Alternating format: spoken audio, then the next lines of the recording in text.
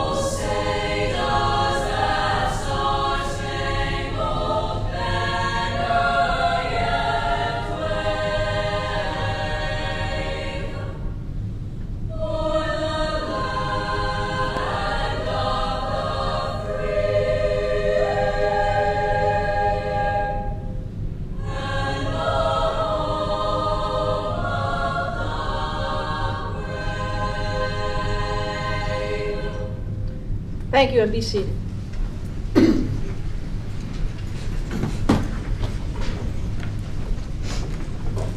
I'd like to start with roll call at the far end. Will Murray present. John present. Sally Hunt. Colin Conklin present. Cheryl Massaro here. Good afternoon, Kathy Middlestat. All right, do we have any special announcements? I have none for the workshop. Okay, none. Board liaison update. Mr. Ferry, do you have any updates? I do not have any updates for today. Okay. Ms. Chong? I do not have any today. Ms. Hunt? I don't have any updates, but I believe it would be at the meeting tonight where I think in light of everything going on, it would be appropriate to see if I could make a change with the Wadsworth liaison role. So I don't know, Madam Chair, if that's a formal process. That's a good question. I don't know either. And how would we go about making a change with the liaison position? So it is voted on by the board when you all took your positions. So if you're wanting to make a change, we would just need to add it as an agenda item, but formality, if you all wanted to discuss how that would be, so that way we could make that change. It's no different than when we had to find a replacement for somebody to serve as in a different position for FSBAA. It does need to be voted upon. It does need to be voted on? Yes, ma'am. Okay. So we could do that, make that now for our, can we do that this evening, or do we have to have more time involved? Well, actually, if it's the pleasure of the board, she has requested that that be placed on the, that be placed as a matter for the board. We can place it on the April 4th board meeting already, since we will be going live with that today. And I don't believe you have a special meeting, but if you do theoretically have a special meeting, we could add that to the agenda item. I can't recall if April 4th, if you're taking action at your Belvedere, or whether that's an informational workshop. Is there not a way for us just to get that over with this evening, since we have a meeting? If you want to do it this evening, it is not an agenda item, so you would suspend the rules. It would be an item that would be placed upon the agenda upon supermajority 2/3 vote saying yes, you're all in agreement, or we can do it the flip way and say, does anybody oppose this matter being placed on the agenda, if there is no objection to it, then yes, ma'am, it can be placed on the agenda without notice. Yeah, and Chair, that is entirely obviously up to you. I would just let my fellow board members know Wadsworth really does not have a liaison at this time, as I'm really suspending my relationship there. So that, it's really up to you, whether you would want to get it done this evening. Is there any do it board on the member, 4th. yeah, is there any board member that would object to the change?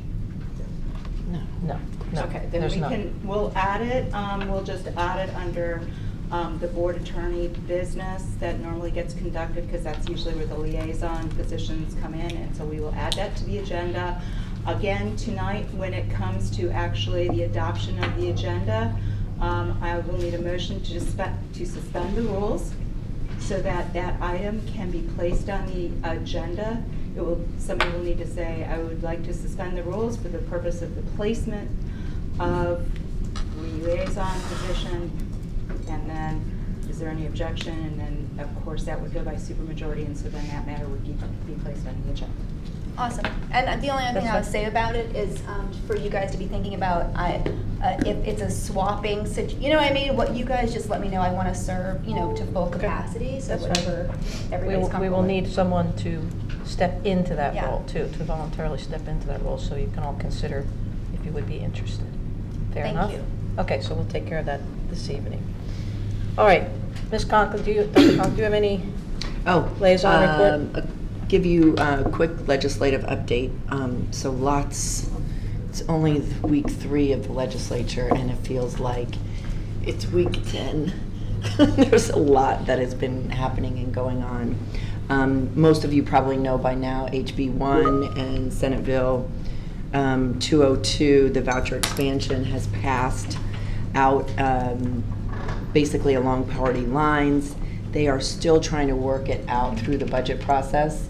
In relation to the budget process, they are looking at collapsing basically the FEFP, which would be huge. I mean, historic huge. Trying to figure out which budget will have the voucher dollars in it, included in those budgets, or outside of the budgets.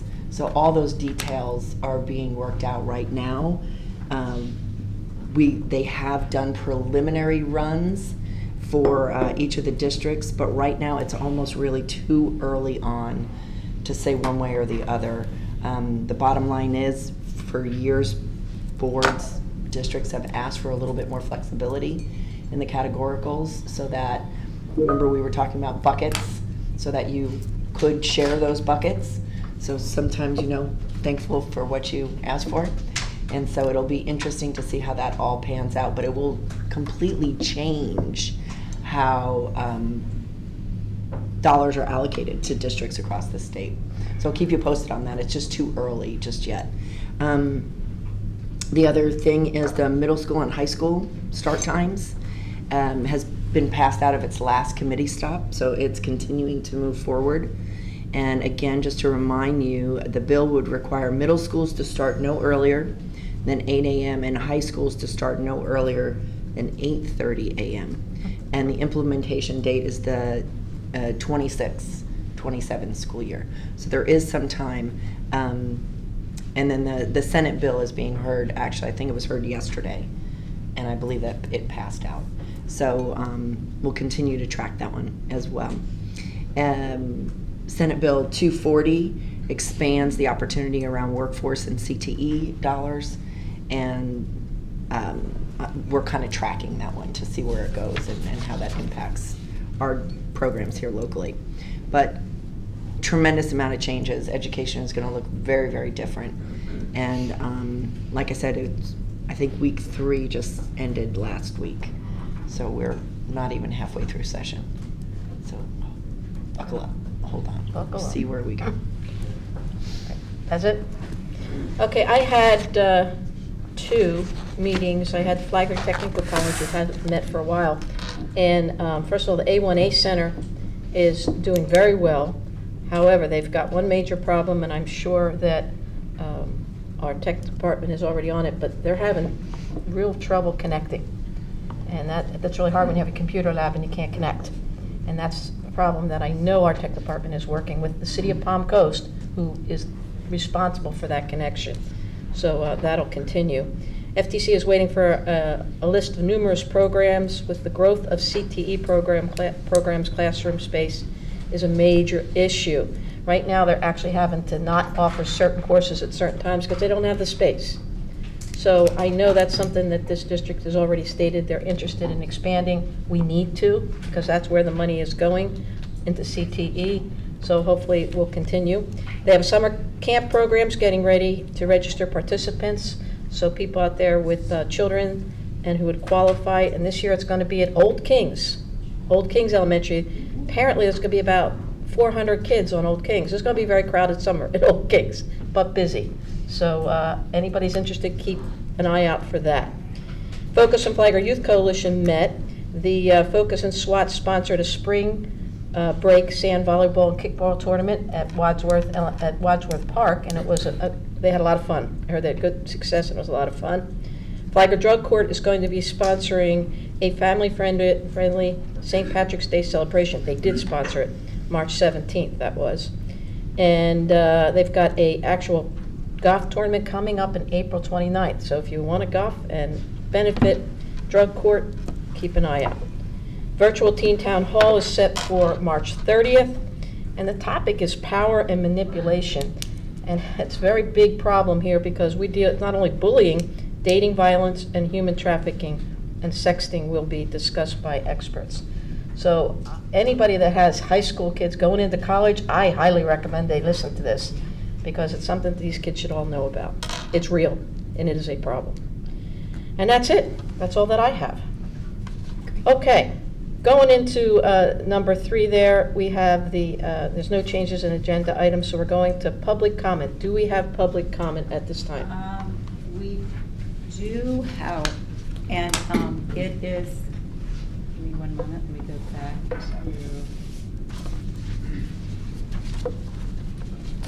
the responses. It is Ms. Ballet, Jennifer Ballet, and she is speaking on the book sold. Thank you, ma'am.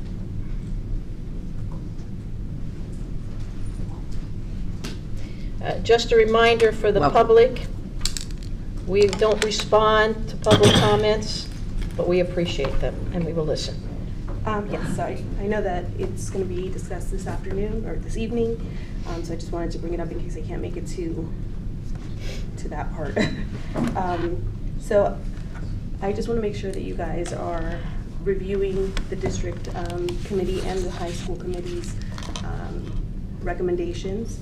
Also the law, I know last time there was some confusion there where they mentioned that a book couldn't be provided if it was bad sexual conduct, but they forgot the part that says that is harmful to minors. So I just want to remind you guys that that means predominantly appeals to a prurient, shameful, or morbid interest. I don't know why I'm shaking so much. You're doing great. Please don't. We don't bite. We're glad Is to- patently offensive to prevailing standards in the adult community as a whole with respect to what is suitable material or conduct for minors, and taken as a whole is without serious literary, artistic, political, or scientific value for minors. So this book has literary value. It has won several awards: National Book Award finalist, Publisher Weekly's Best 100 Books of 2006, National Public Radio's Best Book of the Year 2006, American Library Association Top 10 List, Best Books of the Year 2006, Gustav Heinemann Peace Prize 2009, Booklist 2006 Editor's Choice Award. It's a New York Public Library Best Book of the Teenage, Children's Literature Council's Choice, and a Book Sense pick. So it does have quite a bit of awards. So obviously literary value.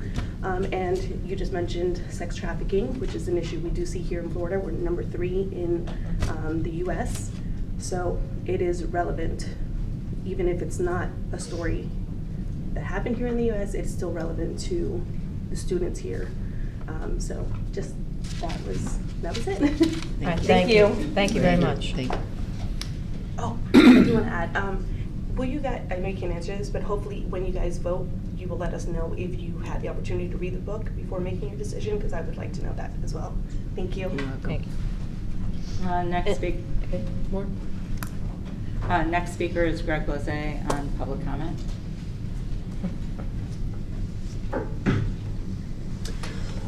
Hello, Greg Blase, President and CEO of the Palm Coast Flagler Regional Chamber of Commerce.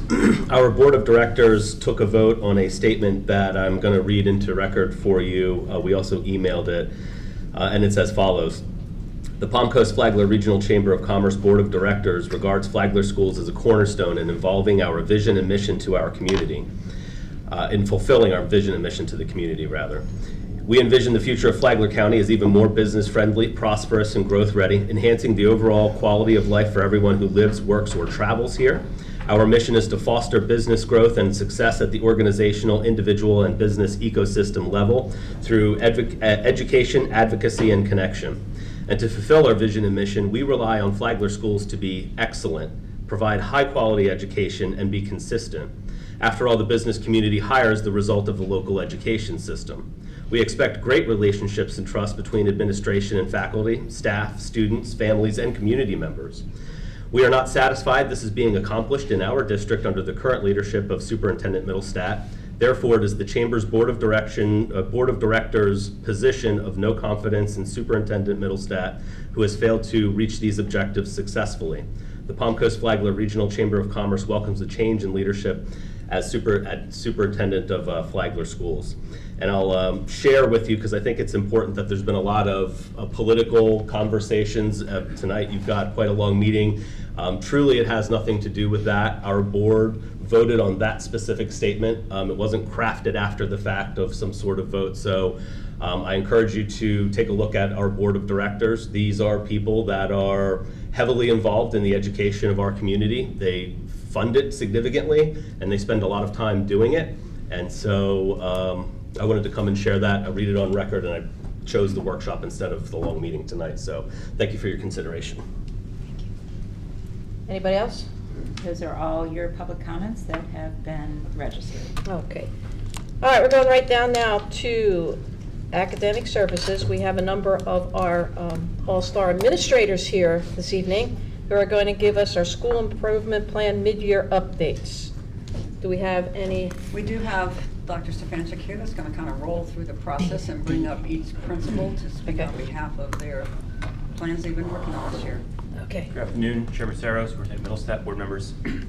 In October, we looked at the school-wide improvement plans the schools had developed, talked a little bit about what that is, what that process uses. And basically, it's identifying challenges from the prior year, identifying action steps and strategies to try and address those, and then seeing where we're going throughout the year. So at this point, once the plan has been developed and passed, after winter break, we come back, the schools come back, and they look at where are they with that plan, that implementation. They're basically looking at 3 questions that they'll present to you. What areas were identified as strengths, what areas were identified as needing improvement, and where are we with that improvement? And that's kind of the outline of where the presentation from each principal will go. And to help facilitate that, there is a slide with some bullet points for each school as they talk through their narrative of those 3 questions. So that's how we're going to kind of go through this. Well, everyone will come up and we'll work through it, and then we'll switch to secondary and then any final questions you guys have. Okay, thank you. Thank you. The elementary principals would like to come up. I guess looks like Benell is first. Actually, everyone will come up at once, and we'll just go down the line. That's fine. Hello, everyone. Hello, hello.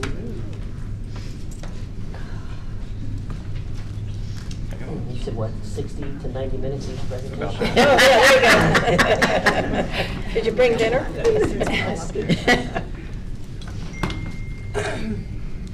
Whenever you're ready, Mark. Okay, well, I'm Marcus Edlick, principal in Elementary School. I brought with me Carrie McGee, my assistant principal. So just like to say thank you for the opportunity to share a little bit about our plan. I'll give you a quick overview, because I think Chris kind of hit on all that, so I'm going to hand it over to Ms. McGee, who prepared a little presentation for you. So our on-grade level proficiency rates are on the rise, so that's one of our areas of strength. Something that we're continuing to do with that is just decreasing the gap for our African American students and students with disabilities. So those are our SS subgroup populations. We have been seeing increases in proficiency rates across the board, but it's just being intentional about continuing to try to close those gaps for those students. We're doing that through data chats and just more intentionality about differentiating for those students and what their specific needs are as well. Science achievement is an area of strength where we're increasing our grade level assessments in science are over a 70%. So something that we've implemented this year through Title I is we have added math and science to our special area rotation. So in our primary grades, all of our students are receiving that, and then in our upper grade levels, it's more of a targeted intervention for our students. And I will say on a personal note, my daughter went to math intervention because mixed fractions are the pits, and she mastered it. So I can say, you know, It works. school-wide it's working, but in my house it's working at the homework table. So that's a big glow for us as well. Great. Let me see what else. School climate and culture, that's a big part of my heart for sure. We have seen our faculty and staff absolutely buy into capturing kids' hearts. We had a representative come and walk around our school and just talk with our teachers, you know, see how our students are participating in that. And we have had really great success with capturing kids' hearts. And we're continuing to kind of refresh that and grow with that. It's part of all of our faculty meetings as well. We do climate and culture surveys on a regular basis with our faculty and staff, and we're seeing a lot of positive feedback from our team about, you know, how they're feeling. When we had our visit from DOE, they said, you know, your people are here because they want to be here. They're in it for your kids, they're in it for each other. So that was a big positive for us. to hear. That's good. I don't want to leave anything out. As an admin team, we do data chats with our teachers, which I mentioned already. So that's a quarterly thing where we're making sure we meet with everybody. We're going over their data. We're going over the students in their classrooms and what they're doing for those students. Thinking maps is another thing that we've implemented. So we want students to kind of know how they're addressing the text when they get a piece of text. What type of text is it? How should they be kind of organizing their thinking to address that text? Additional opportunities for science and math through fun and engaging special area opportunities. So like I said, we've added that to our special area rotation. One thing that I think is really neat that we're doing, and kudos to Donnell Evanson on the math lock-in that we have on a quarterly basis for the students who are mastering those grade level standards. They're having opportunities to participate in big fun events. We've had overnight lock-ins at our school, including roller skating and slip and slide. Locking in and doing math? Yeah. Wow. Well, once you master your skills, then you get to have some more fun. Wow. So, is there anything That's else? great. Did I miss anything? I think you did it all. Okay. That's for now. Great job. All right, moving along. Who's next? Belter. Belter. Belter. Good afternoon, board. Thank you guys so much for having us today. The first goal that I would like to address is our third grade ELA achievement. And our goal is to have 70% or more of our students on or above grade level by the third progress monitoring with FAST. Currently with FAST for progress monitoring 2, we have 64%. And iReady, we were at 76%, so this shows that, you know, we should be meeting our goal there. And then our next goal was our students with disabilities. We would like to have 58% of our students with disabilities on or above grade level, and this is an area that is a continued focus. Currently, we have 33%, and our teachers are working diligently to also increase the students with disabilities, their proficiency level. We've been meeting with them in the teachers and students small group, going through their data and making sure that we are just being very intentional in targeting their needs. The third area that we put on our school improvement plan was science. We would like 70% or more of our students to be proficient in science. With the district common quarterly, we are at, I apologize, so 79% of our students were proficient on the most recent Common Quarterly. We are doing things such as working with Heidi Alves from the Teaching and Learning Department, making sure our kids at all grade levels have opportunities to have science labs, and having conversations, PLCs, just to make sure that it's being maintained as a focus. Thank you. Thank you. Old Kings. All right, I'm going to start with some of our strengths. I'm Nicole Pritchard, the principal. And first off, our science is our science is above the district and state average, and it has been. And I would say that's contributed just to good, solid core instruction and hands-on labs. And we really do focus on that. We work a lot with Heidi Alves to make sure that our science instruction is standards-based. Another strength for us is we have decreased our discipline referrals due to capturing kids' hearts. So I did pull some data from last year, February of 2022 to February of 2023, minus 6th grade, because we don't have 6th grade, so I wanted to compare apples to apples. We have decreased our referrals by 45. So we are pleased with that, and we do attribute that to capturing kids' hearts. We have really, my staff and I have really bought into the core values of capturing kids' hearts. We do good things and affirmations, and we really hold each other accountable to our social contracts. Even my office staff has a social contract, every different department, and we hold each other to that. For math, in grades 3, 4, and 5, our learning gains by students in the lowest quartile is at an all-time high, and we are attributing that to number talks. We do that consistently. It is routine that all of our classrooms do. We have it built into our master schedule where they have a time for number talks.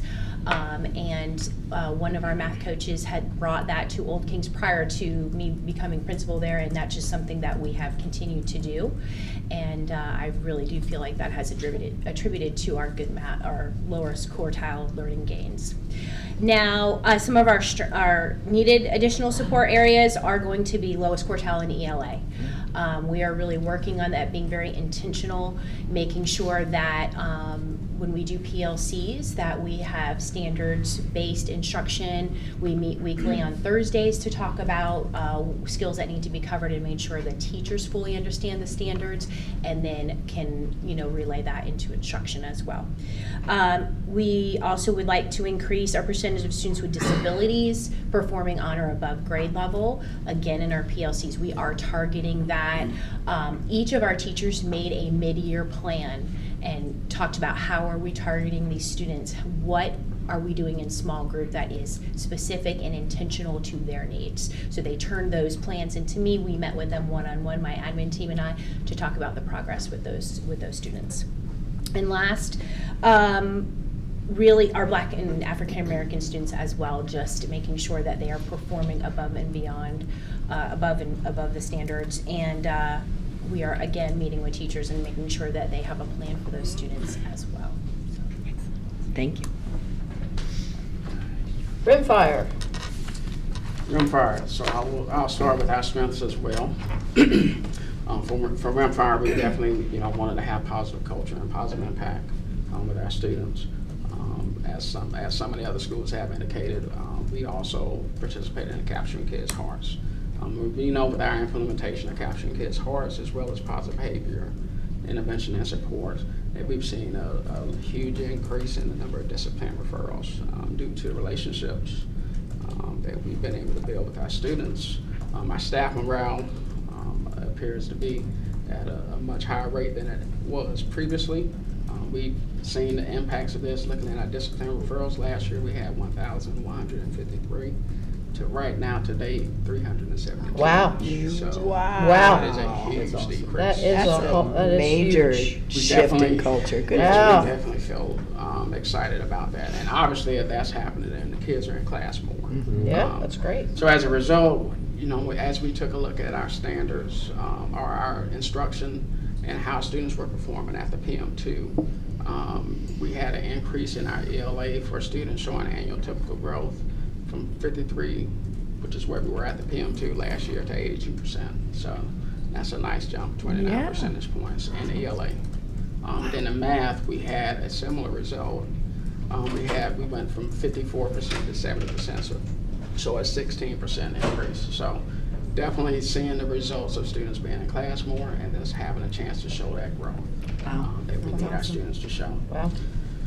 As we look at some of the areas needed of support, so we definitely wanted to make sure that we definitely at the PM2, as far as our students being proficient close that gap with the district. So one of the things that we took a look at is the pre-K-5 literacy instruction practice profile. And we've done those trainings, implementing those trainings in our PLCs. What we've done is 10-minute mini PLs during our Thursday planning sessions with our teachers, where we kind of go over and focus on those different instructional strategies. And we know that that will impact our students with disabilities, our African Americans, which are as subgroups of focus, but also all of our students. And so some of those strategies we focus on explicit instruction, just making sure things is completely clear, there's no misconceptions, systematic instruction, you know, how we systematically sequence the instructional learning activities with our students, scaffolded instruction, you know, providing the support that's needed, giving immediate corrective feedback, and then also differentiated instruction based on what the need is for those individual students at each individual level. And so we've had data chats with our teachers recently, our administrative team with each individual teacher, and kind of looked at our data points and looked at where students individually were performing in their class, and were able to make some decisions about small group and how they were going to be instructing going forward as we forge through the third quarter. One of the other areas that we looked at, we noticed our phonics, our phonemic awareness in grades K and 1. We weren't seeing the impact that we wanted to see there, where the gaps either widened or the gaps didn't grow as much as we would like to have seen. So we implemented a training. Actually, we have kindergarten teachers being trained today by a literacy coach. But our first grade teachers at the beginning of March also had trainings in foundations and heritage. It's just making sure our fidelity of our instruction is effective each and every time that they have an opportunity for our students. And so upon those trainings, what we saw in our first grade, which they were at the beginning of March, implementation has been much better. Obviously, kindergarten is today, so we'll be able to assess that soon to see kind of where we are, and we'll have data points soon to see the impact of that effort. Then our last area, we focused on our phonics in grade 2. Our comprehension was higher than the district for our second grade group, but we noticed phonics was a little bit lower. So we wanted to pinpoint how we can do that. So we had some teachers that were really performing well. We had an opportunity to have learning walks for some of our other teachers so that they can see some of the strategies implemented and in practice, and have that opportunity to reflect with our literacy coach as well as our team, and then be able to improve their instructional practice. So we're real excited about where we're going from that point. Excellent, outstanding. Good job. All right, and Wadsworth. Good afternoon, board. As far as our recruitment and our areas of strength, we've been able to work with Anna Blaine from Daytona State and other local universities. We've actually placed 4 interns to try to keep our teacher recruitment going. And one of those is a senior intern who will be able to be hired very soon.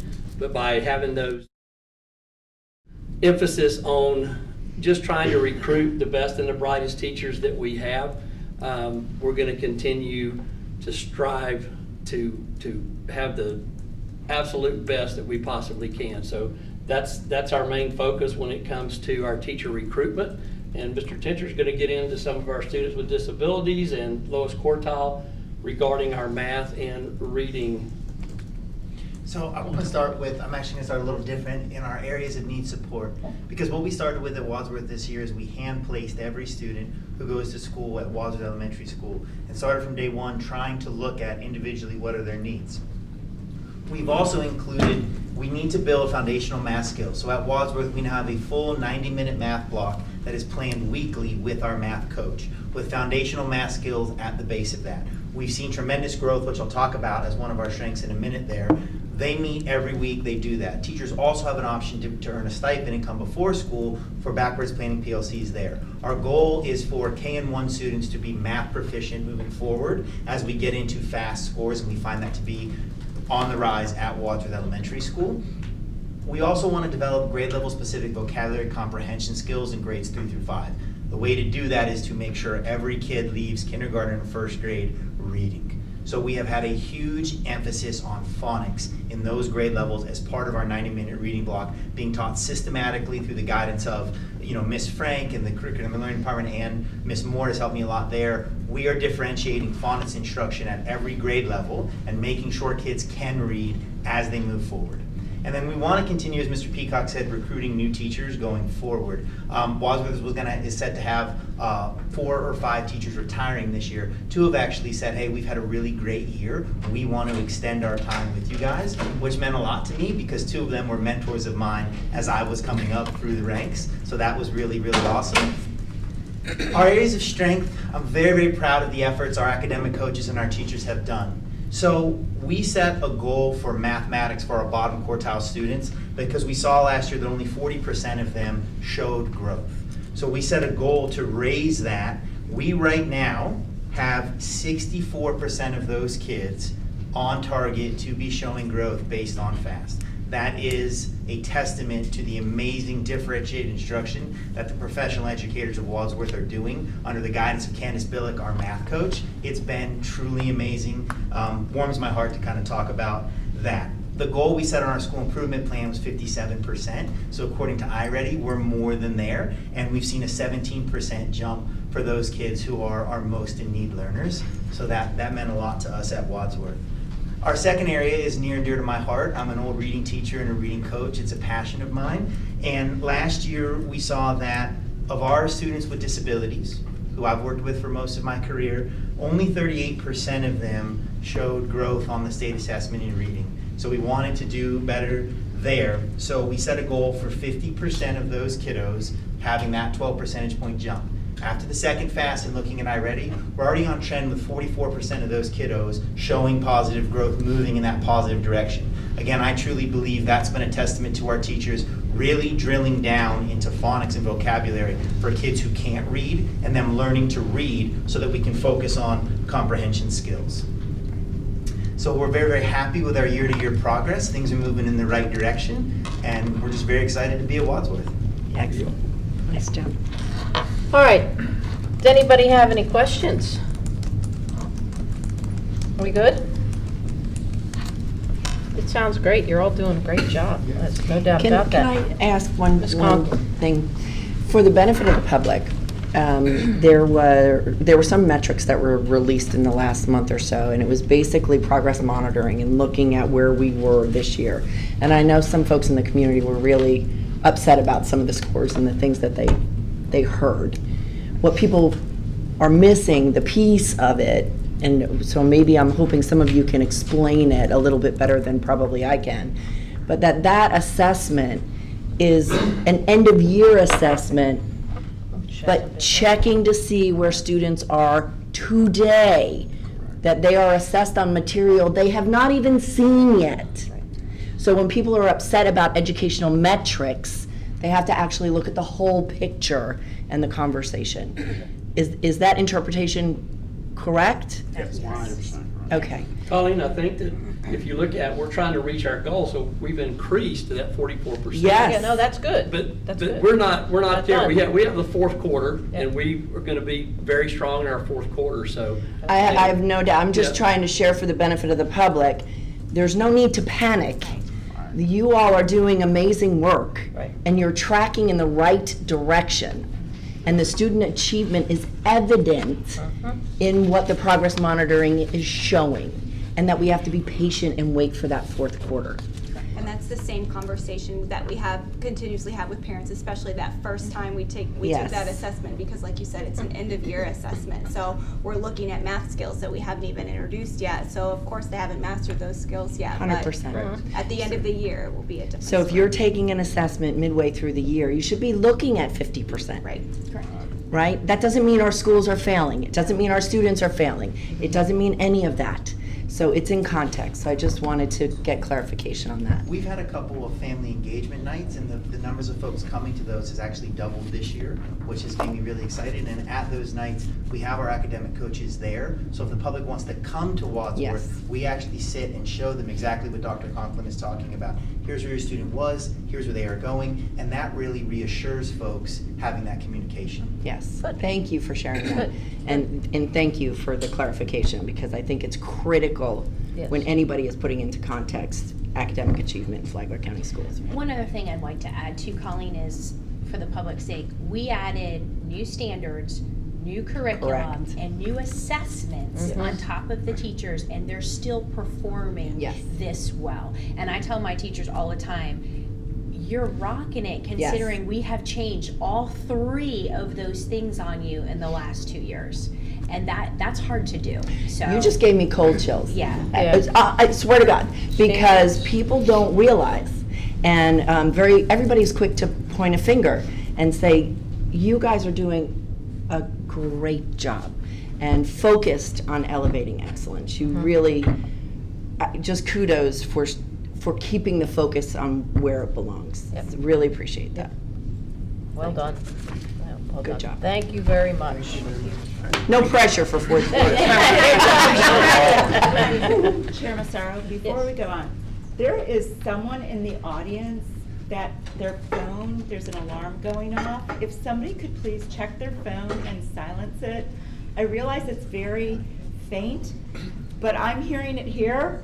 And so if I'm hearing it here, it could be disruptive to those that are in the audience. So if you could please check your phones at this time and make sure. I'm half deaf anyway, I don't hear anything. You. Do you hear it? You do? I don't hear it. Secondary school. I don't hear it. And iPad. Oh my gosh, Okay, I'm like secondary deaf, I and don't hear anything. iPhone.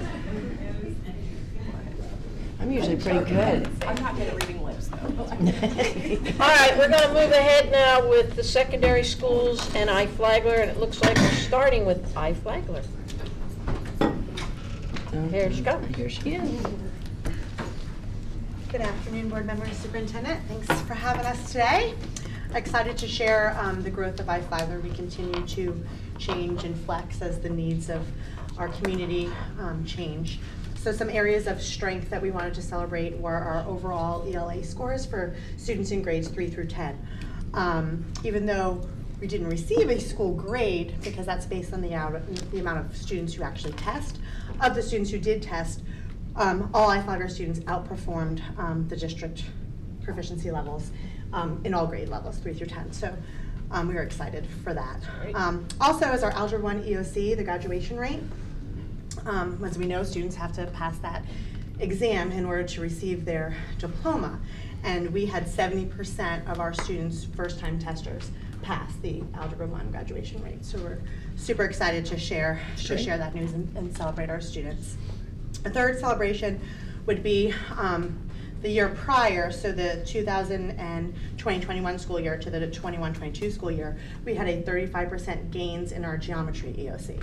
Wow. So we were looking at the math. So the proficiency level of earning a level 3 or higher in the year prior was 19%, and then that last year was 54%. So we were really proud of our teacher and students for the hard work that they put in. Some areas of support that we identified moving into this school year that we wanted to focus on was our ESSER groups. We noticed in looking at our subgroups in comparison to their peers, they weren't making gains as fast or as consistent as the rest of our students. And looking at that specifically, areas that we thought to identify as a need would be their attendance. So we were noticing that low attendance for our students who are ESE or in Tier 2 and 3, because those sessions are virtual sessions. They weren't really attending and participating in those. So we wanted to look at that. Another area were our overall improvements in math. Even though we saw gains in algebra and geometry, math across the board was something that we wanted to look at. And drilling down, the learning for virtual students is really in the teacher feedback.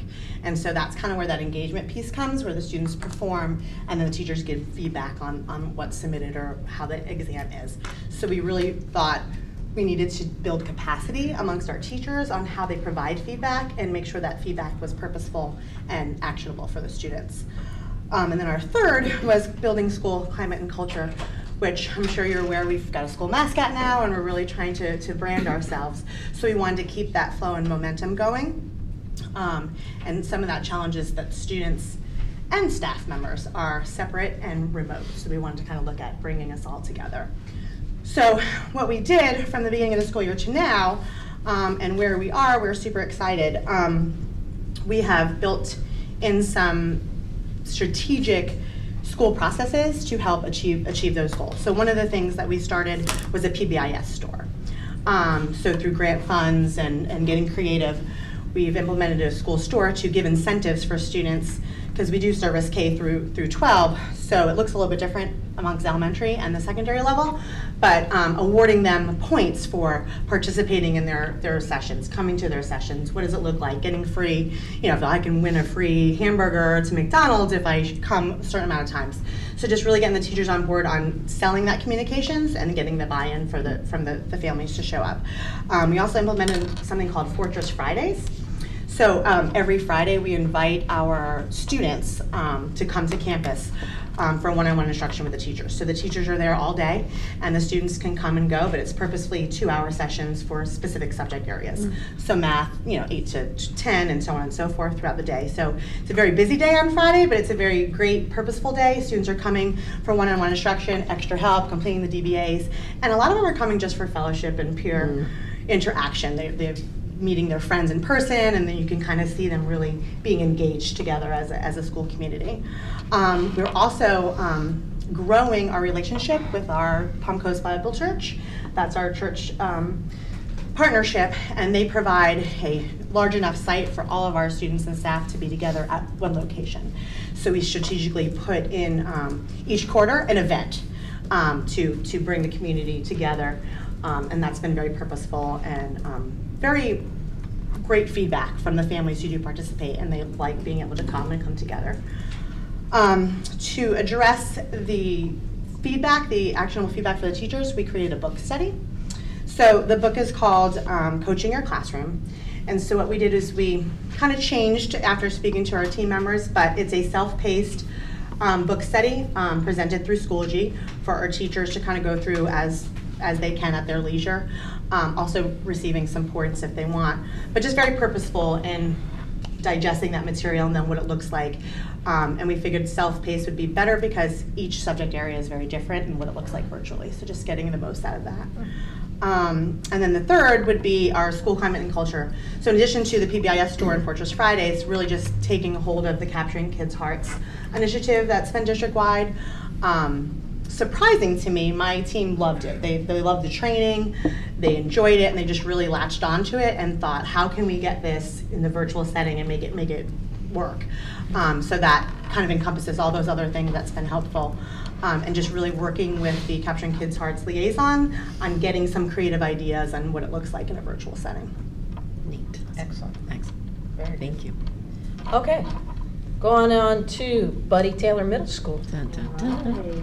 Thank you for having me. So our areas of strength right now are our ongoing data analysis, data chats, and our instructional practice reviews. That has been a big part with having the fast data with PM1, PM2 is really digging in deep with the data and acting on it, not just looking at the data and going, oh, okay, great, but actually the teachers working on it, the students understanding it, and so that has been a strength. Our academic growth for our students with disabilities has been coming right along. Right now we're seeing a 16% decrease in the number of our students with disabilities scoring a level 1 in math, so we're moving up in that direction, which is great.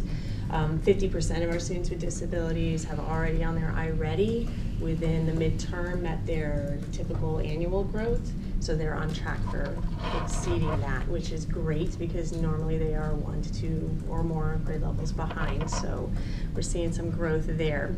We've also seen a 5% decrease in the number of students getting out of school suspension this year, even with 6th grade on campus.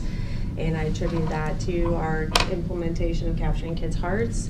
We have a really proactive dean's office. We have an amazing behavior interventionist on campus who is actively meeting, monitoring, mentoring students and providing interventions.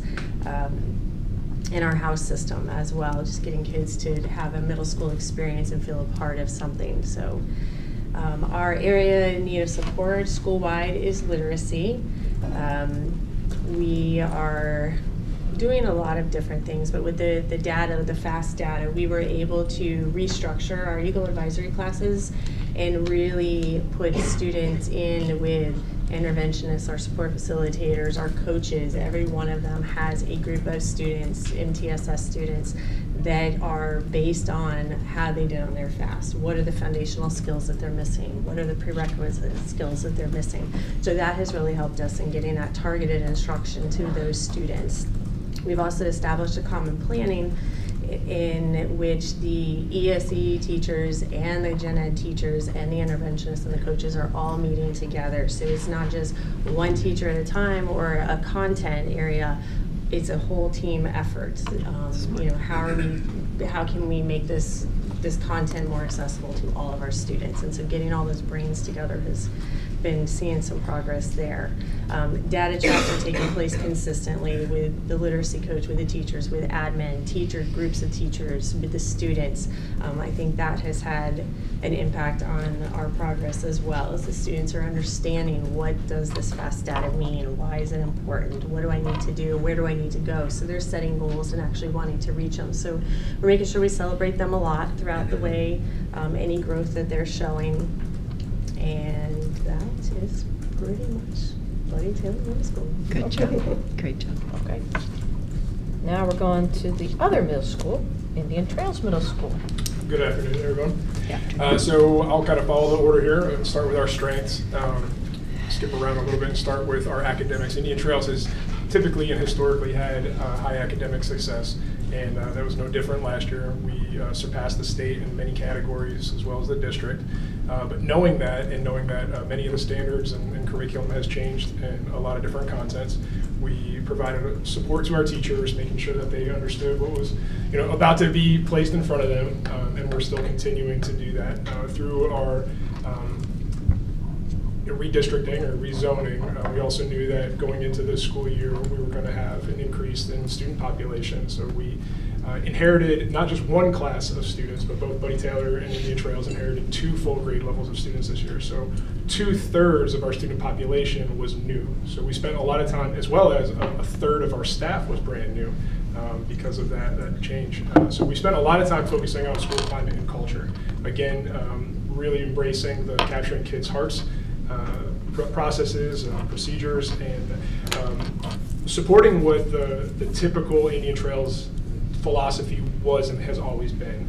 Collaboration, putting students first, making sure that our teachers have opportunities for common planning and socialization. So what we've done this year was place intentional dates throughout the year for family and community events to come in and meet and socialize with the staff, but also for the staff to socialize with the staff. The building is a huge building, and like I had just previously said, 1/3 of the staff population is brand new. So building intentional opportunities for them to converse with one another and meet each other.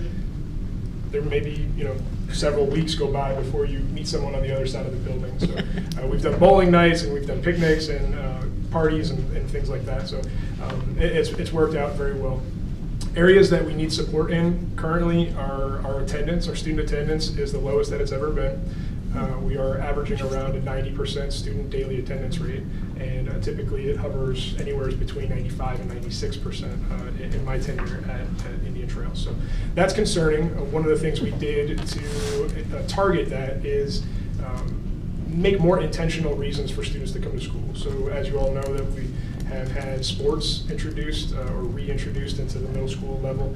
It's brought a little bit of school climate and culture back on campus, and students are being remotivated to participate in activities such as that. We're also open to any types of activities that the students are interested in. Just yesterday I had a meeting with 2 students who were curious about starting a school newspaper, a newsletter, a traditional print newspaper. So they have a group of students that are super interested in that, and maybe it could lead to a journalism career, and we're all about supporting it. We just gotta, we gotta know about it in order to support it. Other things that we've done were intentionally target students with mentors. So we picked several students. There was about 50 students school-wide that were on our radar for both academics and behavior and attendance. And we intentionally placed them with an administrator or pseudo-administrator, and they meet weekly to set checkpoints, goals, and monitor progress. But it's been very successful in the terms of relationship building, so we've actually spread it out throughout our OMG class as well. So for many years we've utilized our OMG class, just like Eagle Advisory Hour, to have a case management system for our students on campus. And that teacher, that person, is there to support them and be their intermediary between maybe parents and another teacher, or back and forth. And they've really targeted some of these students who just need a little bit of love and a little bit of help, and it's been successful so far. I think where we stand with academics right now, our concern is ELA and reading, as everybody has alluded to, even in our elementary schools. Getting that to a level of proficiency is very important. So we've, adopted different types of instructional philosophies in our ELA classrooms, and it's proving somewhat successful. We can see by our quarterly data that it is increasing, but as Dr. Conklin said as well, we're only at the halfway point, so we're very interested and curious to see, and hopefully the trend continues. But all that is definitely inclusive of our students with disabilities data as well. Last year we fell far below the ESSA threshold, and that's the first time that we've dipped significantly below the ESSA threshold. So we are focusing on anything that we can do for that category. Excellent. Good. Can I ask a question?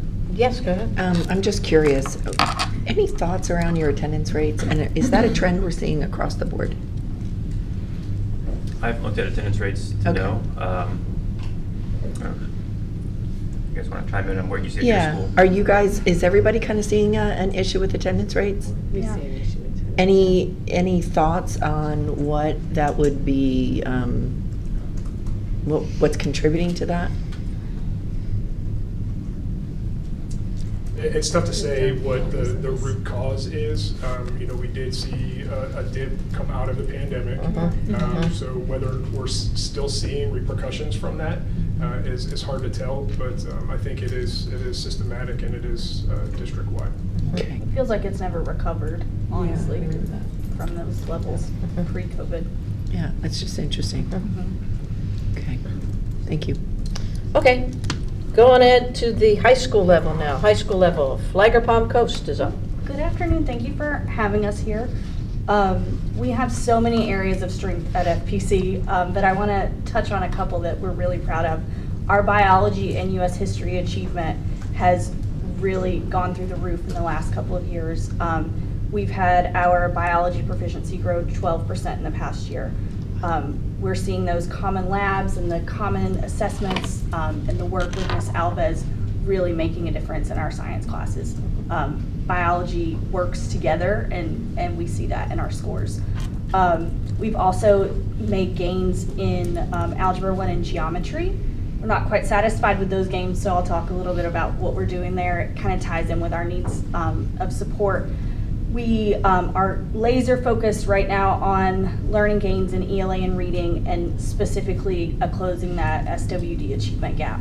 So we have restructured our model of what was support facilitation for our ESE students, and in our ELA classes 1 through 4, as well as algebra and geometry, we've got we call it a faux co-teach. We don't have a word for it, but we've got a content area teacher and an ESE support facilitator in those classrooms. So this has dramatically increased contact time with our students with disabilities, with our ESE support facilitators, and our students who are in the MTSS process as well.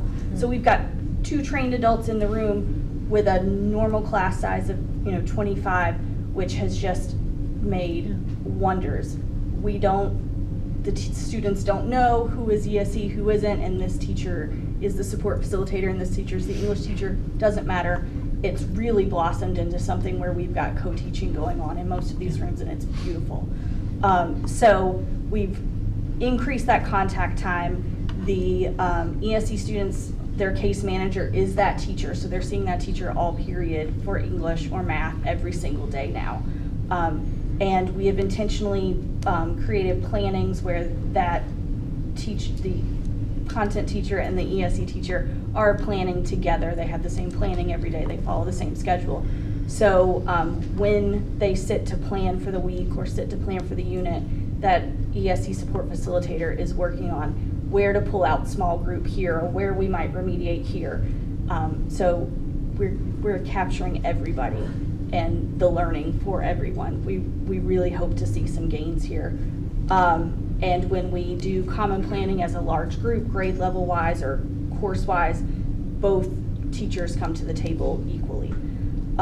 We've also introduced Rewards, which is a foundational reading program that we're using with some of our lowest level readers in that ELA classroom with our support facilitators to fill in some of those gaps. And in algebra and geometry, we do the same thing with the co-teach model, and they work with small groups as well. We utilize Savas and Delta Math to do some remediation. We've used a lot of common district assessments this year to really fill in that data piece of where everybody is formatively. We don't have the best for math because that stops before Algebra 1. So we've got these common assessments that we can use. We've been trying to get all of these teachers trained up because it is a marriage and it was kind of an arranged marriage for most of the teachers. So they're learning to work together, but it's fantastic to see. It's great. And as we're training them, we're also working towards next year, working with some of those ESE teachers to become dual certified so that in that math classroom, they are ESE certified and math certified.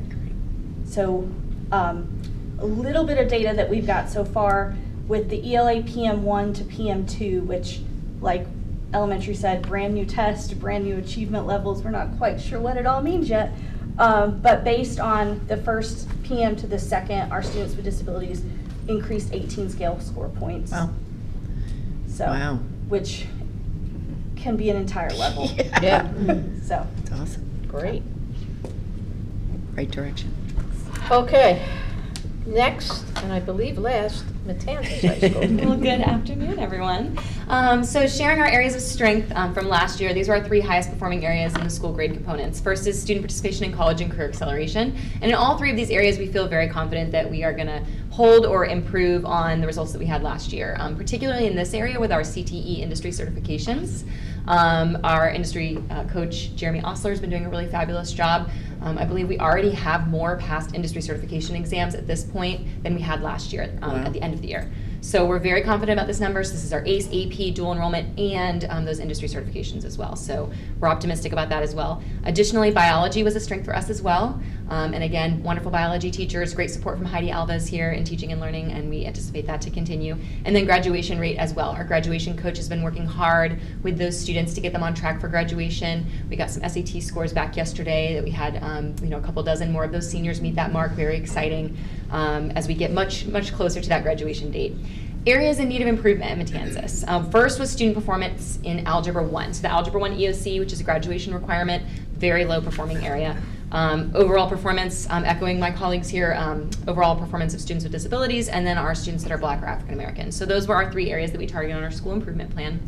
In terms of our strategies and what we've put in place, our focus is we're on aligning our supports and increasing our collaboration between teachers. So very similar to our friends at FPC, we worked on our ESE master schedule to target those students with disabilities. So in past years, we might have had an ESE support teacher working with half a dozen teachers and a half a dozen subjects. We were able to rework that master schedule so that you have a teacher that's working with 1 or 2 teachers. And in some of our areas, we've been as successful with 1 ESE teacher working with 1 algebra teacher all day, 1 ESE teacher working with 1 English 1 teacher all day. So again, that increases that collaboration between those teachers, that increases the support for those students, and it also increases the ability for them to plan together and both be focused, 2 adults in the room, working with all the students in the room. Additionally, we've really focused on aligning, as everyone has mentioned, new materials, new standards, new tests. Getting our teachers together with common planning has been crucial, especially in these core subjects. So we've been very generous with giving our teachers some sub days. Now that we have district quarterly exams, at the end of quarter 1, most of our major core subjects had a district test that every student that's in that subject took. Our teachers were able to sit down, tremendous support again from our teaching and learning curriculum specialists who actually came and sat down with our teachers, helped them break down that data, which allows our teachers to then course correct. So our algebra teachers don't have to wait till the end of the year to find out which students need help or support, which ones are meeting the mark and which ones aren't. And that's the same in many of our core subjects. So that's been tremendous, is giving those teachers that time to sit down together and really embedding those experts from the district to help them get that feedback and get the kids moving in the right direction they need to be. So far, when we look at the data that we have available at the midpoint of the year, we feel very confident that we're on track to meet all of our goals. For Algebra 1, the data that we have is those quarterly exams. Based on looking at our subgroups of our students with disabilities, we are already seeing higher percentage of those students proficient on that mid-year exam than were last year at the end of the year. So that's exciting, you know, that even at the midpoint, we have more of those students performing where we want them to be. So that's based on the quarterly exam. What we don't know is exactly how that's going to correlate to the Algebra EOC, which is that we don't know, but we can hope. You know, great folks went into making those tests, and our math experts have been reviewing them as well. Same thing with our ELA. So when we look at that PM2 and we start looking at the performance of our students with disabilities, our Black African American students, really targeting those subgroups, we're seeing that the performance of those groups on PM2 is outpacing the end of year for last year. So that does give us hope because, of course, again, it is only the midpoint of the year. So we would hope that it can only go up from there with the second half of the school year. So we are very optimistic that we are going to be able to meet all of these goals, and we have really hardworking teachers that have done a great job with collaboration and great alignment of those supports from the district level. Excellent. All right, does anybody have any questions or statements at this time? Great focus. I've got just Miss one. Forgive me, I just want to go back to the attendance because I think that is so foundational. If students aren't in the building, right? I don't need to finish that. So, in the spirit of, I am not saying COVID doesn't play a part in really the next, you know, who knows how long we're going to be recovering from that. But I also don't want to rest in that space of continuing to go to, oh, it's COVID, right?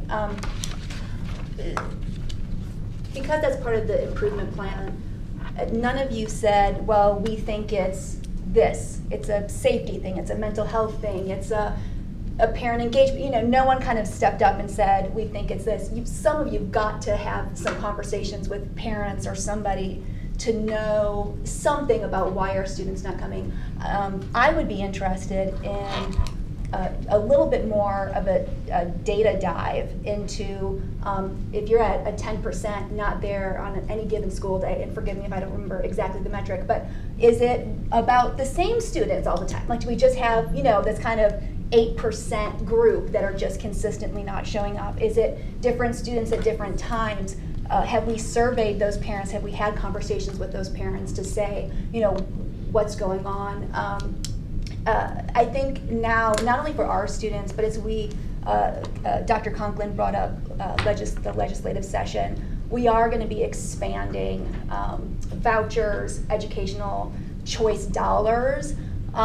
If we had 10% of students not showing up, I think it's really reasonable to think, would those 10% of students potentially be exiting Flagler County schools if another opportunity was out there, right? And how do we get ahead of that? Because we want our schools to be super effective, super competitive in this world that's ahead of us. So I would ask Superintendent Middlestat, is there anything that's in the works of finding out if there is this kind of attendance metric that's across multiple schools?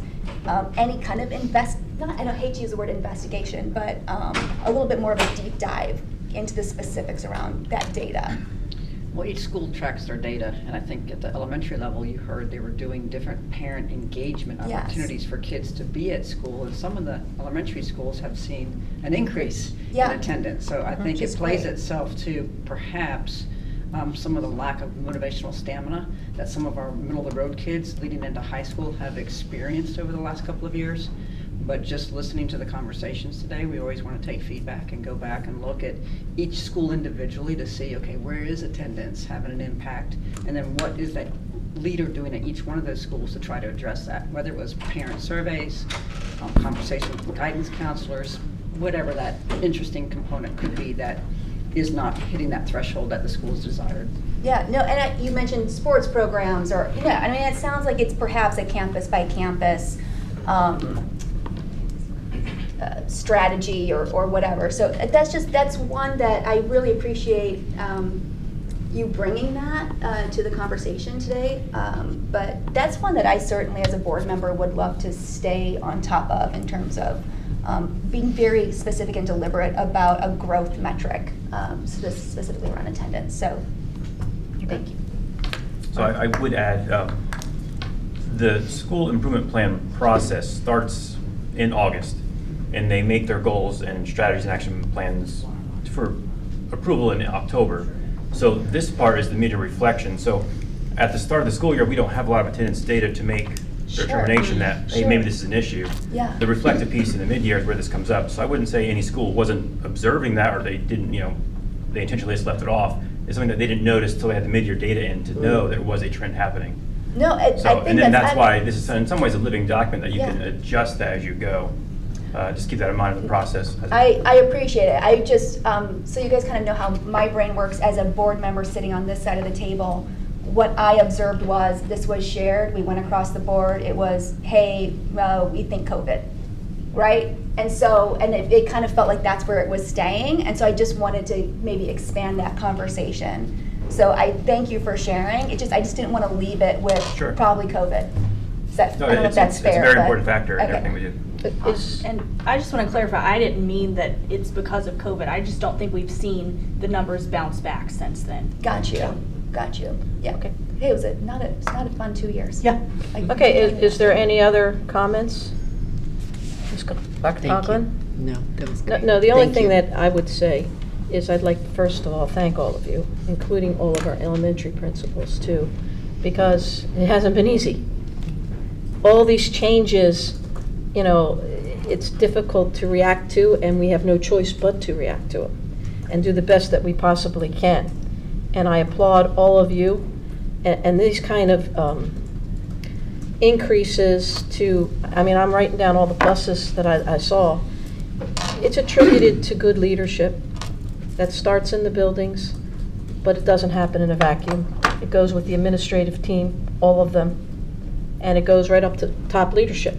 You have to have good leadership to be able to accomplish these things, especially under these types of scenarios. So thank you, thank you, thank you. I feel very good that when these scores come in, we're going to be thanking you even more. But we won't know until the conclusion of this school year. But I know our students will be pleased, and their families should be too. So thank you.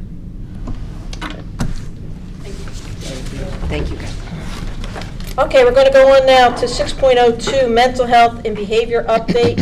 Mr. Finelli, Ms. Williams, and Ms. Quinn, would you please join us? Hello. Welcome. Okie dokie. Next. I feel like there's so many extra chairs. There are. A lot of chairs. We can spread out. I know. Good afternoon, Chairman Massaro, School Board Superintendent Middlestadt. We are here today to present some data that was requested by the board regarding a deeper dive into mental health, discipline, and alternative education. So I have with me here today Ms. Brandy Williams, our counseling coordinator, and Ms. Erin Quinn, a principal over Flagler and alternative programs. And we're going to start this afternoon with Ms. Williams, who's going to give us a deeper dive into mental health, and then we're going to dive deeper into discipline and then alternative programs as well. All right. Awesome. All right, John. Good afternoon, board chair and superintendent. So we are going to start with the mental health piece. And I'm going to start with kind of going over some of the objectives that we plan to talk about this afternoon. So if we could progress that slide once. Okay, great, thanks.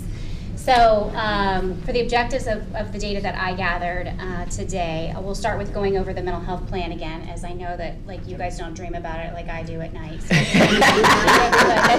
what that looks like. So we're all on the same page. And then I pulled trend data for the last 3 school years, specific to the number of tier 2s, tier 3s, and tier 3 intensive numbers. And we'll talk more about that when we get in there.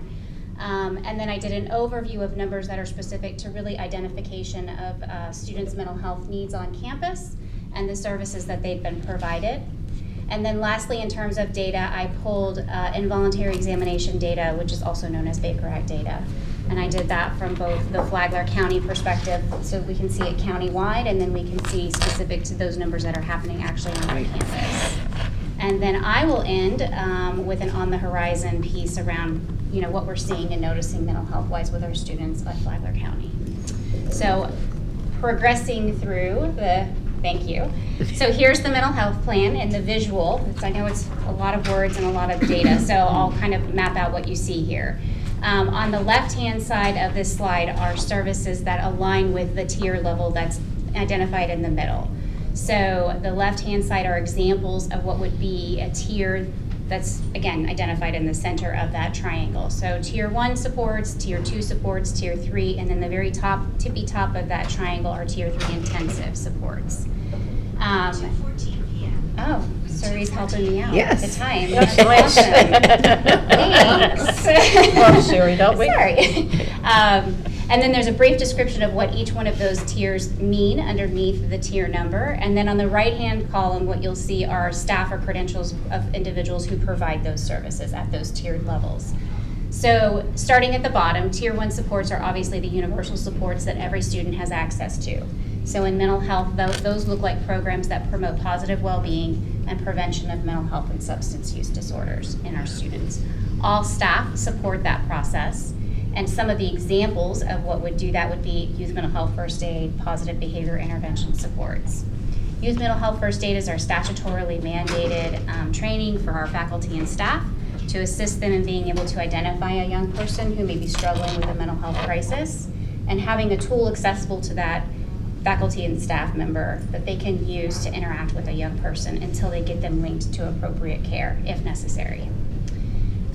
Tier 2 supports are students who may be experiencing some mild distress or mild impairment on campus, or maybe they've been identified as being at risk. And at this level, we're talking about students who could just be presenting because they're having a tough day, all the way up through students who may need some more ongoing support. So sometimes when our students are going through just life changes of, you know, family dynamics being shifted, or a loss of a family member, or they're just experiencing a little bit of a hump and they need assistance getting over that hump. Our school psychologists and our school counselors are available to provide things like one-on-one individual counseling, group counseling, and of course in any of those services, the parents involved in that process as well. Once you get to the tier 3 level, we're talking about students who have an identified mental health condition. And those credentials for the staff members that provide that are really healthcare providers. So I've asterished them out for all of our acronyms so that you can see what they mean. But essentially, they're licensed mental health counselors and licensed clinical social workers on staff, as well as our external MOU providers that we can refer out to for ongoing clinical support services. The RI acronym really is just, those are folks who are completing their licensure process to be the licensed mental health counselor. And the RCSWI are the same, it's just for the LCSW credential. Lots, I know. Alphabet soup. So again, these are students who are getting access to substance use or mental health treatment with the consent, of course, of a parent. And then the very tippy top of the triangle are our tier 3 intensive students. These are students who require a higher level of care. So in most cases, these are students and families who are being supported by local agencies and systems. So those look like services like HBS CAT team, which again is identified at the bottom. That's our community action team. And it's a wraparound type service. So when you are linked with that kind of service, you're getting a mentor, a therapist, usually med management, care coordination, all kinds of additional services to help that student be able to function on a campus. At that level, we do have an LCSW who supports the Rise Up program that we'll talk about in a minute, and then of course the district social worker who reviews the referrals to get them linked for services. So that's kind of an overview of the mental health plan, but for the next couple of slides, I'm really identifying the numbers and the data of what we've seen in the trend data over the last couple of years. So if you could progress it, thank you. All right, so what you have here is 19, 20, 20, 21, and 21, 22 data specific to tier 2s. So these are students, not services. So these are counting heads, 523 heads, 276, and then 351. Are they unique? Yes. Okay. Yes. So they can be provided multiple services or a one-time service. It just depends. And again, there's a reminder of what those services look like. Oftentimes they're provided by our school counselors and school psychologists on campus. And this is that mild impaired kind of impacted student. What you'll see here is obviously data that we're going to see probably across the board as well in discipline is that year where we have lower number of students on campus. We didn't have access to those students, so that number dipped quite a bit that school year, and then we start trending back up. Oh, okay. Oh, yeah. Yes. And do we know where we are about now? This school year we're higher than 351. Got you. But okay. I don't have final numbers. No, that's okay. I was just And curious. there's a lag in the data for this year so far. Mhm. So, and then moving forward to Tier 3. So our Tier 3 trend data, interestingly, for the 2021 school year, we still identified a large portion of students who were in need. The interesting thing you'll see in this data, and then in the next slide as well, is that school year where everybody returned to campus, we saw a significant increase in identified needs of students who are having a difficult time Wow. with that transition back onto campus. So again, these are students, these are not, and they're unique numbers. And then if we could progress one more, this is our Tier 3 intensive numbers. This is interesting. These are our students who are needing more than just outpatient therapy to be able to function on a school campus. So these students it's a combination of we're doing a really good job at identifying and we're doing a really good job at referring. Connecting but the we services. just, again, had that large increase of students coming back onto campus, and that school year was a little bit of a stressor for them. So that's our Tier 3 intensive data. The next slide is kind of a cumulative of the students who've been identified, the students who've been referred, and the students who received a service. So that 1,318 that you see in the 1920 school year are the total number of students in all three of those tiers. So Tier 2, 3, and 3 intensive. The middle blue bar are those numbers of students who were referred for services. So parents specifically signed a consent and a request to be referred out for services. And then that yellow bar, of course, at the end is student count that actually received a service, at least one service. Okay, so connection. So any thoughts on the rate, the 100 or so that don't get serviced or they don't make a connection? It's a combination. So I will say that in a lot of cases when a young person is having, and it's not unique to Flagler or the population, right. When you're having a mental health crisis, in the middle of the mental health crisis, it's very typical and common for young people and their parents to ask for every service they possibly can get their hands on. And then once that crisis kind of resolves itself, there's not as much motivation to stay engaged in that service. So we see a lot of that. We also see that in that year of COVID and the return from COVID, that a lot of our families were working multiple jobs. And there was a lot of displacement. And so them being able to get their students to services and provide those safety nets for them was a little harder for some of our families. Okay, thank you. Sure. And then progressing one more, this is our involuntary examination and Baker Act trend data. So again, due to legislation, every time a Baker Act receiving facility receives a patient, that Baker Act receiving facility is mandated to report that involuntary examination to the reporting center, and the reporting center tracks all of that data statewide. So the data that you see here comes off of that report. The latest report that was available obviously was 2021. So what I've identified here for you is the green bar is Flagler County as a whole. So that's the county-wide involuntary examinations that happen within Flagler County. The blue bar is specific to those that were under the age of 18, and then the yellow bar are the ones that are actually happening on campus. So obviously I have our 2021 data and our 2022 data in there, but I just don't have that data back from the Baker Act Reporting Center. That would come out this summer for last year, and I can report on that then. But as you can see, of course, again, we saw a little bit of an increase in 21-22, and this year so far on campus, we've had 34 total involuntary examinations that have been signed off on by either an SRO or a licensed clinician. The last thing that I want to go over is just kind of addressing the gaps. So what we see in Flagler County, again, is not unique to Flagler County. It's nationwide where agencies are having a difficult time keeping licensed clinicians on staff. So what that means for us is it impacts the ability for us to link a student in a timely fashion and keep consistent care in place for those students. So this year, one of our big goals was to increase the availability of the MOU providers that we had, that we could send referrals to when a parent or guardian asked for a mental health referral.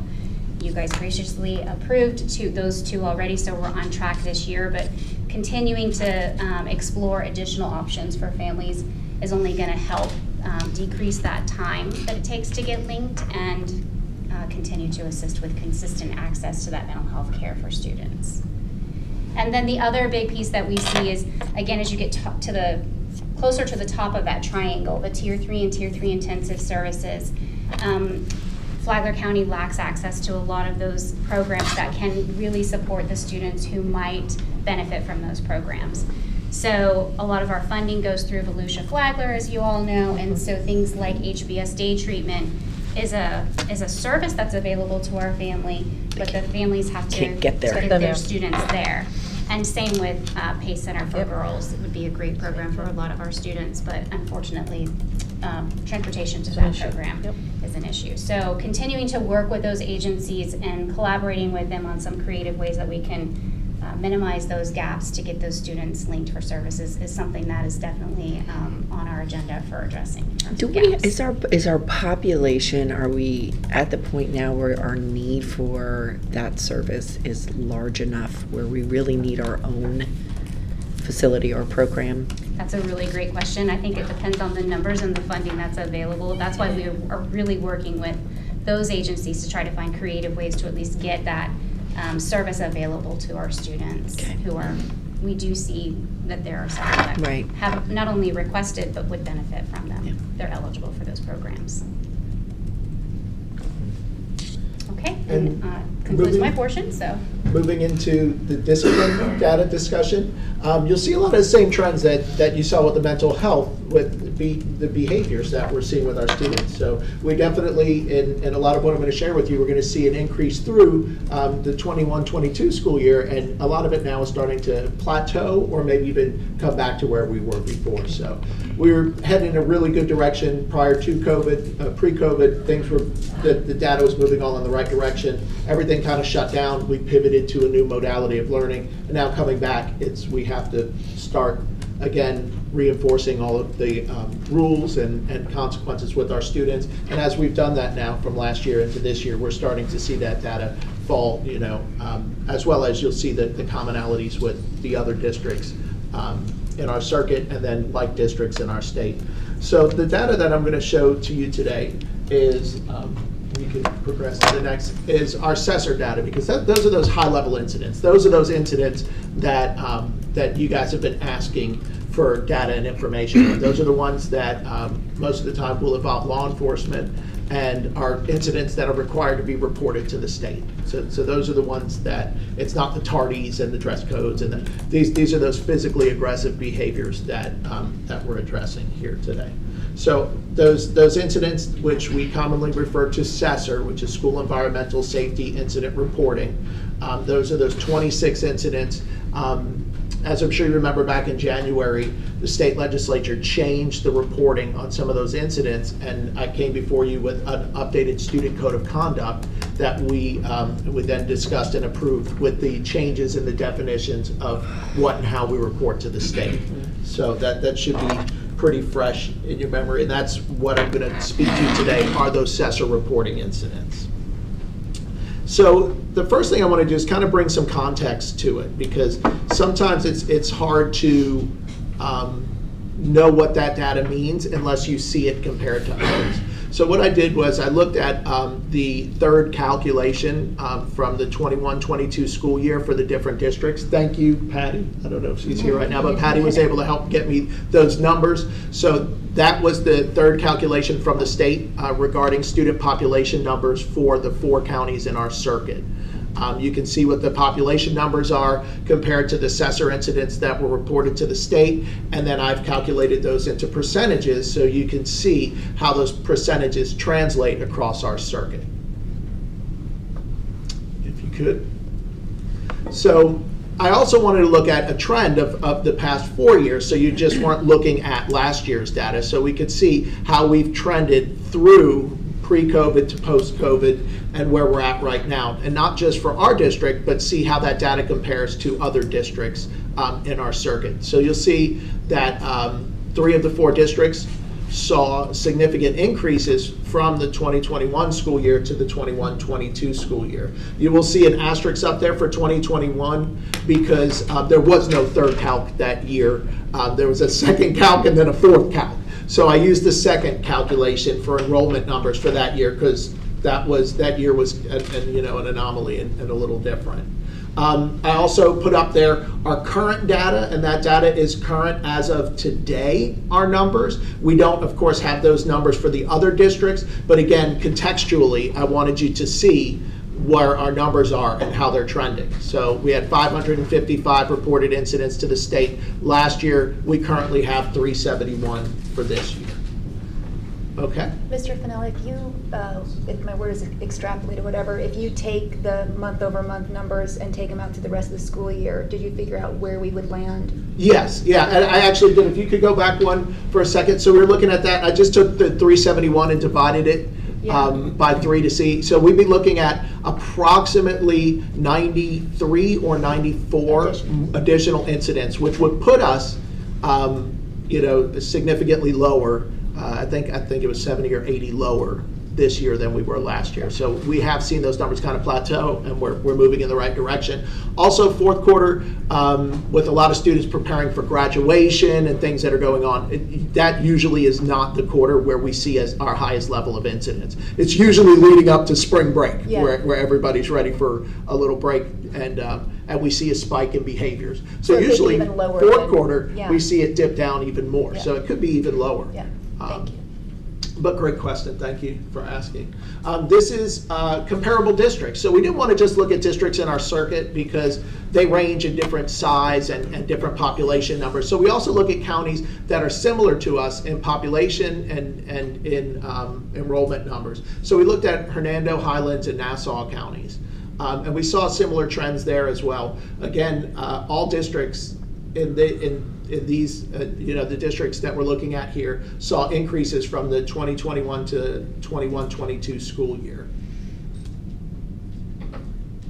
So I wanted to dig a little bit deeper and really look at those incidents that you were looking for feedback and data on, and those were those physically aggressive incidents. So there are 2 codes that we see regarding those physically aggressive incidents. There are others, but these are the 2 that genuinely, when we talk about fighting and the data that you had asked for, these are the incidents of where, when we report them to the state, where they're coded.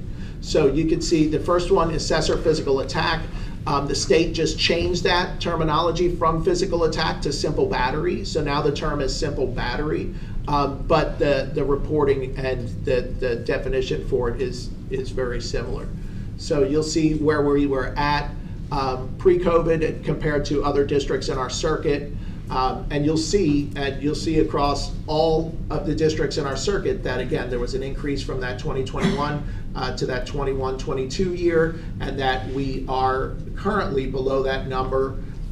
It looks like that number, depending on how it goes, could be pretty similar to where we are now, or maybe even 1 or 2 higher, depending on what happens this fourth quarter. The other one that we commonly report for that physical aggression is assessor fighting. You'll see again that we did see an increase, as well as 2 of the 3 other counties from 2021 to 21-22, but you'll see this is an area where we've seen improvement from the 21-22 school year to where we currently are now.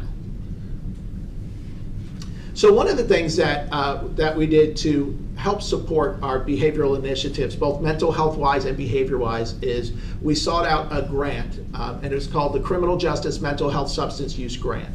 And it's a $1.2 million grant that spans over 5 agencies. So we collaborated with Flagler County Sheriff's Office, Flagler County, Flagler Cares, and Halifax Hospital to create a partnership to support our students' mental health needs and their behavioral health needs. Through that grant that we were able to capture, and it was a very competitive grant, I don't remember the numbers of how many counties were approved, but it was less than half of the counties that applied. So it was something that not everybody that applied for got, which is definitely a testament to all the hard work that went into it. So with that grant, it pays for 2 positions for Flagler County Schools. It pays for a social work / mental health counselor that supports our Rise Up Alternative program. It also pays for 2 juvenile co-responders that actually go out with the sheriff's office deputies to respond to juveniles up and young adults up until the age of 26 when they are having a behavioral or mental health crisis.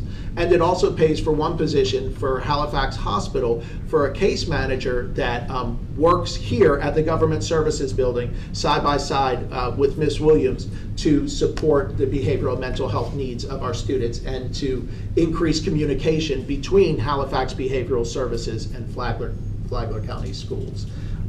That grant for us, just in money, dollars, it's approximately $152,800 a year for our district, or a total of $458,429 over the span of the grant directly to Flagler schools.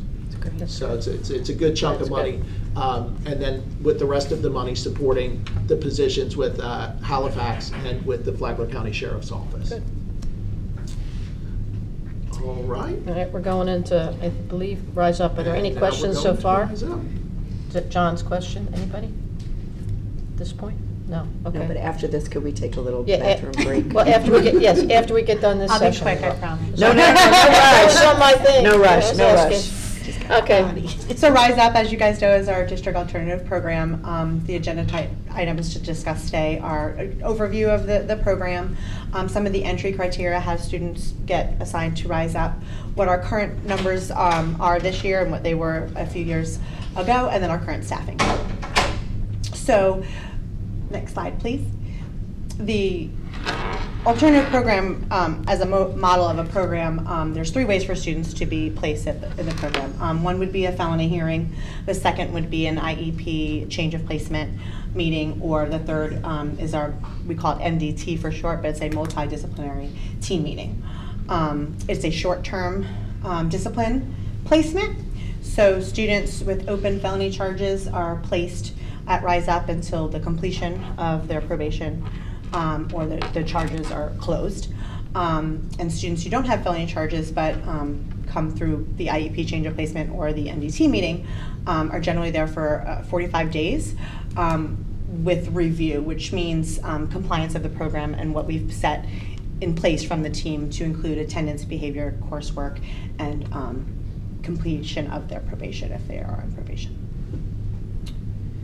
So a major placement event, a level 4 offense would be another reason students are placed at the Rise Up program.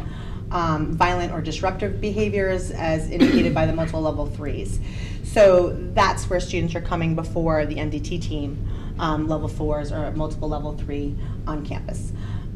We also are making sure and really doing a deep dive on the students and what's happened previous to placement and then continuing that through the MTSS process. So the team really looks and works with the school to identify what interventions and supports have already been received by the student and the family, and then as a team coming up and collaborating on what other things moving forward that we could try to implement. And then of course the off-campus felony, there's a felony hearing to determine if that felony would be have an adverse effect on the campus and safety and welfare of other students. So the entry criteria, we service students at secondary level only, so grades 6 through 12. Students would need a daily access to the internet and a device outside of school because of the blended learning model. We have a face-to-face option and then the blended learning virtual option for the students. Transportation is the responsibility of the family to the program. We do identify some hardships or fit families, so we work with the transportation department if those needs arise. And then of course we look at the students if they have an extreme history of violence, frequent or eloping, or behavior that may become a significant safety issue. The team is addressing those before we determine placement at Rise Up. So the numbers, this slide kind of shows the growth of the program as far as students in the program. So this year currently we have serviced 70, and I say plus students because we gain students weekly. So we currently right now this school year have serviced in Rise Up over 70 students. Our current staffing model this school year, there's the principal, myself, and then assistant principal, Ms. Miette. We service both the iFlagler virtual programs and Rise Up, so we're in charge of both programs and overseeing both programs. Rise Up does currently have 2 certified teachers in the classrooms. One of those teachers is funded by a grant that we were able to write and receive, and so we'll have that allocation through the end of next school year. We also have 2 paraprofessionals for the classroom at Rise Up. Again, one of those grant funded through the end of the 23-24 school year. And we also, as Mr. Finelli and Ms. Williams shared through the grant that Mr. Finelli was speaking of, we have that part-time mental health counselor / social worker, and she is on the Rise Up campus and works directly with all the students at Rise Up. Okay, so on the horizon, addressing gaps. So the gaps are very similar to the gaps that we see in mental health with behavioral health needs as well. So we continue to look at options for utilizing Pace Center for Girls. We did do a pilot with them last summer where we did have some youth that were able to transport down there and participate in a summer program with them. It was a great collaboration. And we continue to look at how we can explore an even a bigger partnership with them as we continue to move forward. One of those things is the transportation piece, and we are having conversations with Dr. Rolls about what that might look like and how it would be funded and how we can make that happen. We're also looking at different therapeutic day school program options, like Brandy had mentioned earlier. Some of the things that we're looking at are the numbers. Do we need our own program? Is there a better way to tap into the program that Halifax currently has? Are there other local providers that are interested in partnering with us on a therapeutic option? So we're continuing to have those and explore those conversations based off of the data, based off of the needs that we're seeing in our schools. And then looking also at a dropout prevention program option, looking at where we might be able to house a program like that, how we can make it financially feasible, how many students would qualify, what those qualifications would look like. So we're continuing to explore those options and have conversations about all of those different programmatic needs, because a lot of times our students are all very different in their needs. So that, to me, there's no two that are exactly the same. So I think the more options we can have for our students, the better we're going to be able to provide for all of those different needs. So we continue to explore those options. We continue to look at what those needs are and the data to support them. Some of the things that will be coming up that we review yearly are our student code of conduct. And our student code of conduct books, our elementary and our secondary, are something where we will be coming to you with recommendations or updates to those student codes of conduct regarding what the offense coding is and how we deal with discipline in our district. So that will be a time where you'll be able to provide me with feedback. I will go back, I will make revisions, I will bring those revisions back to you. You will then again review them, make more revisions, provide more feedback into it. And at the end of the day, that student code of conduct is approved by the board. And that code of conduct is what we use to administer discipline in our district. So that is a process that I'm glad we're having this timely conversation today, because we are at the cusp of starting that process. Actually, we already have with our deans. I've already shared with them it's time to start gathering feedback from administrators, teachers, parents, community members about what's working, what's not working, and how we improve that student code to better support our faculty, staff, students in our schools. We also yearly update our consequence matrix. That is something that has been around, I want to say maybe 5 years now, for consistency in consequences.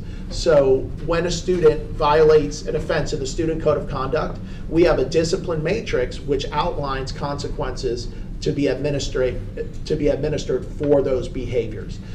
It's not a hard and fast. There's usually a little bit of leeway in there in how many days of out of school suspension, depending on the severity of the infraction. But it keeps our schools and our deans consistent. So regardless of whether you're at FPC, Matanzas, Buddy Taylor, Indian Trails, a student that violates this offense receives this consequence, or within this range. And then our multidisciplinary team procedures, which we just updated recently with the changes in the Cessor law, which really provides us a guideline for when and how students come to our multidisciplinary team, our district discipline hearings, to determine when it may be time to look at an alternative education option for that student. So those we review yearly, and like I said, the code will be coming to you. It'll be coming, I believe, in May for a first review, and then we'll advertise for it in June after some feedback, and then you guys will vote on a final student code in July. All right, questions, issues? I think Yes, it's Ms. great John. to see the data and to just kind of know, because people don't get to see that and know where we're at. But it's also still embarrassing that the national news keeps playing the Matanzas incident. I know it's one incident, but they keep using that. I saw it again yesterday. So this is great. I just want to make sure we're continuing to look at solutions and alternatives and how do we become the best, county for our kids. Agreed 100%. I will never be happy, and I know, and I could say we will never be happy until that number is zero. And that's something that we work very hard for every day, we want that number to be zero. Okay. Do you have it? I have two comments, but you want to go? So just a couple of things. If you could go back to the slide where, I don't know what number it is, 20, I guess I could put my glasses on. 20, the criteria for entry into Rise Up. I'm wondering if now meaning within the next, few months or whatnot, but with vouchers coming, I do think that it's time for us to be having a conversation that we don't or shouldn't need to wait for multiple levels of 3 and 4 offenses, because that we're hearing some of the behaviors are just off the charts. And if there are no consequences, and you all know I am not a fan of expulsion. However, in my mind now, it's not expulsion. Here's your voucher, go somewhere else. You have an opportunity to go somewhere else. Because I think the message has to be no more of unacceptable behavior, MTSS. We shouldn't be trying multiple interventions after interventions after interventions, and we're getting the same behavior. There has to be some level of expectation. And now there are multiple opportunities for students to attend other educational places. I think we just need to be having a conversation about how do we ensure that public schools are and will be high quality and safe environments for our children, right? And if you don't want to be here, if you don't want to participate, if you don't want to learn, then here's your ticket, here's your government voucher, go somewhere else. You have another opportunity. So I would really like for us, I think Rise Up has been a great opportunity because we haven't had that.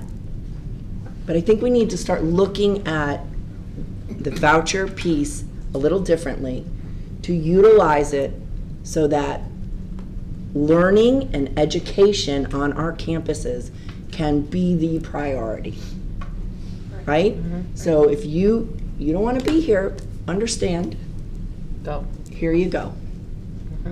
So I obviously now is not that, but I would hope we could have some sort of a conversation about the impact that the expansion of vouchers is going to have on our district. How do we become a little bit more creative in alternative educational programs, campuses, satellite programs, whatever it might be. But the bottom line is, it's about behavior. If folks are focused on trying to address student behavior, they're not focused on what's happening and needs to happen in the classroom. So if there's something we can do as a collective body and leadership group, then let's have the conversation about how do we look at this differently. I agree, and it puts the pressure back on the parents that it's not Right. just Yeah. you guys' Free-for-all. responsibility. And it's you know. not, our role is to educate these children, and the parents have a role in the discipline. It can't be outsourced to the schools. And we need to tighten up the consequences when it comes to especially physical harm to other children, whether it's on the bus, whether it's on campus. There just has to be severe consequences, because it just keeps happening. And until there's a severe consequence, they will continue. And this is just discipline 101. No consequences, it'll keep going, right? So I'm encouraged that we will have a review of the code of conduct, and I think we can take all those things into account that you mentioned, Dr. Conklin, and the vouchers. It's going to be very interesting to see how that all plays into the future. I'm optimistic that we're going to find great ways to use this to provide a better education for everybody, and it's very equitable, because now everybody gets the voucher. So I mean, no one's excluded from this opportunity, right? And maybe that opportunity is somewhere else. So, but that'll be yet to be determined. So. My hopes are that we will create such an excellent organization here in this county that nobody's going to want to go anywhere else. So I look forward And that's to exactly with the point. You are 100% right? Provide excellent programming, and nobody's going to want to go anywhere. So I look forward to working with you guys on strengthening our student code to meet what you're discussing here today. John, will you also in that conversation, Dr. Conlon, you may already know this, but I mean, as far as state statute goes, there's gotta, I imagine, be a home somewhere in Flagler County for a student to go. So much, I understand this idea of here's a voucher, but what do we as a county need to provide? I think, Christy, you brought that up at the last workshop of, what are those all those different alternative options for Flagler County. So I know that's obviously part of the conversation, but I'm just curious from a state statute perspective. You bring up an excellent point, right? Because an education is a guarantee. That's right. Right?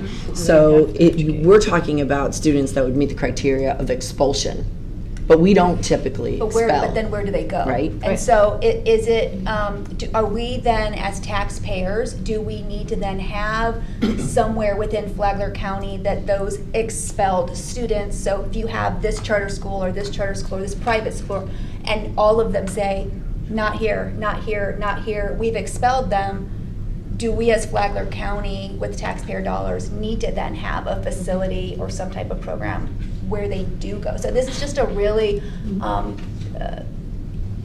fascinating and much needed conversation, but I think it's probably, there's a lot of pieces involved with this. You're right in the fact that a lot of times if they're creating behavioral issues within the Flagler County Public School System, those other educational options are not going to accept. No, they're not. So then, virtual. Then we have to look at what are those options for that child. Yeah, where do they go? And the other thing that I think we all maybe recently learned almost at about the same time is the group home dynamic here in Flagler County. I know I am really curious to learn more. It was so interesting to find out that a lot of them are not Flagler County students or children, that they are from out of state and that they have come to Flagler County for the services of these.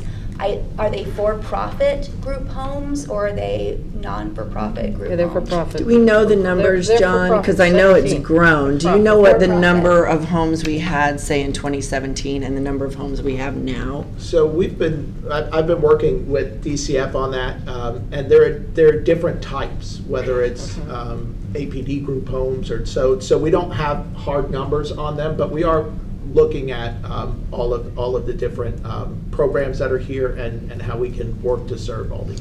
For a future conversation, I think that would be a data point that everyone would really like to see. Together with is there growth in the number of group homes from 2017 to now? And I honestly don't want to derail what Christy was talking about very early on, and I think everyone was in agreement on about looking at some type of alternative setting, and maybe that would, what Sally is talking about. I'm just saying we need to start flipping the conversation in our minds on how we view the use of vouchers as well in this area. Yep. That's all. But I also do want to say that there are some amazing, absolutely amazing group home kids that absolutely perform very well and do great things. So I don't ever want to. No, you don't want to group everything. Exactly. I don't want to group anybody and say. Right. But I would just love to learn more. So to your point, I would love to know more about the group home and who are the residents of those homes, and the ones who are high performing, how do we best serve them? The ones that are struggling, how do we best serve them? Because that has been brought to the board, and with recent events, I think that is worthy of part of this conversation. I agree. for sure. And Ms. Finelli, with as we talk about potentially an alternative school, whether that involves vouchers or not, or all that, but you mentioned some of the programs in Volusia, PACE Center for the girls and things like that. I mean, are there, with some of the options that are available nearby, could that facilitate that need as far as for that alternative school if it was just a matter of transportation to these facilities?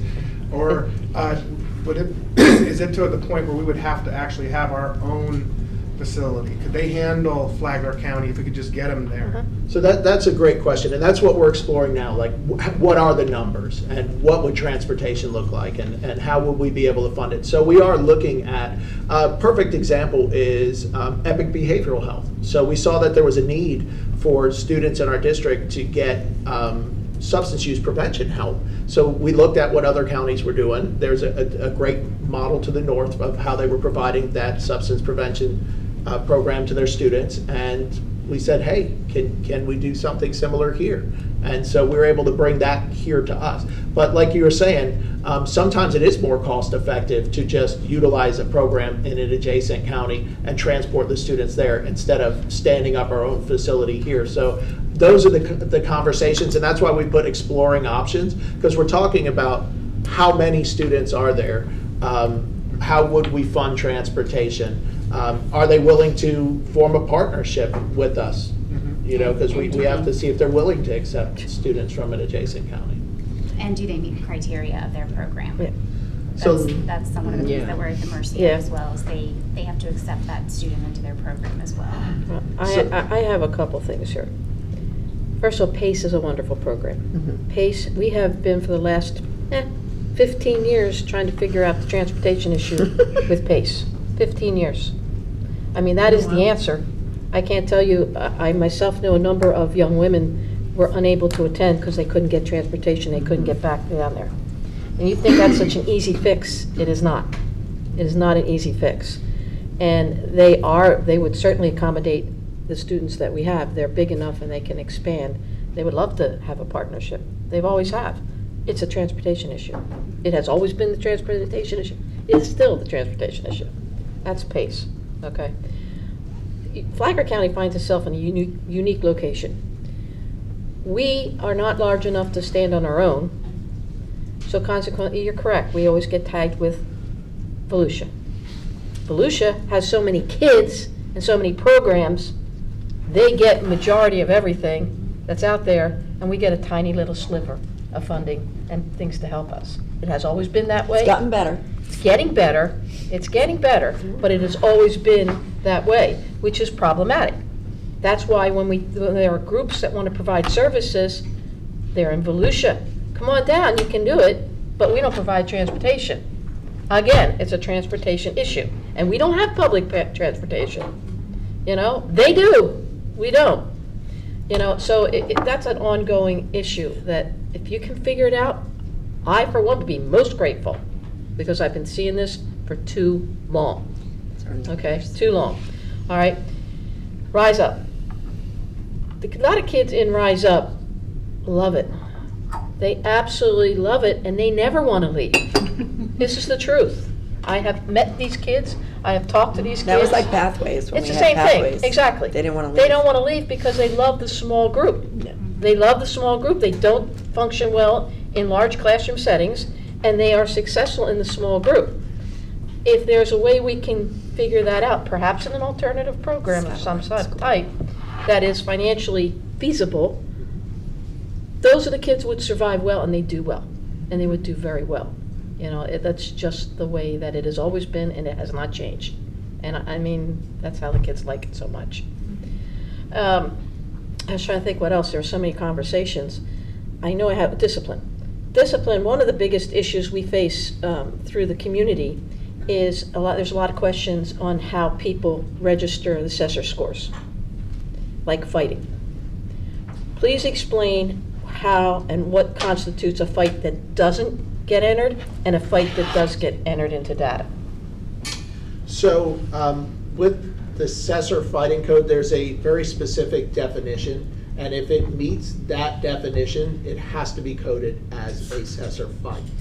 If it doesn't meet that definition, and basically, without reading the definition in front of me, basically the difference between the level 3 fight and the assessor fight is that students don't continue to fight after adult intervention. So once the adults intervene, it's kind of, the fight's over. If the students continue to fight during that time, then that's where it becomes assessor fight, because it's putting everybody in danger at that point. I It's believe really you, adult that's it. intervention. That's the nutshell, because kids are taking videos and they're posting them on social media about fights taking place in predominantly our high schools.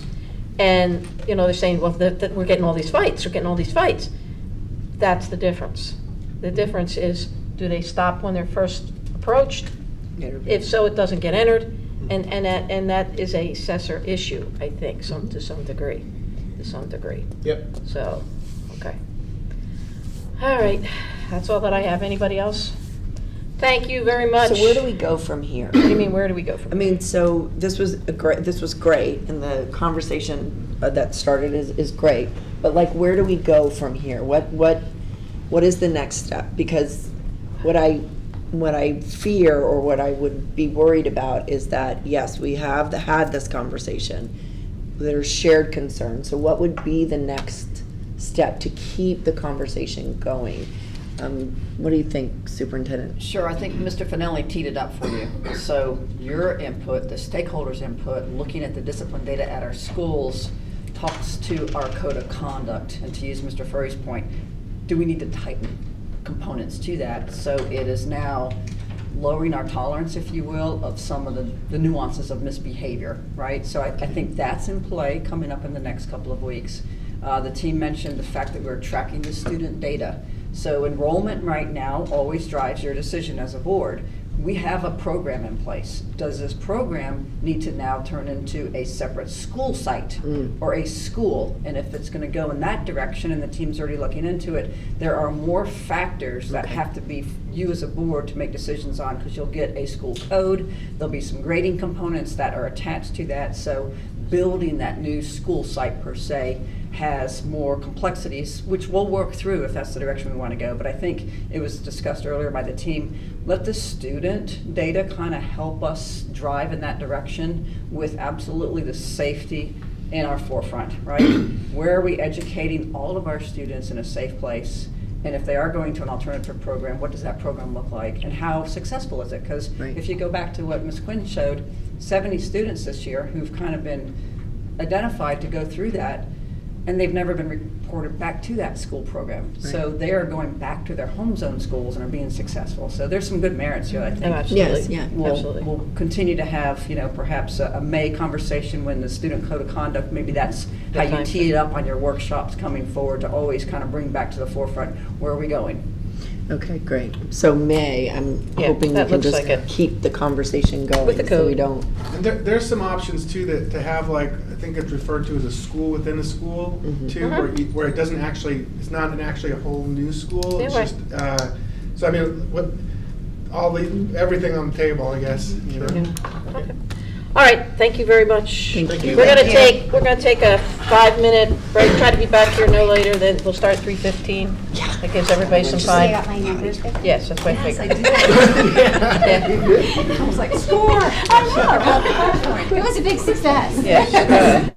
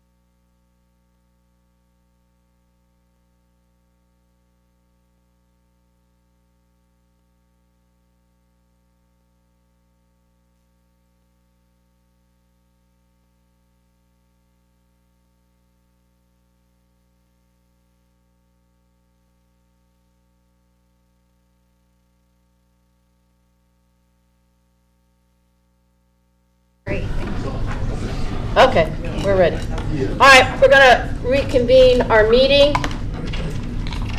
Next on the agenda is Insurance Committee updates. Presenters Bob Willett and Brown Insurance Representative. I'm sorry. I was going to wait till I got all the way seated. Okay, that's fine. Be our guest. He's getting there. I've got you. That smells good. Coffee. It does. Yeah. Good afternoon. Good afternoon, Chairman Massaro, board members, Yes. Millstat. I have the privilege of introducing Danielle Boyle, Vice President for Brown & Brown. She's here with us to help us navigate through the healthcare renewal and recommendation process. Just as a little bit of background before we get started, Thank you for printing that out. Insurance Committee is part of the bargaining process. It's actually in both bargaining unit contracts. The committee has 5 members from FESPA, 5 members from FCA, 5 members from admin. We are self-insured in that Brown & Brown works with us to help us maintain and get in our providers. The committee works through the financials. I will say that having gone through this process since August, the committee is a good group of folks, really engaged, really serious about the work they do. I want to thank Ms. Gavin as kind of an ex-aficionado of the committee to, always kind of helps provide feedback and information along the way. And, the finance department is always right there to make sure that the committee has up-to-date financials and what we need along the way as well. Today, we're going to go ahead and talk to you about the committee's recommendation. Their recommendation was unanimous, but it's at the pleasure of the board as to where we go next. So we're here to kind of share the information and answer as many questions as we can. Excellent. And at that point, I'm going to hand it off to Ms. Boyle. Thank you, Bob. Hello, nice to meet you guys, new board members. Nice to see you again. We today are not only going to talk about the renewal recommendations, but there was a request for the board to have a little bit of an update of how Quantum Health is doing. And so that's going to be the beginning of our conversation. And a little bit of background about me. I've worked with Brown & Brown for 15 years. I'm a senior vice president with our employee benefits division. And we have had the pleasure of working with the district for just about 10 years now. Myself, it's just about 2 or 3 years. So today we will go ahead and get started if we can have the presentation. Wanted to just give you a little bit of info of who Quantum Health is. So as Bob said, the district is self-funded for health insurance. And when you're self-funded, that means that the district is on the hook for most of the claims as they come in for medical and pharmacy, rather than transferring all of that risk to an insurance carrier. And a few years ago, the district moved from Aetna to Web TPA, which is owned by Blue Cross Blue Shield. And so you have a Blue Cross Blue Shield network, and they are responsible for paying your claims, Blue Cross Blue Shield or Web TPA. But we have a middle concierge service that is really related to all of that. And the idea is to drive your costs down in the long term and provide an improved employee experience through Quantum Health. And so that program went into place on October 1st, 2021. And we're going to look at the first full plan year's results for that program. But a little bit about who they are. The idea is to take the stress off of someone's healthcare journey. So for example, if someone is diagnosed with cancer or a new big scary condition, the idea of Quantum is for them to have one person to talk to, or a concierge team of nurses and clinicians and healthcare professionals that can not just give them a by-the-book answer, like if you call a 1-800 number with an insurance carrier, but really more of a hands-on approach to that healthcare journey. And so I think the feedback has been pretty good over the first year. We had some transitions within the district that I think we could have done a better job communicating and reminding people about Quantum Health, but we are right on top of that now. Communication is going out constantly. We have a quarterly communication campaign to make sure people know, why is Quantum Health calling me? What can I use them for? People a lot of times don't think about the resources that they have or the benefits they have until they actually need to use them. And so we want to make sure that it is at front of mind that they know about this resource. So the idea is to deliver not only a seamless experience to members, but to be a one source of truth for providers to contact relating or regarding an employee's healthcare. So this is the team that providers do their authorizations through. If a member calls in and has a question about their care, about their claims, Quantum Health is the one that houses all of that information, including the authorizations. They can provide a recommendation for a better physician for that employee to go to for a second opinion. If an employee has a new condition and they don't know what type of provider to go to, they can give them their first recommendation of a best-in-class, high-quality provider. And I think we're on page 4. Thank you. There's a little diagram in here that I think helps. The simplified experience is one number for the person to call with one team of healthcare professionals fighting for their care and one website and app to visit. So this is not just for medical, it's also for pharmacy. It houses all of the ancillary benefit information too. So if someone has a dental question, a vision question, they can either soft transfer them over to that carrier, or they can answer their question based on the benefits guide and the information that we supply to them each year. Next page, please. As far as the advocacy or member services, this is the piece that we really outsource. So typically, if you are with an insurance carrier, let's say when the district was with Aetna handled all of these pieces. So what we've done is provide a better advocacy solution, better customer service, better eligibility, better source of truth for the employees through Quantum, but using that Blue Cross Blue Shield network, which is the best in your area. We actually had an improvement for your PPO discount. It went from 53% with Aetna to 65% with the first year of Florida Blue. So that is a significant claims savings. So off of any allowed charges, we're looking at a 65% discount on average with Blue Cross. We also are using Quantum for case and chronic condition management and for things like pre and post-discharge counseling. So if someone is being admitted into the hospital, Quantum proactively reaches out to them to ask, do they have everything they need? Do they have any questions? Do they have a ride to and from their inpatient stay? Same thing for the post-discharge. Do you have a ride to your follow-up care? Do you have any questions about the medications that were prescribed to you? How was your experience at the hospital? They ask all of those questions. There are also social determinants of health that they really try to dig in on and provide them with access to community resources. If someone doesn't have a ride to that follow-up care, they will find them a ride. It's that granular. Going on to the next page. So the real-time intercept is something that Quantum trademarked. The idea is to contact a member before a claim reaches even the $1,000 mark. And they do that through a variety of ways. By being that first solution when a member has a question going through open enrollment, what does my plan cover? How do I find an in-network doctor? Being that source of truth, plus reaching out to physicians for medical records for employees. There's a variety of ways that they intersect before there is an actual $1,000 in claims. And so some of the reporting that is provided that we'll go over in a minute is related to the effectiveness of this real-time intercept tool. Next page, please.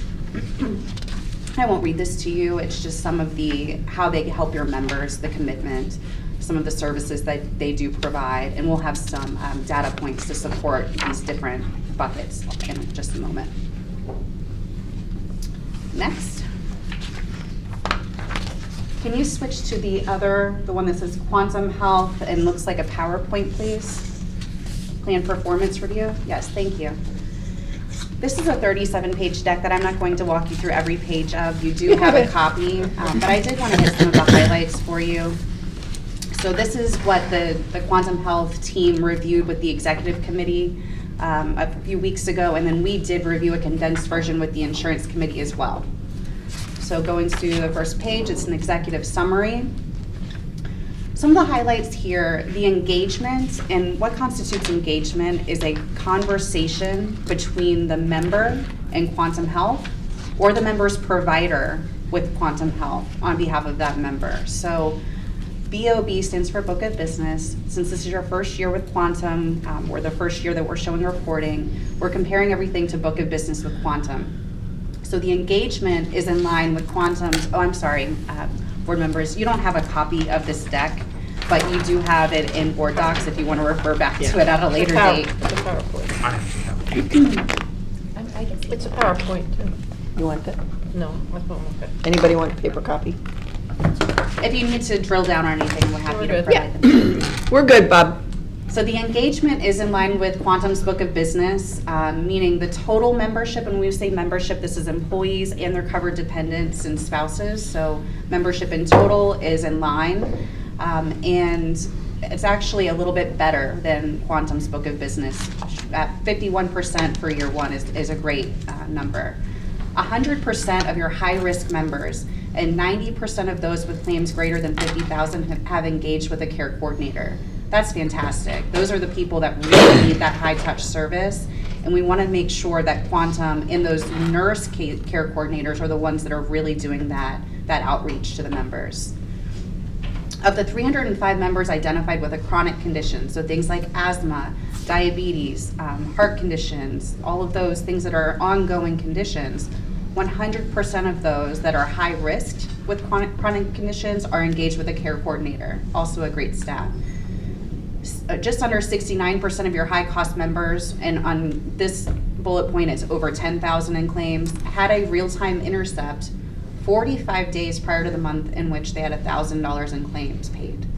So that's really the idea here, is how do we connect with the members sooner in their care journey before, if you were with just Aetna or even just plain Blue Cross, there would be no disease management, no outreach done until that member had about 25,000 in claims. It's just kind of the insurance industry.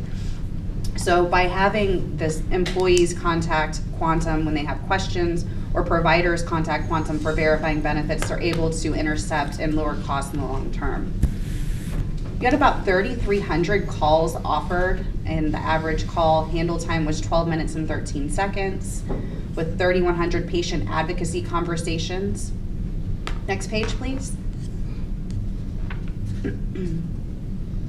Your preventive screenings, I do want to point out, throughout this deck, your preventive screenings look a little low, and I think that part of that is this does not capture your clinic.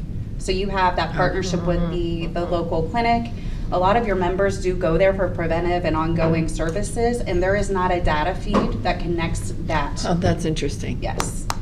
Can we fix that? We are going to be trying to fix Okay. that during this next process. More to come on that.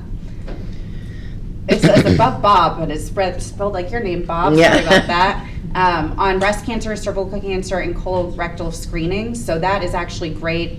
Those things can't really be done at your clinic, so I think that is a good data point to look at. And your ER and your urgent care usage are both below book of business. So that's something that the committee's done a lot of work on over the years. It's probably because of the clinic.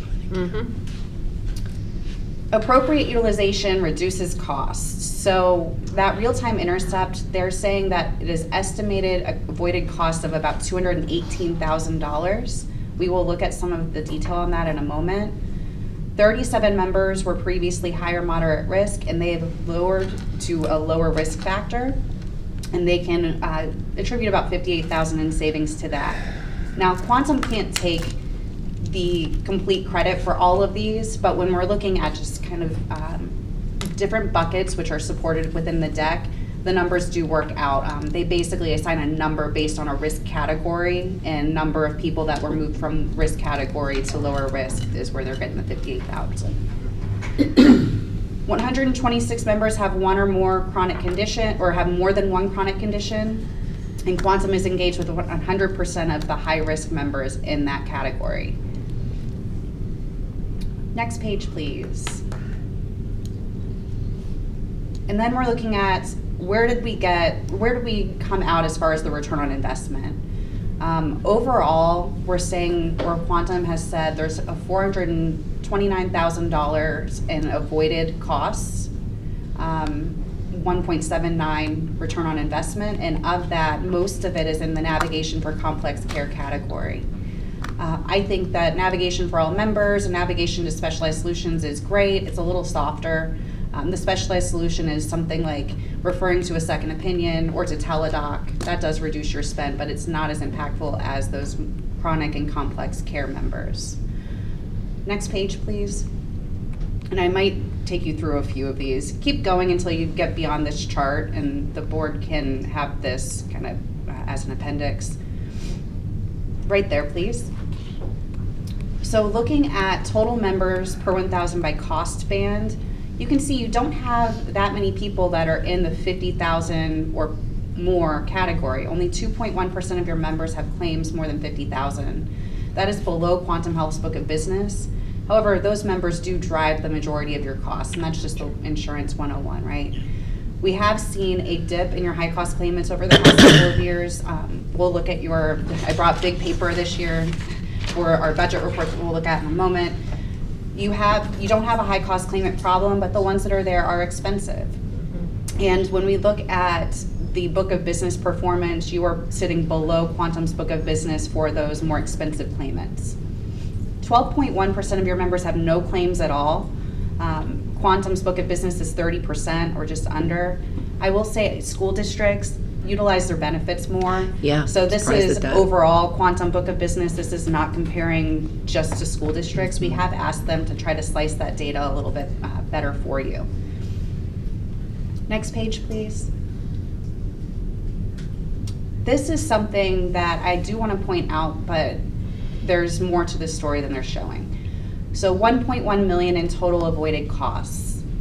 Well, that is true. You had a negative trend year over year, but a really large part of that was the network discount improvement from Aetna to Blue Cross Blue Shield. And so you had a 12% differential in discount.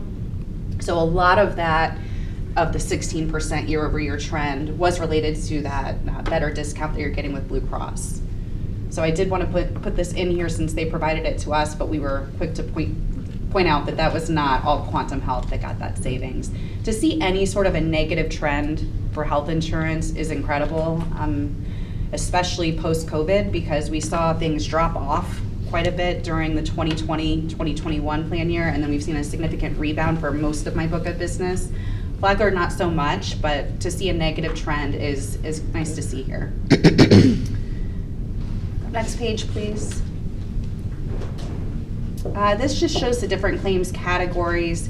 Your biggest, as far as prevalence, was digestive system, followed by cancer, then cardiac. The cost, digestive system was also your top cost.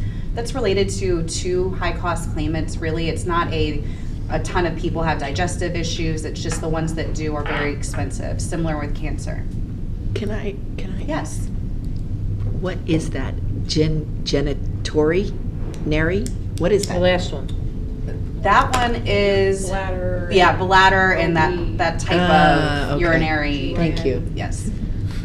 I didn't know. See, you learn something new every day. Learn something every day. That's right. 90% of these members these are your members over 50,000, were engaged, and members with clinical engagement, 43%. So those are the ones that are actually talking to the nurse care coordinator and getting medical advice and being able to have that ongoing conversation with the nurse. Next page, please. Keep going. I don't think that we need to spend time on the specifics of the high cost claimants. Stop right here. Pre-admission conversations. So when we're talking about Quantum reaching out to people when they're scheduled to be admitted to the hospital, they had 6 eligible people that fell into that category. They attempted 5 of them, and 3 were successful. So the first question I said, well, why didn't you reach out to all 6? If someone is being admitted very quickly, they don't have the time for that outreach, so that was the answer. But the questions that they're asking, do you understand your pre-admission instructions? Have you discussed and understand your pain management plan? Do you have a plan to manage stairs or other environmental challenges? Have you discussed the potential need for rehab facility or home health care? So all of these things that you don't really think of if you're not used to getting admitted to the hospital, this is their job to reach out and ask the questions. And then provide you with the support if you don't have the answers to those questions. Next page, please. Now, what about when you're being discharged from the hospital or after you're home? Of this, we had 33 eligible, 33 attempted, and only 10 successful. So this is where we can do a better job communicating, why is Quantum calling me? Who are they? They're not your insurance company asking for money or telling you you owe anything. They're truly offering help and services as you're going through a stressful time post-admission. So do you understand your instructions? Do you have a follow-up schedule? Do you have transportation? Has your home health care nurse come to see you? Have you gotten your durable medical equipment? Do you know who to contact for questions during the day and after hours? Those types of questions can be answered by Quantum. And so there is a communication campaign that is ongoing to make sure people know why Quantum would be called. Next page, please. These are some of the 3,100 conversations or reasons for people to reach out to Quantum. You can see quite a few of them were doctors verifying eligibility for a patient. So they call Quantum in order to verify that that person has coverage. Benefit education, so this is your members calling quite a bit during open enrollment and as they're going through their new hire period and even beyond, asking questions about their benefits. 715 with claims questions. Member or provider assistance is next, and then pre-cert or referrals, and then clinical in nature. So you're sitting above Quantum's book of business in almost every category, which is great to see they're using the program. Next, please. And this will be the final one, I think, and then I'll answer questions on the Quantum reporting, and then you have a copy in board docs. These are just some of the compliments, and this is specific to Flagler schools. So Dave was awesome. Providers were not telling me much. Once Dave got involved, he explained the purpose of the tests, had the provider problems resolved in a matter of an hour or two. Dave's help is greatly appreciated. So those are the types of things that they help with, and members don't have to provide this feedback, but many of them choose to do so. So before we go back to the other presentation, do you have any questions on Quantum in general, or can I answer any questions you have about the reporting I was the package? one who was asking about this. Okay. Okay, and the reason I was asking you about it, because it was new. Yes. And I wanted to make sure that our staff was utilizing it, because it's a lot of money for us. But it's also, when I went through the documentation before, I see that it's saving us a lot of money. And just over 50, I think it's like 54% are using it. Yes. Okay? So I agree, education, education, education. I would like to see that 54%, 100%. Because I think if we get there, the cost is definitely going to be offset big time by the savings.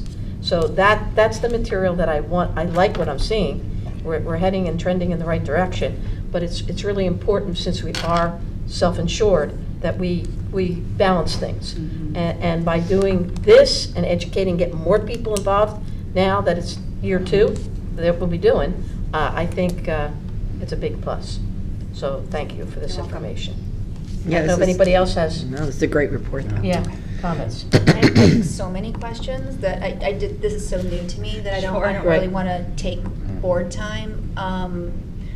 So, I mean, I guess I would just ask Bob. I don't know if you can maybe field some questions. Absolutely. Yeah, we can get her on a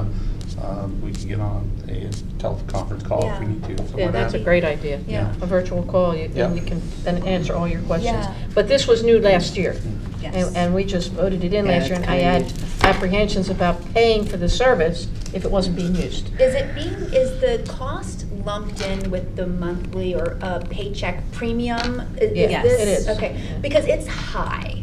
I really love that board members can opt into school Yeah, because you feel the pain benefits. along with everybody else. Right, because it allows me to, you know what I mean? And I went, wow. And so just to give you a heads up, my family and I have for a long time been a part of like the health marketplace. And that's going to be one of my questions is, I don't quite know the laws. Like if you have a full-time job, can you not opt in? You know, if your employer provides health insurance, are you now ineligible for health marketplace? Because we have so many of our staff making $15 an hour. I don't even know how they afford. Some of them just work for insurance. It's crazy. It's crazy. And so are they eligible for health marketplace and the discounts there? Would this service, can they participate in the marketplace and still take advantage of this if they're able to pay for that? Then it's so much money that, yes, I would love to have a separate conversation, but yeah, I'd be health happy to do marketplace, all of that. And just, I would like to address those two questions because Please. it'll take me just a minute. Awesome. The healthcare marketplace, anyone can get a plan from it. However, you're right, the subsidy is does depend on whether or not your employer provides affordable, as defined under the law, Right. Coverage. And that is specific to the employee. So your dependents could get a subsidy for a marketplace plan. You could not, because you have what's considered an affordable plan.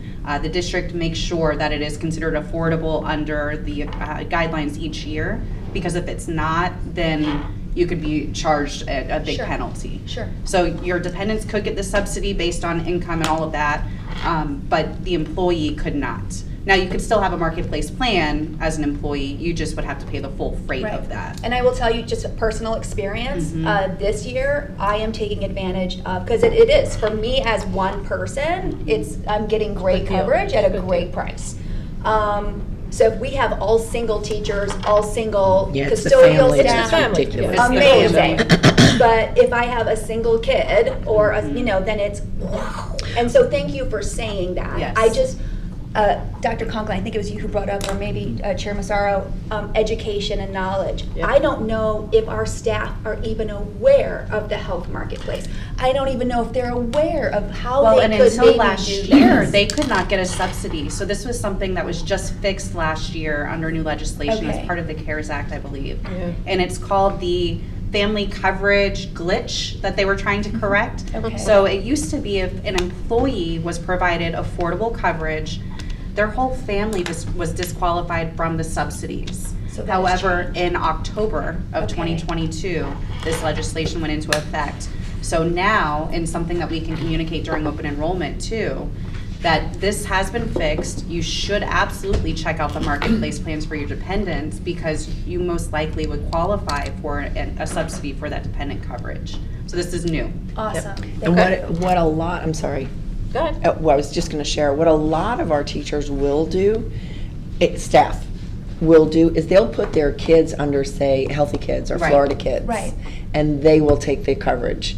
So I know quite a few that have done that, where they get the benefit of being the single payer, and they put their children Yep. under the Do we have the other. services that help navigate that? I don't- Because I don't I will think tell so. you, it is, I'm well educated. I consider myself a pretty functioning human. I can't figure out health insurance. It makes me crazy. I finally just kind of give up and like select something and hope for the best. That's another thing. So much of our school is run by staff who just don't make a lot. And anything that we can do to help them navigate healthy, I know what you're talking Healthy about. kids, yeah. Healthy kids, Healthy kids. marketplace, this service, which I think is a very valuable service. Anyway, thank you. You're welcome. Man, we just. That will help. I think the video So, conference I have will a help. question.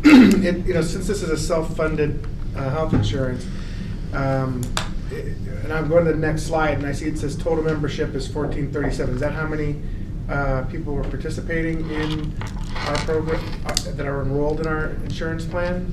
Are you back to this one? Yes, that slide, I think it's that slide right there, it says total membership 1,437. There's too many different numbers. So to answer your question. Yes, I think so. It just you- says total Yes, membership. you have 14, just over 1,400 Okay. enrolled total employees. Right. So Or when total membership, so that's employees and That's dependents. So- just medical. That's just medical. Okay, so that the health of this whole thing, it sounds like it relies on participation at some point. So where's the breaking point where, let's just say, for example, in Ms. Hunt's, people defected to marketplace. When does this break?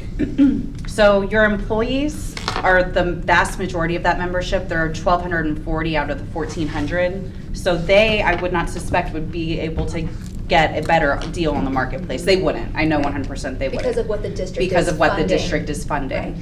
If those 200 dependents fell off the plan, it would not do anything substantial to your claims or to the overall funding balance. Now, what we want to do and what we tried to do last year as a baby step is make the value prop stronger to the employees. Right. So we improved the plan designs by making co-pays lower, the deductible lower on the HSA plan, kept the premiums the same. You'll see in a second, for years, there has not been an increase for the employees. That's huge. When there were very minimal increases to the employees. So by making the premiums stable and improving the plan, we hope to see more people jump on year after year. We don't want to see it go the other way. We don't want to give higher premiums, worse benefits, because then you do have the death spiral of only the sick people on the plan. Healthy people are saying it's not worth it for me. Okay. Good. One more thing for me, are you guys responsible for the website that I used to enroll? Yes. The interface of it? I'm just going to real quick share a personal experience. Sure. You use a shopping cart? Mm-hmm. Yes? Yes. Okay, I had a lot of anxiety because I'm a procrastinator and I waited until the last day that I could enroll to enroll. So I do it all, I put it in the shopping cart, and I needed to submit some birth certificates and marriage things, right? And so it was like, cool, you can't proceed, but you can't. Until you do that. Until you do that. So I'm lots of anxiety, because this is my insurance, because if I go to a site to buy clothes, I haven't purchased it until I've completed the shopping cart, right? Do you know? I pick do. Up and laying down? Yes. Okay. So it ended up being fine, but I had really 24, 40. I actually had maybe 72 hours of I don't even know if I have insurance. So if there's a way to show that you have in fact completed the process, it's very clever. It's cute. I love it. But just sharing a personal story. Thank you. And I'll have to look at the wording on that. Did it pop up and say you have 30 days to provide this information, your benefits is still affected, anything like that? It was just like I couldn't click my shopping cart to like complete my purchase, if you will, and it was just like, this is under review, and I was stressed. In fact, I'm reliving the stress. Sorry. Do you know? All right. Okay. It's coming back to me. She's sharing her stress. Okay. Like I have 10 days left or something, and it was in some kind of weird limbo. Right. Like, what does this mean for me? Yeah. Okay. Thank you. I That is appreciate good letting me feedback, share. because we should be able to address that with some better wording. Okay. All right. So We what's had next? one other question on that I want to address real quick. Quantum Health is technically for people that are enrolled in medical, but any employee of Flagler could call in with general questions about benefits. Okay. So what does my plan cover? I'm trying to decide if I should take the dental plan. What's the network? What do I do? It is a concierge service for all Flagler Schools employees, but they can't really do a lot for you until you're enrolled in the medical and they can verify that you are eligible under the plan. Thank you. All right. So, moving on. We're on back to the other presentation, please. And it's where it says recap of the 22-23 renewal. I won't spend a lot of time there, but I just wanted to highlight it for the new members of the board especially. So last year was a pretty quiet year. And when I say quiet year, we didn't have to go out to market for many coverages, or actually none at all, because everything was in a rate guarantee. Your medical, dental, vision, life, disability, everything was in a rate guarantee. So it really allowed the committee to look at things like plan design and make some strategic decisions around that. But we did renewed with Web TPA, no pricing increase, $100,000 wellness fund, improved the plan designs, and I'll show you that in a moment. Your pharmacy is carved out with a company called RX Benefits. We use CVS Caremark as the pharmacy benefit manager.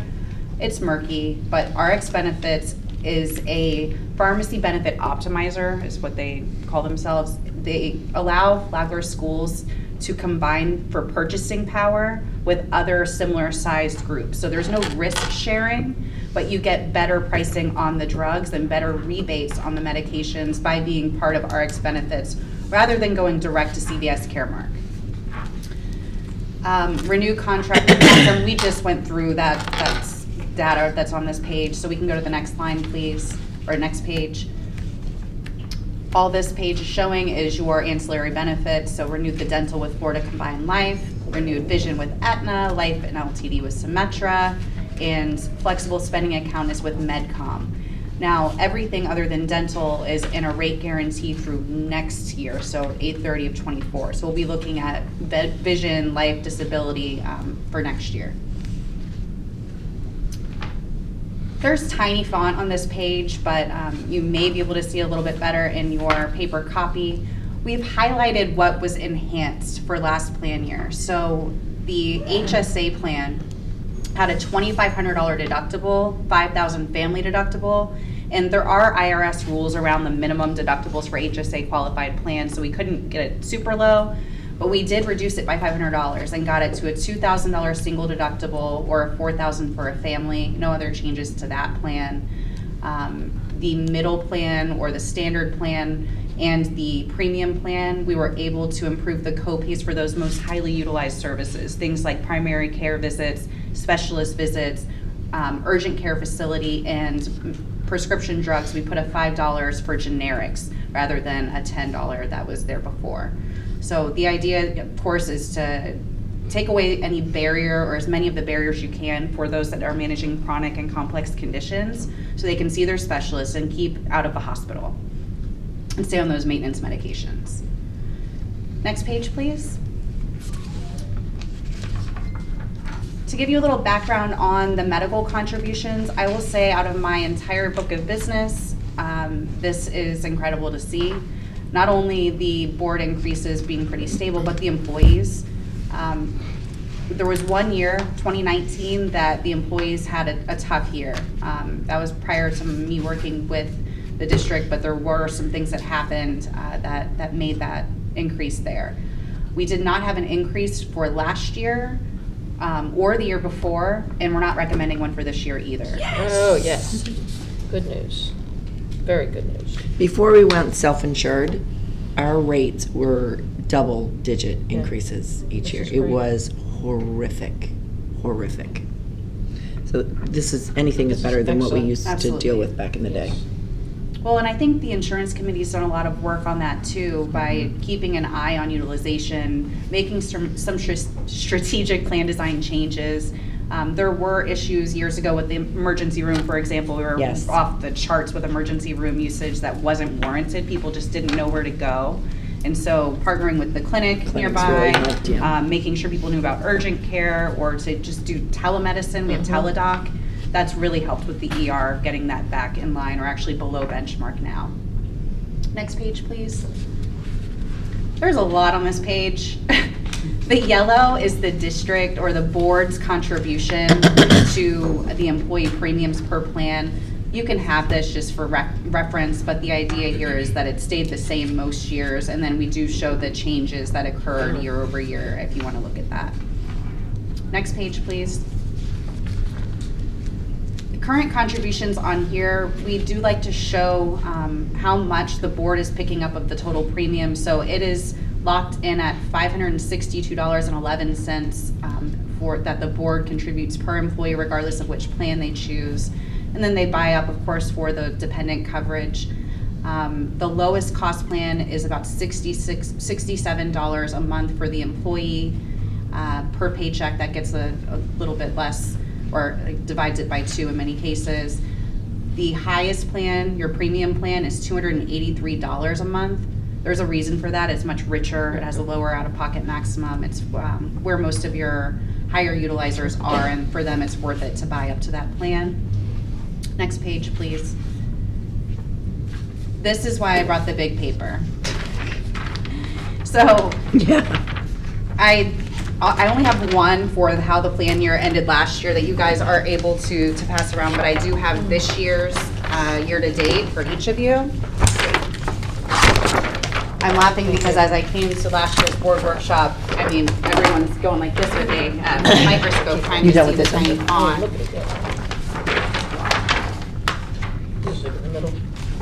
Thank you. So for the year-end performance for 21-22, I'll just hit the highlights for you, and then if you have questions, you can refer to the supersized document. We had a great year, 21-22, and when we're looking at plan performance compared to budget, I'll tell you what the budget is. We have an actuary that establishes a recommended funding rate. So that's like a fully insured equivalent rate. It's if you were fully insured, you pay $500 a month for employee only, $800 a month for employee spouse, etc. Well, when you're self-funded, that doesn't exist. Somebody has to tell you how much you should fund to cover all the administrative fees, the stop-loss insurance, and the claims. And so we have an actuary that provides that for the district each year based on your claims experience. So each month of last plan year, except for 1, 2, 3, 4, you ran in the green, meaning you performed or the claims did not materialize as much as what we had budgeted for that month. And at the end of the year, we had a $1.7 million surplus after we'd taken into account prescription rebates and stop-loss reimbursements. So I can take you through the mechanics of the report on the next page once we're all looking at the same document. I think that'll be helpful. But overall, last year was turned out to be a good year. So for the current plan year, we have through January, and I do want to talk you through the report because this is something you will be seeing ongoing from us. We provide it to the district each month to the finance team. If you ever want to see that, I'm sure you can grab it. But at the top, we look at it as far as who is your administrator, your pharmacy, your stop losses with Sun Life, and we're showing you your 22-23 plan year. You can see the top half of the page is your enrollment and funding and fixed fees, and then the bottom half is your variable expenses, your claims. So taking through the top real quick, your month is on the left, of course. Your total subscribers are employees. So for example, in September, you had 1,293 employees enrolled on all 3 plans combined. So this is the consolidated page, and then we separate it into other plan, or each of the 3 plans after this. Total membership, 1,500.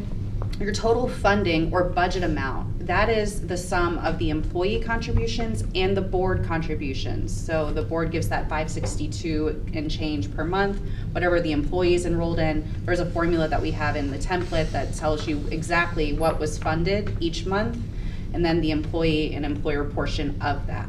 So for example, through January, you had $4.8 million in total funding. Of that, the employees put in $1.1 million. I'm sorry, where are you right now? Right here. I just got lost. Top half. Okay, thank you, Yep. thank you, I got it. In the gray box. Yep.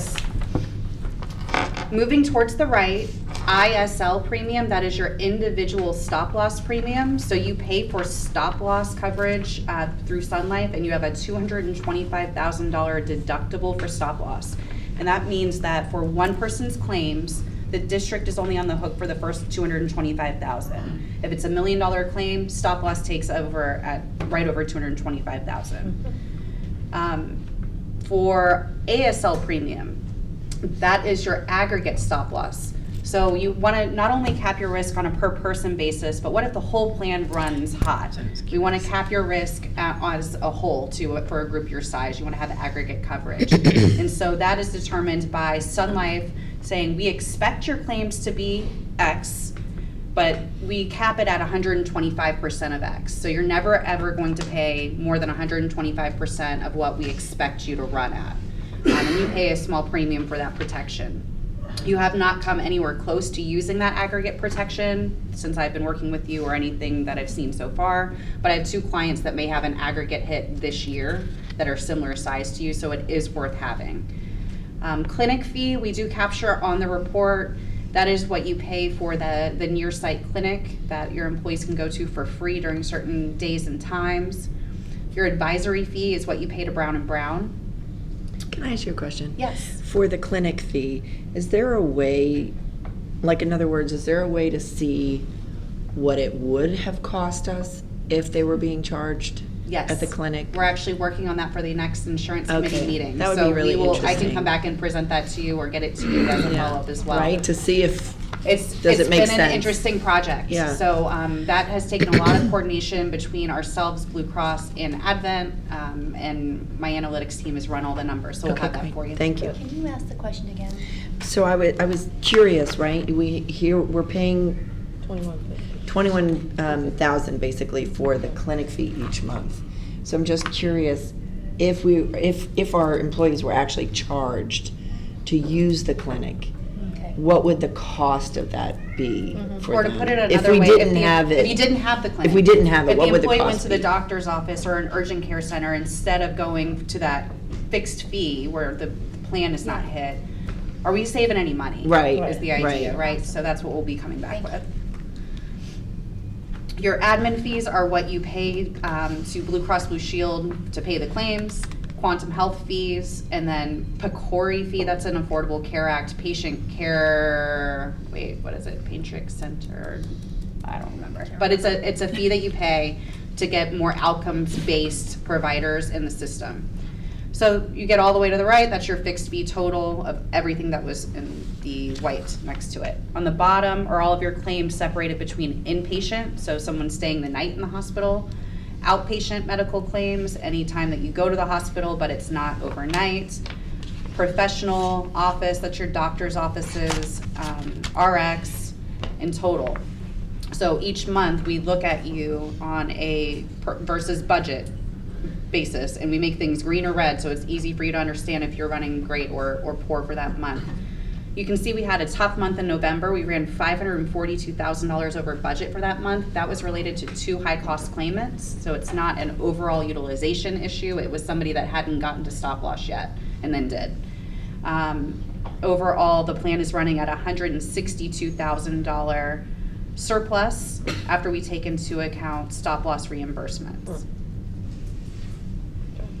On the right side of this page, you can see RX rebate history. Rebates are what are paid to self-funded plans each time someone fills a prescription that is a brand or specialty drug. So not generics, but drug manufacturers tie a rebate amount, or a we'll give you this back for your employee buying this expensive medication, and they're built into pharmacy contracts.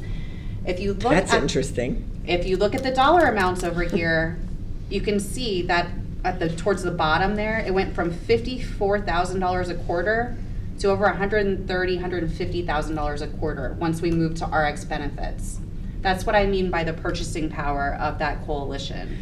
So This is a good thing. Okay. that's the money you're getting back. Now, your drug trends, we've looked at that in the insurance committee meetings too. Your drug trends are going up. Your medical trends are going down, but the actual cost of medications are going up for things like specialty drugs that treat arthritis and cancer, and there's new gene therapies that are coming to market that are $2 million, $3 million each, but they're curative in nature, meaning you have a child that's born blind, there is a gene therapy they can deploy to cure the child of blindness for certain conditions. So it's a lot of movement in the drug space. That's something we're investing a lot in as an organization, is how do we manage that spend for our clients. A question on that, right? So looking at the RX claims in that other space. Yes. Do you see trends for the scripts for like blood pressure, diabetes, scripts that people actually could get off if they changed habits, lifestyles, whatever? And is that something that Quantum would make part of an education initiative? So am I asking that question right? Do you know what I'm trying to say? I do know what you're asking. There's 2 parts of it. So you do have an issue with diabetes specifically on your plan, and that's, nationwide we have a problem with that, and it is something that you can control through lifestyle changes. Quantum does not reach out to all of your diabetic patients and say you need to exercise. There are other programs or targeted point solutions that do something like that. There's programs like Livongo, where members that are pre-diabetic or diabetic get nutrition counseling, a scale, ongoing management to try to get them off of the medications through lifestyle changes. Gotcha. So that's not something that Quantum does. Okay, I was just curious. We literally 2 months ago had a presenter on a free diabetes program. It's on my refrigerator because I keep trying to make time. Bob, do you remember? Yeah, it's through Flagler Health Department. It is the health department. So maybe that would be an initiative to kind of fold in. Are we taking advantage of the programs? And I think that even ties back into Health Marketplace, Healthy Kids, this diabetes program. Who within our HR department can be the the champion, the person who is really that advocate for Look at Henny our and Scott. staff, and who's also an advocate for the spend with our self-funded, who's making sure our staff, they are as healthy as possible for their sake and also for, the sake of our shared health coverage, so. And Just something a thought. that the district had years ago was more of a wellness program. Yeah, we did. And when COVID happened, that kind of blew up. Yeah. And we need to get that going again. We have the funding. So Blue Cross gave us $210,000 year one, $100,000 year two, to use towards those types of things. I think that was connected to your question around utilization, because we were concerned back in the day that those opportunities were not being fully that the opportunity wasn't really being taken advantage of. So that was one of those conversations. So this is good. This is good discussion. Dr. Conlon, I was actually going to ask something I think maybe similar to what you're asking. I know with some companies, you are asked if you are a tobacco user. Yeah. Do we do anything with that? We don't do maybe I'm thinking tobacco or we don't do tobacco rates. Christy, have you guys ever done that? We haven't. We talked about it very, very briefly, but we never really looked at whether or not we would change premium rates or something like that for people who were not tobacco users or cessation. And that's a tough conversation, right? Yeah. Because I eat more donuts than I should. Right. Right? And so, when do we start criticizing each other's lifestyle? I was just curious because we are in the same pot together. Yeah. To your The university point, does that. Yeah, to your A point, lot of like, people should do. we start to look at choices and Yep. preventative and whatnot? So this is such a big conversation. It is. Just to go back to the RX, because I just want to understand this. So we paid out a little over $1 million in RX claims, right? In that Yes. column there? But we did receive back in rebates 484,000 of that million? Correct. Okay. Well, that's since 18, right? So really. No, that's the most recent 4 payments. So over a 12-month sorry. period. Yes, okay, good. So So that actually, would since this reflect is only this- halfway through the year, I would say 200 and something. Okay. Yeah.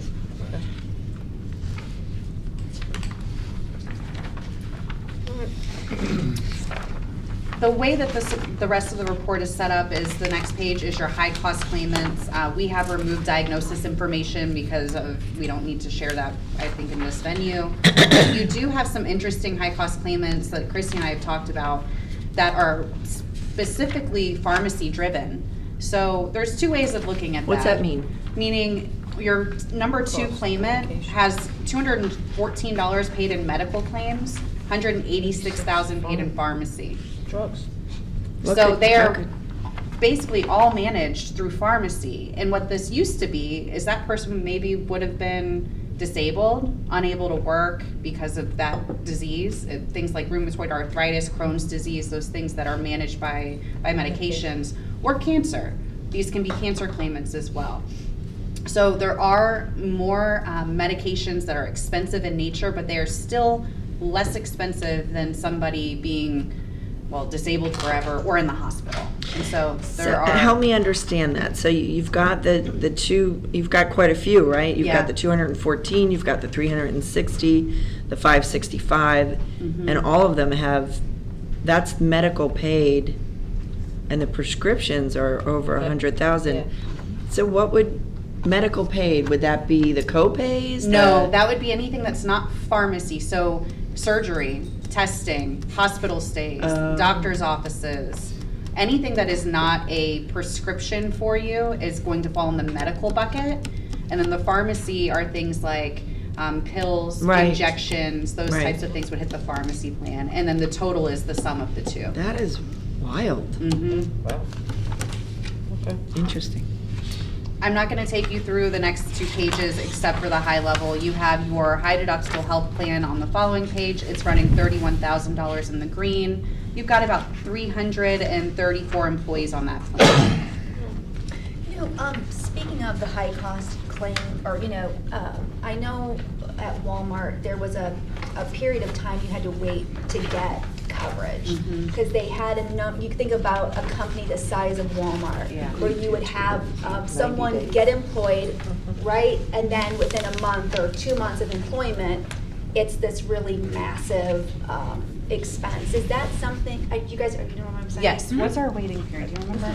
Depends, 90 so days. if you're employed before. When you start reporting.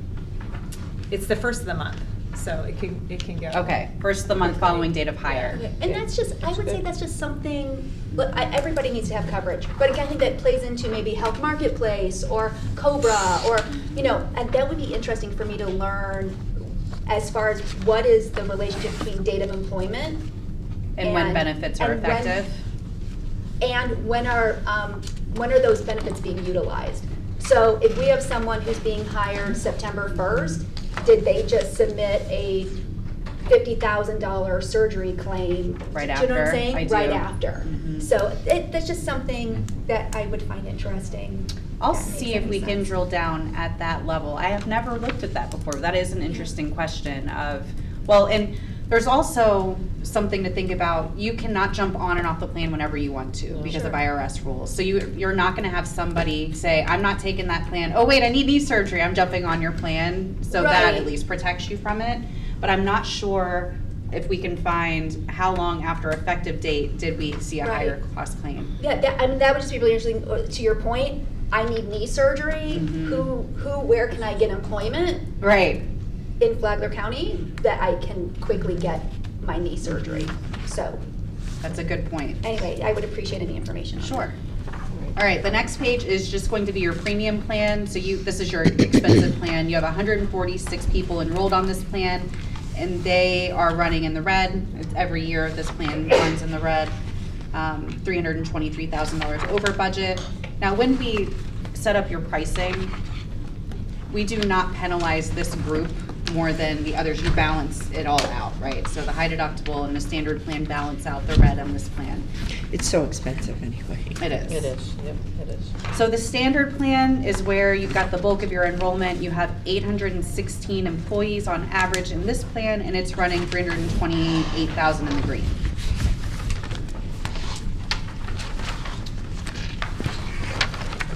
All right, the rest of this will not take long at all, so I appreciate your patience with me as we go through all of this insurance talk on an afternoon. Looking at your projections, so when we say projections, we have an actuary that looks at your claims and says, how much does Flagler schools need to budget for the next plan year? And the budget projection has come in at a 1% increase from your current funding rates. However, you are running at a surplus now, and you have a healthy reserve from prior year's good performance. So the recommendation from the actuary is let it roll, keep your funding and the employees' funding the same for this next plan year. If that $145,000 materialized, it would come out of the reserve balance. Got it. Great. That's good to know. And next page, please. This is your insurance committee's recommendation for the renewal. The medical we just talked about, there is a slight increase in the projection, but we're recommending no increase to either the board or the employees. And then for dental, this is the only other line that we looked at this year, went out to market and found a better deal for your employees. So the insurance committee has voted to leave Florida Combined Life, even though they provided no rate increase and a $10,000 wellness fund with a 2-year rate guarantee. Guardian was substantially better. Guardian is an ancillary carrier like Florida Combined Life, but they've focused on dental predominantly for over 25 years. They do the other benefits, but they do dental really well. They were founded by dentists. Overall, 4.6% under your current rates, which dental is not expensive. 4.5% wouldn't be the deal breaker or the deal maker. But they also had a much better network. So you will see in a second, I'll go through the disruption, but in a nutshell, we looked at all of your claims over a 12-month period and sorted them from the dentists that are most utilized on your plan to the ones that are barely utilized. Guardian had more dentists coming on the plan in every category, but of your top 25 dentists, you had 7 that were out of network with Florida Combined Life that will be in network with Guardian.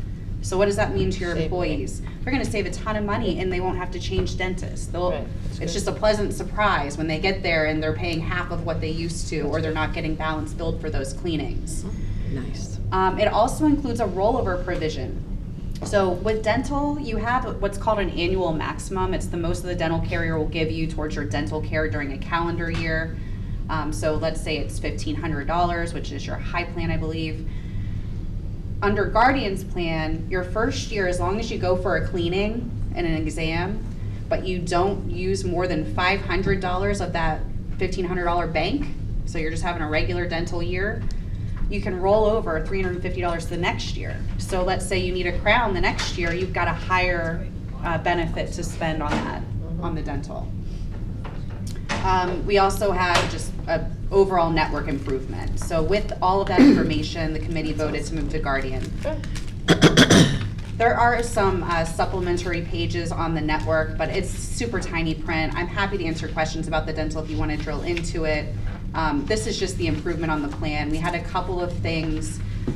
One thing I do want to point out to the board. So with Florida Combined Life, you have a low plan that is copay driven, meaning it's not like your traditional insurance plan where you get free cleanings, free exams, free x-rays, and then you pay a co-insurance for things like fillings, crowns, implants. It's more of a copay driven plan. Well, that doesn't really exist elsewhere because it's difficult to explain and to understand.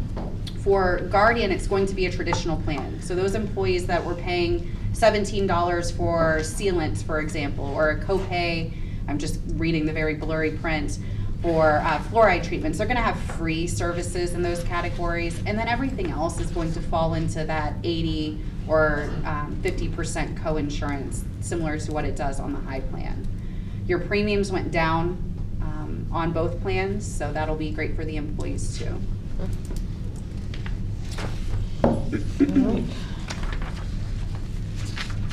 And then this is just the top 20, what do I include? 29 of the 100 or more that we looked at, your dental providers and all of different carriers and whether they were in or out of network. I highlighted the ones that are going in network with Guardian that are currently out of network with Florida Combined Life out of these top 28. And so you'll see number 5, number 6, number 9, number 13, 14, 18, and 23. We're all out of network with Florida Combined Life. They will be in network with Guardian. So that's a huge win for your employees. Excellent. This is just showing the even more granular details. So of your total 100 dentists, we looked at 100 dentists that employees were going to. 54 of them were in network with Florida Combined Life. 78 will be in network with Guardian. And then it goes into number of claims, dollar amount. We don't need to look at all of that. Next page, please. And then negative disruption. So it's great that we have these 28 people coming on the plan that were not in network with Florida Combined Life, but what about dentists that will be out of network? There were 4, and none of them were in your top 25. Or was there 1? I think there might have been 1. So we will, of course, communicate effectively during open enrollment, make sure people know to check with their dentist if they're in network. We'll make sure Quantum has that information as well. Okay. Great. That's good news. All right, that was all for me. That's a lot. That was good. That's a lot. That was Very really informative. comprehensive. Very good. Yes, very informative. Any questions I can answer for you, and I would be happy to be on a phone call with you at any point too. Thank you. Okay. Appreciate it. That was great. Everybody good? Yep. Yes. Thank you very much. Thank you. Thank you. Thanks, Bob. Okay, moving on to 8.01, Guardian Program, Mr. Woolahan.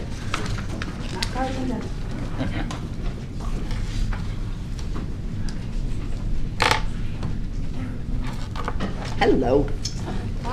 Welcome. Thank you. Thanks for your patience. No problem.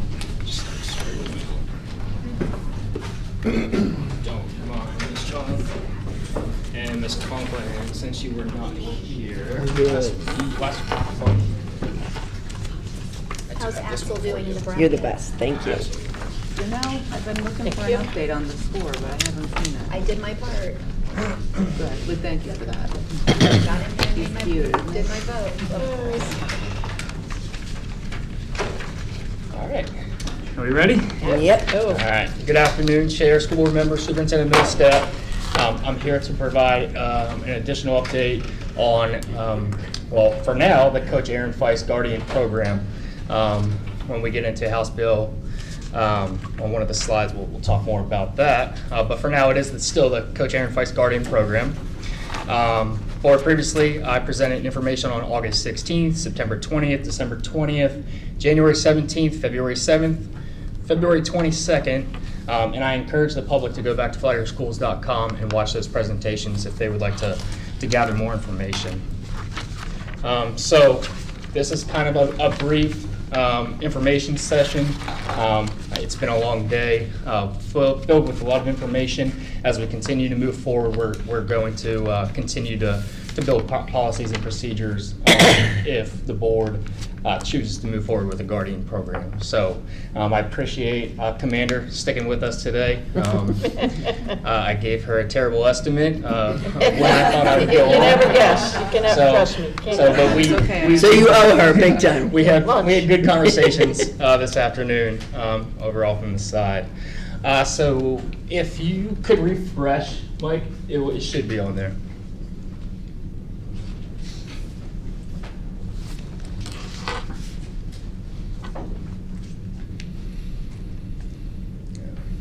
Wait for that. So all right. Okay. Perfect. All right, so as defined in Florida State Statute 1006.12, we've kind of now broken it down to what are our options for Florida Safe School officers. Right now, we all know that we utilize our services with the Flagler County Sheriff's Office to provide that service.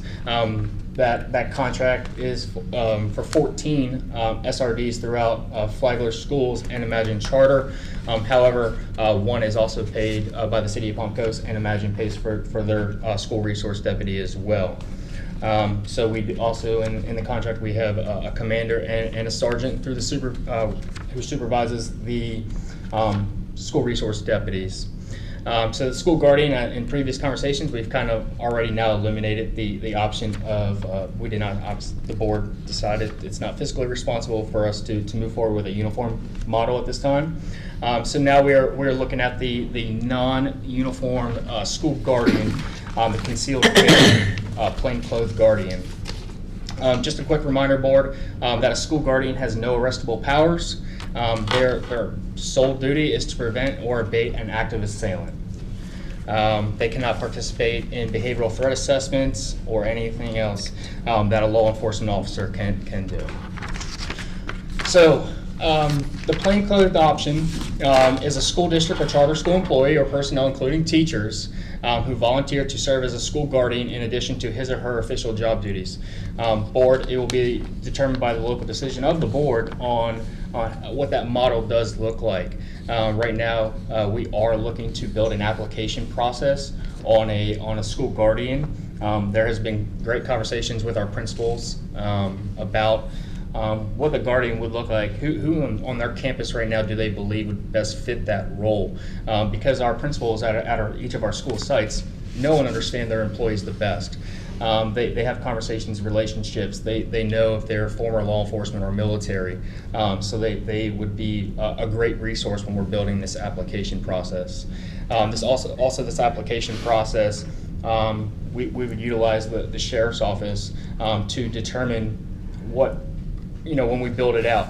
There are other districts, and I'll go with Mr. Finelli, in our circuit that utilize the application process, that strictly go through an application process with the sheriff's office.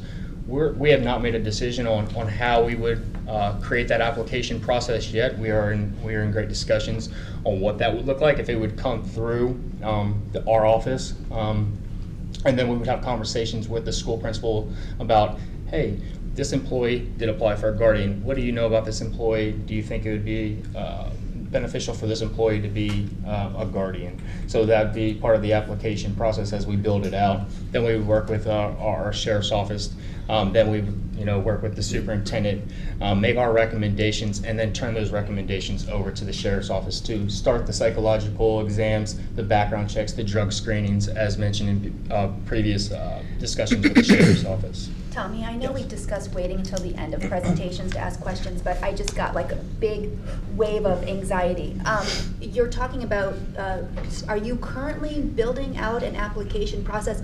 I guess I thought we were still very much in. So it's exploring draft, because it is all draft mode. It's nothing that is even public yet. It's all draft. Anything that's built right now, whether last month I came prepared with job descriptions that were already drafted out, thinking that could have been the option of moving forward with a uniform model. So anything, it is all draft right now. It's really not even physical or anything right now. It's just writing down ideas of how this would look, working with other school districts. To build a story for us to absolutely. look at. Okay, I just, again, I think I brought up in a previous workshop where the media is hearing these conversations, and if I'm Brent sitting in the back and I hear you're discussing building out the application process, it really feels like we've already decided that we're doing They're doing the work, because why do we keep having these meetings if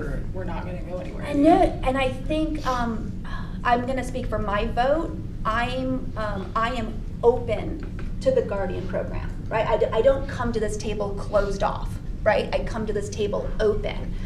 But I have an expectation that, the cart before the horse, or, we're doing. We haven't decided as a group. Right. I think I understand what you're saying. There hasn't been a vote to say we're going to do the Guardian program. Let us know what it looks like. Yeah, and it's kind of like, what does it look like? And then we'll have the. Look like? I just, when you start talking, I think it's the word application. Wow, I understand we need to kind of discuss what would this look like, but I feel like there's so much more conversation to be had. And Christy, I hear you. Let's expedite this stuff. You know what I mean? I'm not trying to expedite it, but if we keep having conversations over and over and over again, we need to make decisions. So I agree with that. I think we just need to remember that when we're sitting here, this is all workshopping. No one has voted yet. We're building information. Until it's on the agenda, nothing's going to go forward until we bring it to the business meeting and vote on it. Totally. So when we're here, I think we can all feel confident that all that we're receiving is information to build us up to the point where we say we have enough information to bring this to the agenda and then make a final vote on it. Yeah. And so I just wanted to bring that to the conversation. I appreciate it. I just think the word application I found kind of unsettling. I brought this up at a previous workshop. I'm not necessarily in favor of this exact plain-clothed, any staff member concealed gun on campus. I've brought up the campus advisor role. Do we have Guardian-eligible job descriptions? Right, like Dr. Conklin has brought up, is it someone who has military law enforcement background? Is it someone who already has, right? So when you talk about we're building out the application, I personally would like to still have more, for me personally, more conversation about what does it look like? What does it look like? And I will say one of our former campus advisors, when I met with him, he said that he's not in favor of a plain clothed. He would want to have, maybe it's not being that uniformed person, but is there, for his own safety, he would want to be identified in some way. Like if, let's just go on the path of, we decide the campus advisor is that one of a handful of Guardian eligible jobs that we're gonna have. Maybe they're not plain clothed, but maybe they're not uniformed, right? And so is there a shirt that they wear or whatever? So anyway, you said application. No, absolutely, and trust me, I go back to every single. No, I go back to every single board meeting, and I take all this into consideration. However, I'm not trying to not. I don't want to be at the table and say, well, now what? when we're at a point where we're going to vote on it, and then we don't have an application process in tech. I haven't talked to the principals about what it would look like on their campus, who is eligible. So it's just all the behind the scenes work that I'm doing right now, and information building it all. gathering.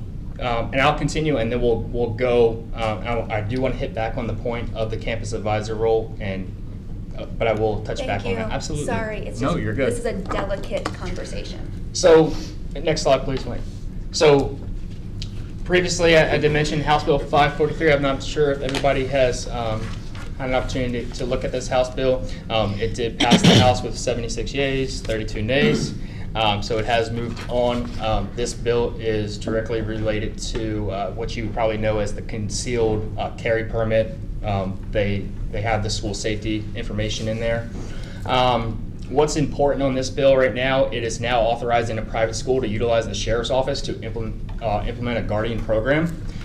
So board, you now have to consider that we are going to possibly go up against, not against, but lack of resources with the sheriff's office if they choose to move forward with a guardian program. So that is something to think about. After today, yesterday, I think that's very feasible. So also a school guardian who has completed the training program may not be required to attend another sheriff's training program unless there's been at least a 1-year break in employment as a guardian. What that would mean is if they participated in the guardian program, moving forward, they are now all having standardized curriculum. So once that has been implemented, if they have this training in another district and they say, well, I would like to move to Flagler County. Palm Coast is a beautiful city, right? And I was a guardian in this district. They would automatically be eligible to become a guardian with their certification. So that's another part of recruitment. It is now 16 hours of active shooter instruction. The Sheriff's Office has already, they've worked all behind the scenes. They've already added all those numbers up. They've already put that 16 hours of active shooters instruction in, and the 4 hours of legal instruction. Previously it was 12, so that's where those numbers have changed. And so the training requirements that were in the last presentation have not changed? They have not changed because we've already been talking about this House bill and what was involved with it. Very good. So board, we have to determine who is qualified. We have to, once again, we have to develop the application process for employees to be considered for guardian training. Are they instructional or non-instructional? Talking with my colleagues throughout the state who are district safety specialists, chiefs of security, emergency management, in their role, if they have the plainclothes guardian and they're instructional personnel, their job is not to leave that classroom. Their job is to prevent anything coming into the classroom. So if they are a guardian and they are an instruction personnel on that campus, they do not leave. And that's something that they build through their policies and procedures with their guardian training. So it's not that they're leaving students inside of their classrooms to stop an active shooter. They are using this as a force multiplier. So they have officers on the campus, whether it be a security, SRD, or a safe school officer. They are just a force multiplier. And if they're instructional personnel, they stay in the classroom to prevent anything coming into that classroom. So that's something to consider because I know there's been conversation is, I don't want our teachers being, and that's your decision, and we would have to come to a consensus of how that would look like. But just for your knowledge, when I speak to my colleagues throughout the state, that's how they actually have their policies and procedures built through the Guardian program if they're instructional and they're plainclothes. The former law enforcement military background, our survey results showed that 17 employees, and it's probably -1 now because we know the one, who have former military or law enforcement background. So we would have to explore more to know if these employees who are former military or law enforcement are on campus full time. What I would imagine is a lot of our plant service workers are former military. Are they on that campus full time, or do they travel? So that's something that I would like to explore more, and continue to work with other school districts to see what is their model. Is that something that they explore? Is former military law enforcement? When you see the uniform model, that is something that is preferred as former military law enforcement, but it is how they build it out. A neighboring district in our circuit, they have one of the largest guardian programs. It is not a requirement for their district, so to speak. Also, I would love to work with the sheriff's office, get their recommendations. Just in conversations with with other deputies and commanders, there's former military law enforcement that go through the sheriff's office training that just do not make the cut. I myself would not be qualified to become a guardian. I do not have any former military or law enforcement background, but I do have administration background on a school site dealing with school safety. So what if employees decide not to continue to miss out? How would turnover look like if they get through the trainings and they just say, this isn't for me. If we went with the plain clothes model, this is something that we are going to have a layered in approach where we could just continue to build it, where it's not a large financial impact to the district, where as a uniform option is that's what you have and that's what you get, just because of the financial burden a uniform model does. So the plain clothes options, like our surrounding district in Putnam, they continue to build that program. Districts like Suwannee, they continue to build that program. They're one of the 2 largest districts that have a guardian program, just because they have a layered in approach. They continue to build it every single summer through training. Okay, so you're saying they start, I'm sorry, I'm writing my questions down. Are you good? I'll wait. And another reminder to Mr. Ferry's point, Flagler Schools exceeds what is required for the safe school officers as defined in Florida State Statute 1006.12. So if we have a plainclothes guardian that is out sick or on medical leave or something like that, we are still meeting the requirements having a safe school officer on our campus each and every single one a day, whether it be the sergeant or the commander or a road deputy that fills in. Even at our 2 high schools, if one of the SRDs is out, we make sure that we have an additional SRD on that campus, so there's always 2 at our high schools. So the financial impact, just going back to our previous presentation last month, employees who are not on 12-month contracts, they will be paid by the school board for the required training. So future MOU, an approximate of $48,000, $55,000 cost for the district for training, with the additional liability insurance of $6,000. That was information that was presented at our last board meeting, information workshop, I'm sorry.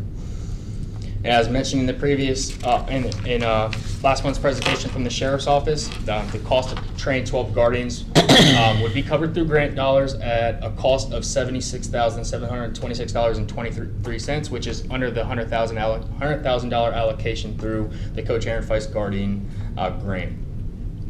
So we have Let's Talk, continuing to take feedback.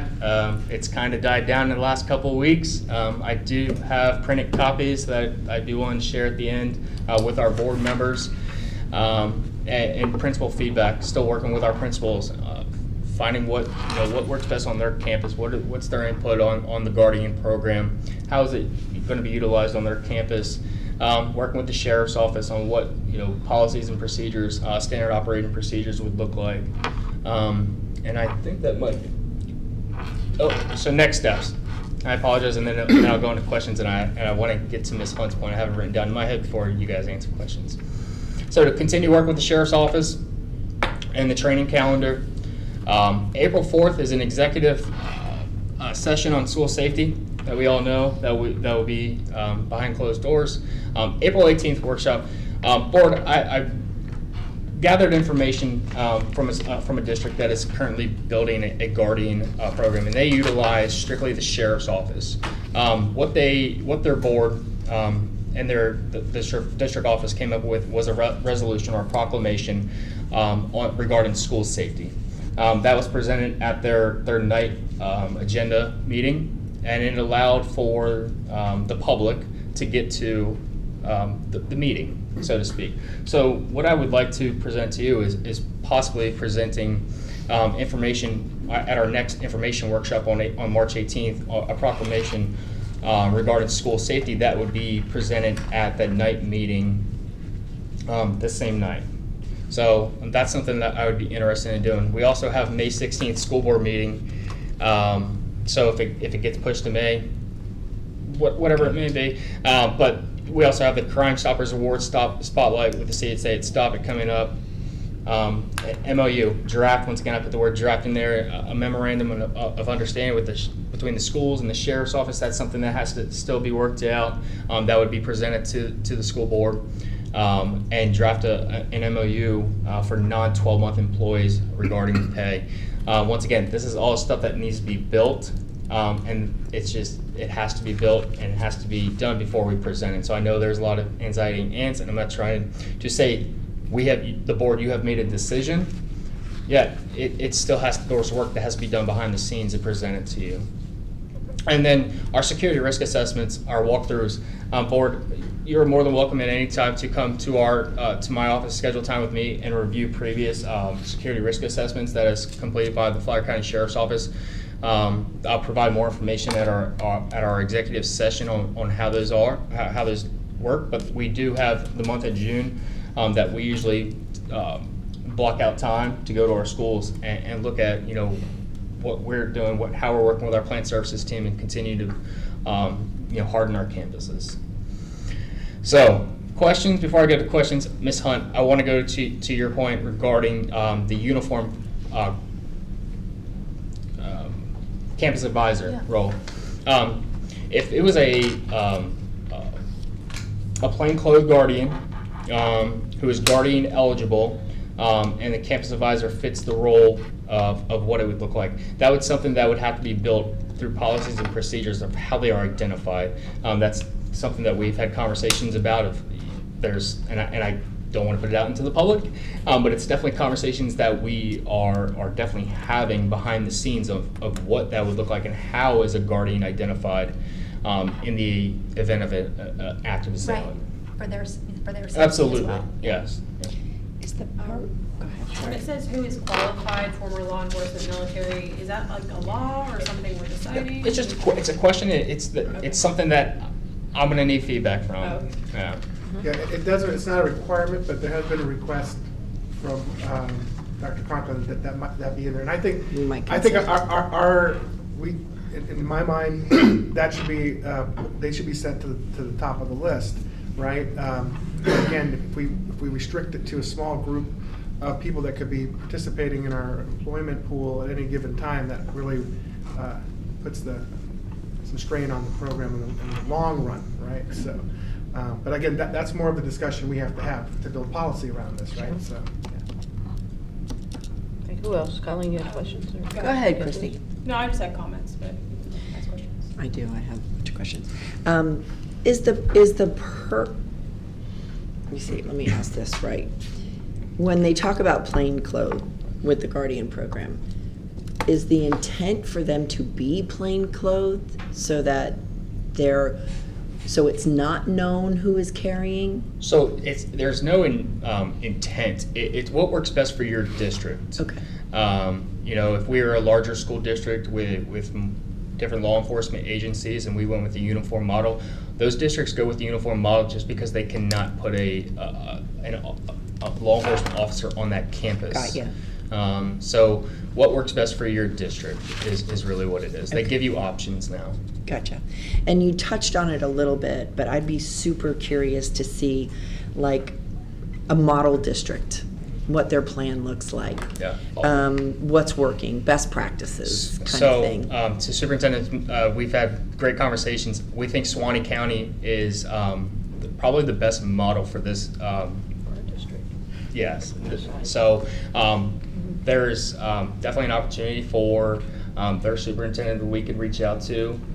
Ted Roush has volunteered to try to coordinate share their time and plan. share. He was recently at another small rural district to share their plan and provide, kind of a boots on the ground perspective of how they built their program to be into its 4th year. I think that would be That's a really great beneficial. idea. We'd like He that. zoomed in or something. Yeah. That'd be great. Yeah, How because far away are they? Suwannee's pretty Suwannee's far. far. Is it? Yeah, it's in the middle. The other thing, the length of training, we're talking basically the 144 hours. Is that like 3 weeks all at one time, or is that over a course and a period of time? Yeah, I don't know if Commander has built out that training schedule yet. We don't actually have the schedule, but they plan on doing it back to back, week at a time. So it's So not like- like a week here and a week. So like next 3 month or weeks over the anything. summer per se, Yes, That would make sense. right? that's the intention. Okay, yeah, I just was curious. And then the other was just a comment about,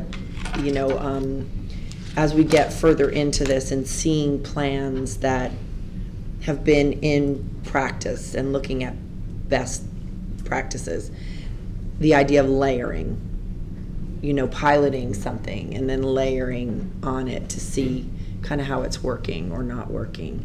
Because I'm open, but I'd like additional information. Absolutely. Do you know what I'm saying?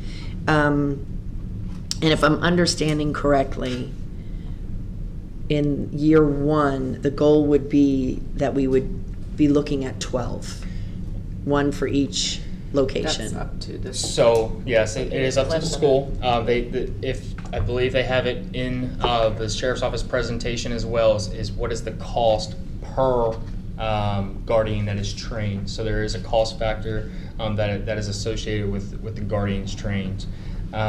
So it's something that we could continue to walk through or talk through. And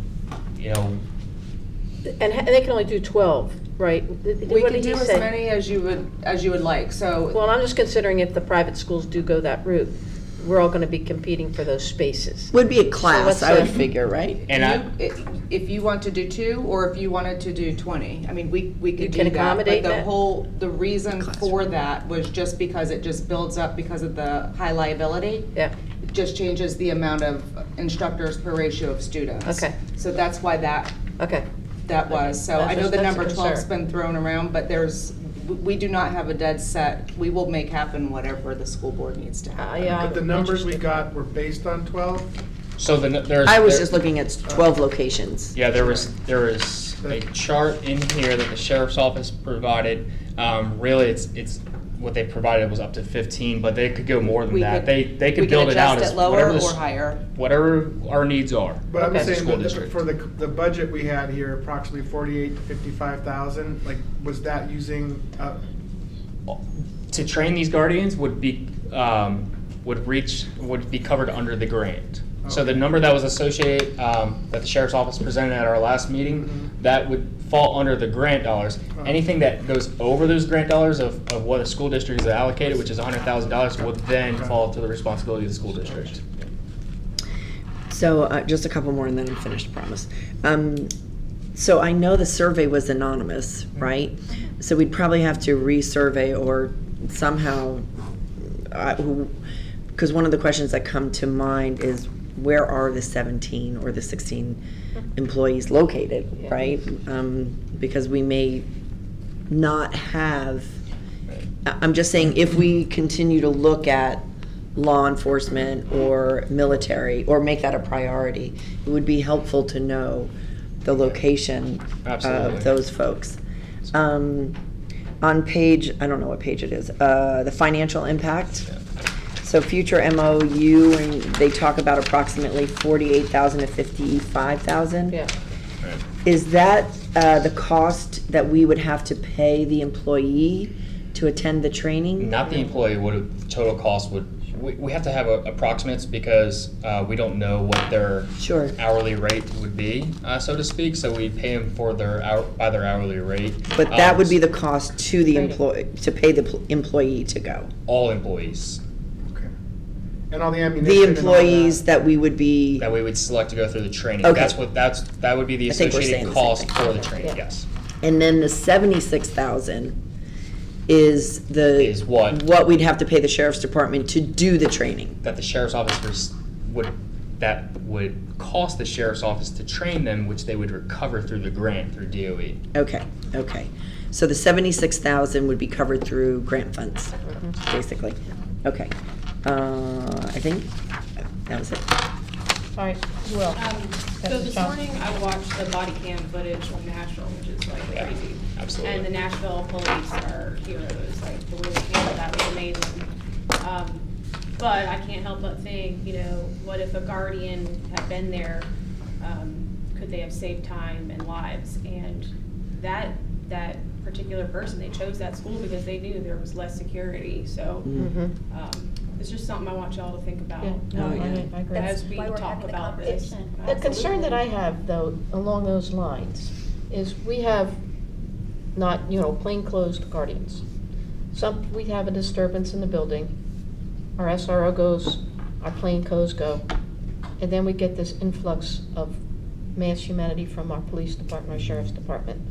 How are we gonna distinguish that that plainclothes guy that's shooting is not? Right. Yeah, that's That's a something- concern that I have. That's a great point. You know, that's my There's concern. another whole conversation that I would love to have when it's not open and nothing against the Okay. public. That but we is- We're do gonna have to have, yeah, Something once we have that. kind of good. it, yeah, That, yeah. yes, that would be an over concern because we know, everybody's gonna need to know That at is that point. absolutely, there's, Yeah. And That's it's the a- guardians who want that very crystal clear. Oh, yeah, for oh, their yeah, that's own- their life on the Yeah, line. well, right. and No, it's I get us it. as well, That's because right. we certainly don't want to be.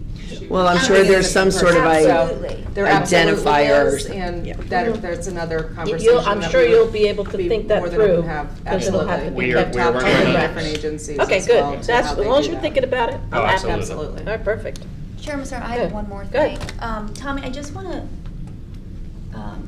dive in a little bit to a comment that you made as far as what you talked about with instructional staff.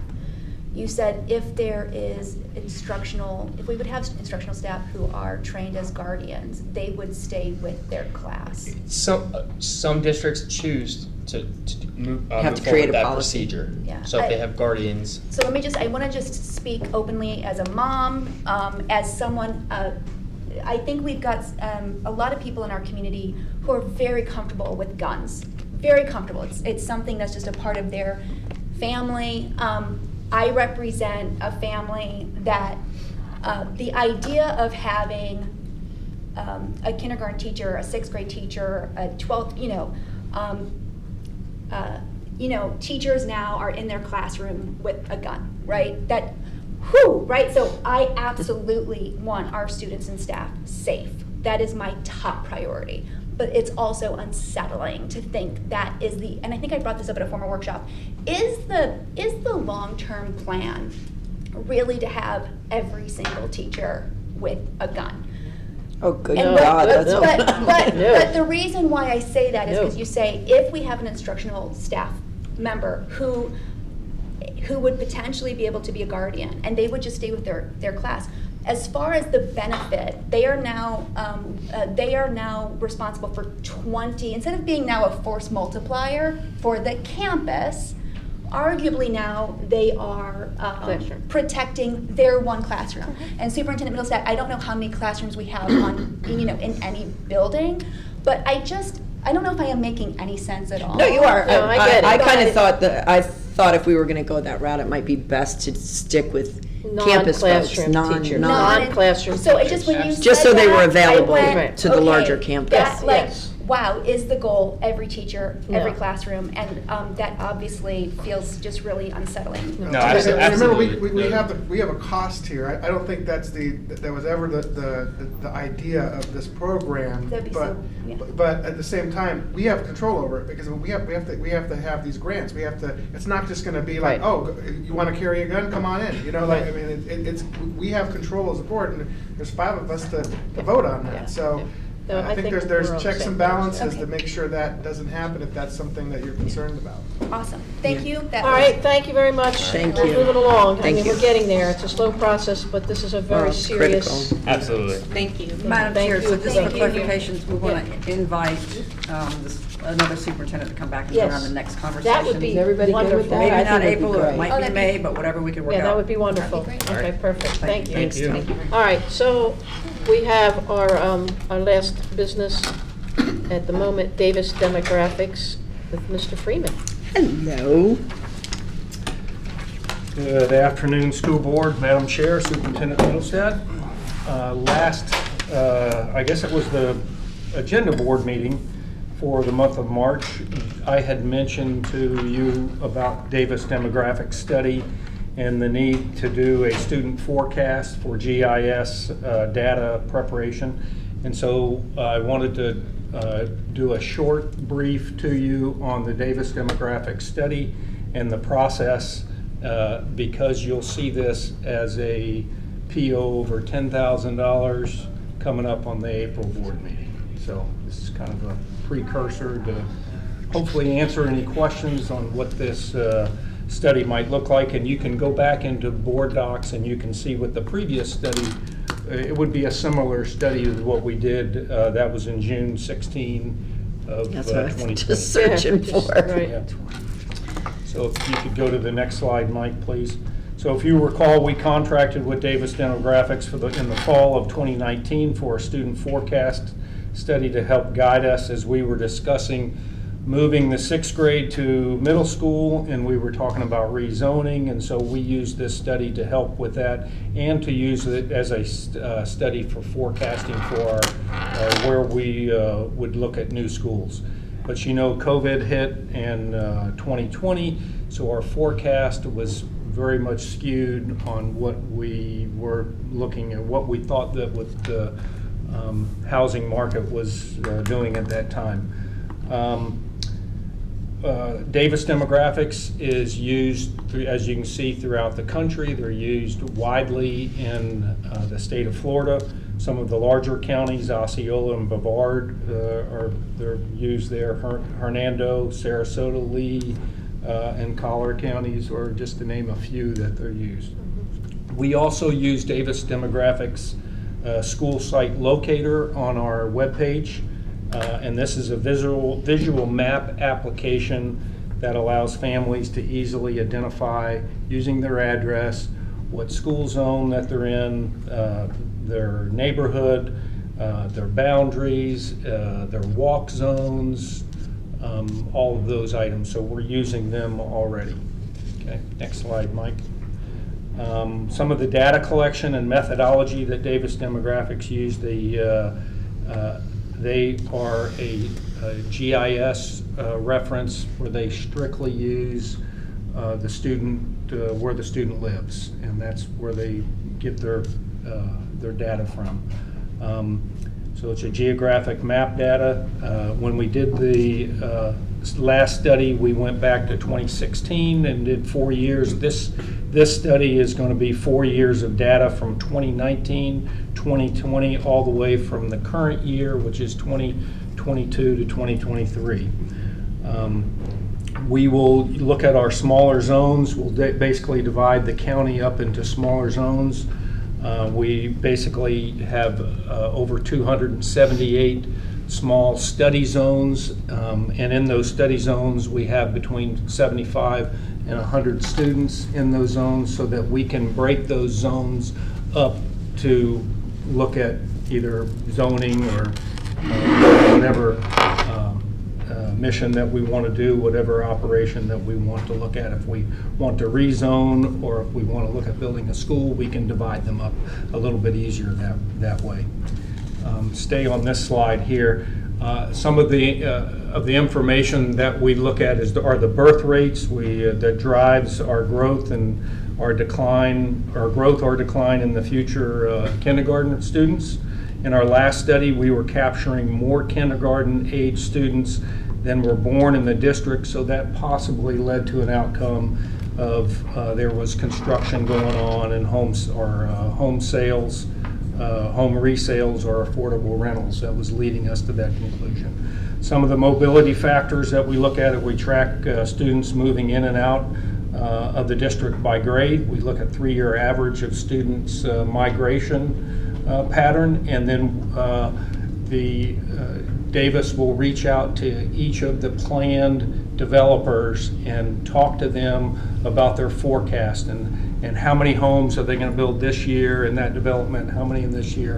And that's typically a way that we can use that for a forecast on determining how many students we're going to get in a particular area. So they look at the planned residential development and those yield factors. We also look at attendance matrices to provide a better understanding of where students live and where they go to school, and this also will be able to help us impact the district open enrollment policies on where we can assist with managing that priority. So if you go to the last slide, this is some of the deliverables that they'll be able to use. One of the new things that they have is the Atlas Interactive Portal, which will be able to provide us with some of these reports, density heat maps on where we have the most students that are in our district, enrollment and residency reports, and housing development reports. All GIS data is to use for the forecasting. And then the last slide is, this is the gentleman, our project manager, that will be working on this project with us. We're in the process now of finalizing the contract with him, but I wanted to make sure that you were familiar with this process because you'll see it on the 10,000 over. Yes. And it's a crucial need for growth. I mean, we used it for our impact fees. We went very heavily on that, but. We did, and especially right now, we are lacking a school planner, and this is something that will help us forecast that, and then we'll be able to use it in the future. When we do get a school planner, they'll be able to help us with doing the forecasting. Question? Well, two comments. One, since they are updating the plan, are we going to get a discount? I'm just throwing it out there. It's not like a brand new plan. I like that. A lot of the data is there. It's going to be an update. It's only 1 year's data that was there. Right. And we're growing. 3 years away from that. Just throwing that out there. And the other thing was, I remember when we went through all of this, we got a lot of pushback about the numbers, and that they were inflated and this, that, and the other thing. I just pulled up the old plan from June of 2020, and their projection at that point in time for, say, the 22-23 school year was $12,700. For the 23-24 school year, it was $12,700. And Kathy, last night you shared, we're looking at next year, we're finishing out the year close. We're over 13, we'll be close to 14. 14, close to 14,000. So it was truly a conservative number. And it just goes to show you, for all the pushback that we got, they were pretty close. Right. Yeah. And if anything, conservative. Yes. Right. Yeah. So it's a fascinating report when you get it back. Yeah. If you're It's interested, good. look at the one from June of 2020. It's really, it's quite fascinating. It is. How they do that. May I ask you a comment? Yes. Just listening to the conversation we had earlier about the vouchers and the unknowns going forward in the future for a school district, I think this is very timely to get hard-coded data that's relevant to right now. Because if you go into next year and you start to track your vouchers that come offline, now you're going to know where those residents reside in our county for strategic planning going forward. So it was just another potential benefit of doing this particular study right now. Dave, can they include in the report kind of the location of all private school opportunities for students? We do have a list there are 17 private schools in the county, and we have been reaching out to each of them this year to try to get their enrollment for this year. DOE tracks that, but it's always a year behind. Right. And we have it for last year, but some of them were successful in getting. They don't call us back. I mean, they don't have to report. No, of course not. And does that include like storefronts that pop up? It is like whatever, educational storefronts that are. It's whatever is registered with DOE. Okay. So they have to be registered with DOE. Right. Okay. So, and then the other aspect of this study that we're going to use is for our oversight committee. Our oversight committee is the ILA oversight committee, which the working group meets several times a year. We are meeting on the 6th of June, I believe. I'll have to check my calendar, but 3 of the board members, and I apologize, I'm not sure which one of you are on that oversight committee. We meet with the municipalities on the 6th of June, and this is one of the things that we are supposed to require to give to the municipalities is our forecast. And so this is going to be a part of that oversight committee. It's a good thing. Yeah, we have to do it. All right. Thank you. All right. Thank you. Thank you. Moving along, anybody have old business we need to discuss at the moment? Yeah, I have some old business. Go ahead.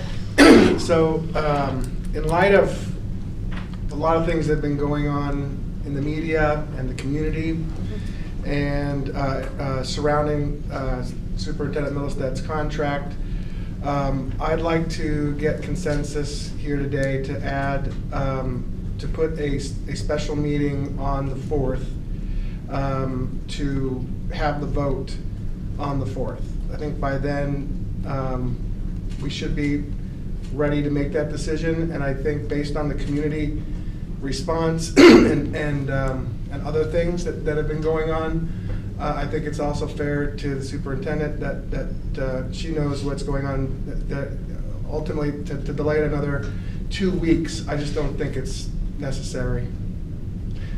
So my understanding, we can call a special meeting. We can maybe bring it up right during the meeting and recess and then go into a special meeting, and we can do it right in the public. So it's not a private meeting, right? We have 7 days to notice it. So that's actually, special meetings require 2 days notice. But, okay, well, we don't need 7 days. But 7 days is preferred, yeah. And so. So I don't know, do I have consensus on that? Second or agree with you.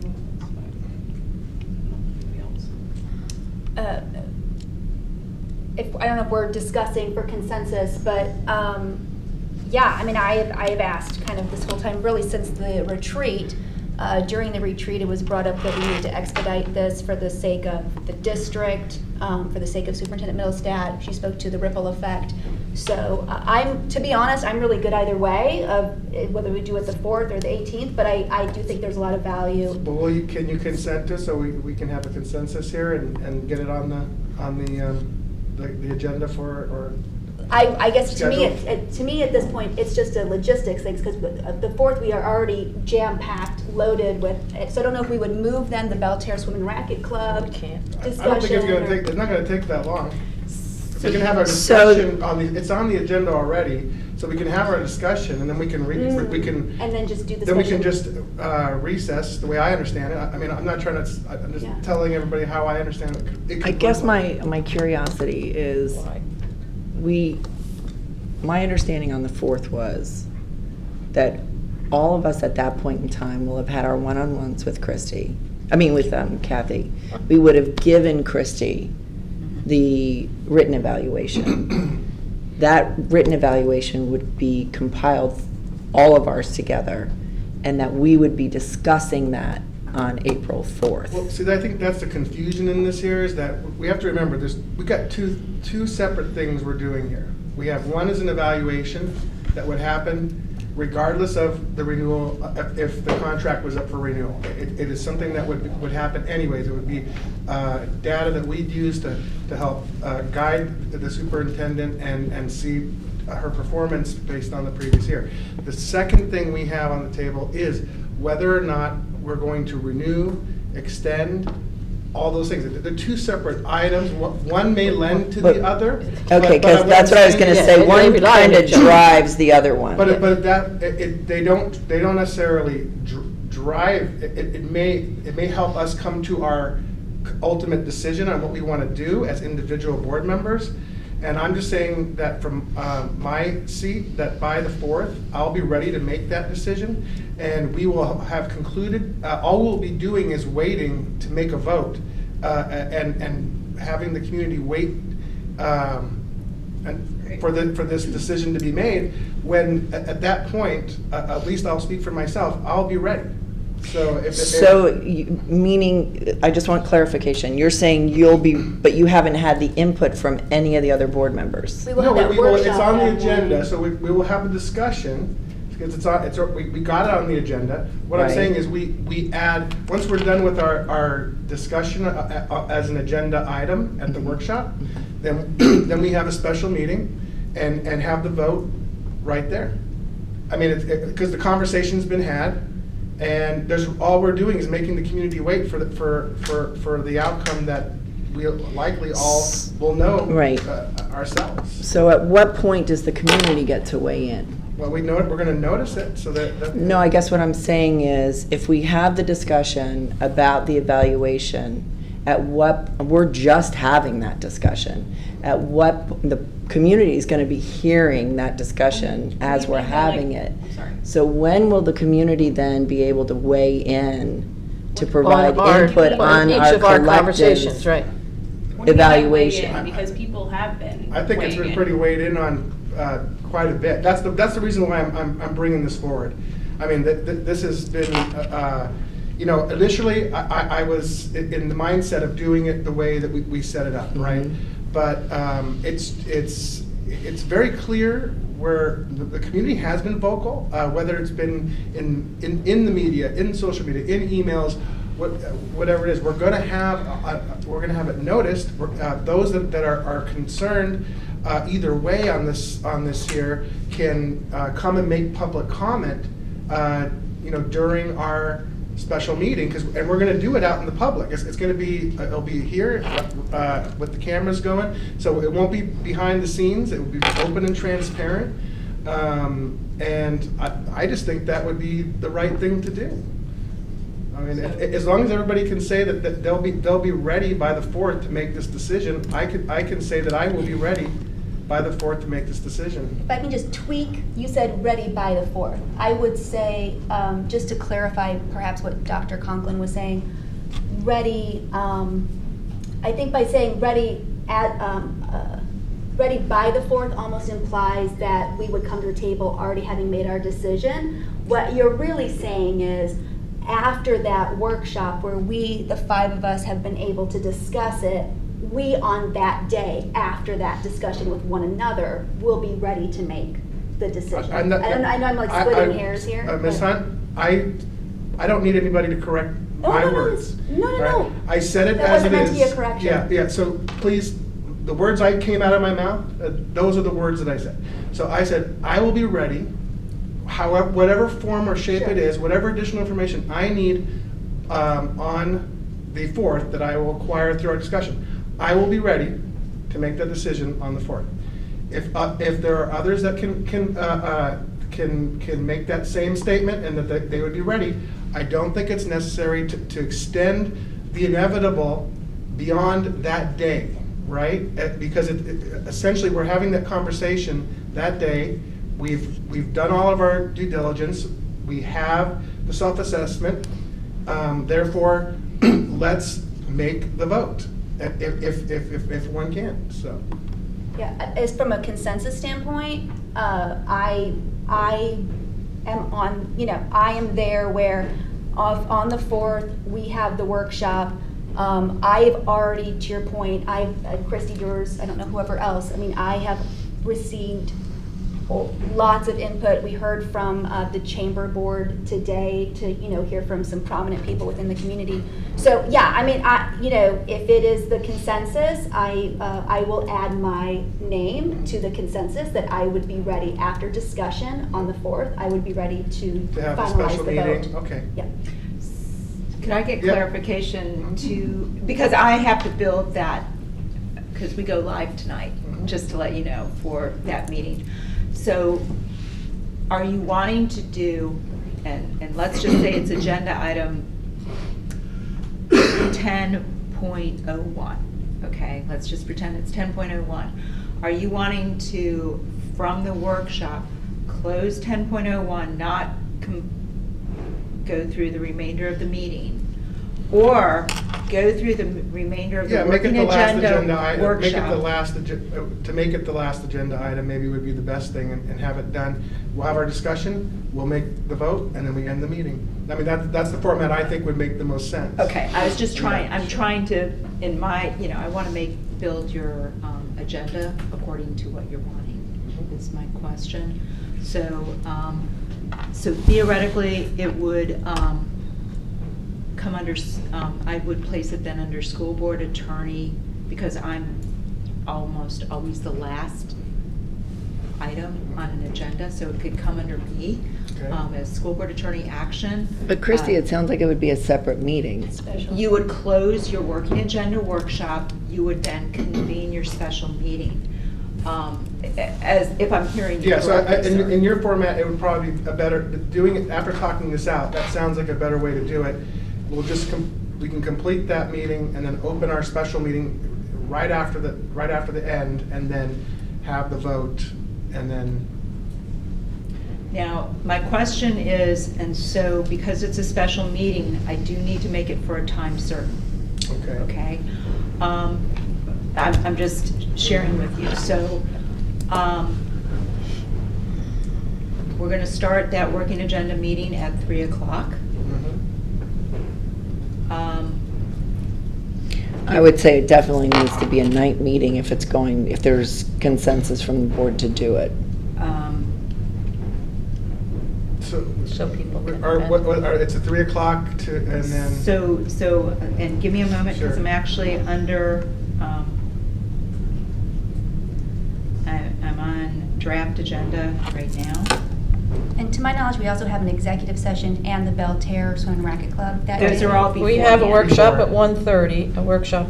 Those are all beforehand. 10:30 is 10:30 your- and 1:30. Yeah. And then 3. 1:30. So And they'll 3. pre your other meeting. So right now, I've got, so your agenda, your workshop agenda currently is your typical resource and supports, where Ms. Warmick provides you the state of, financial budget, et cetera, and payments and all of that. You have one item under academic services.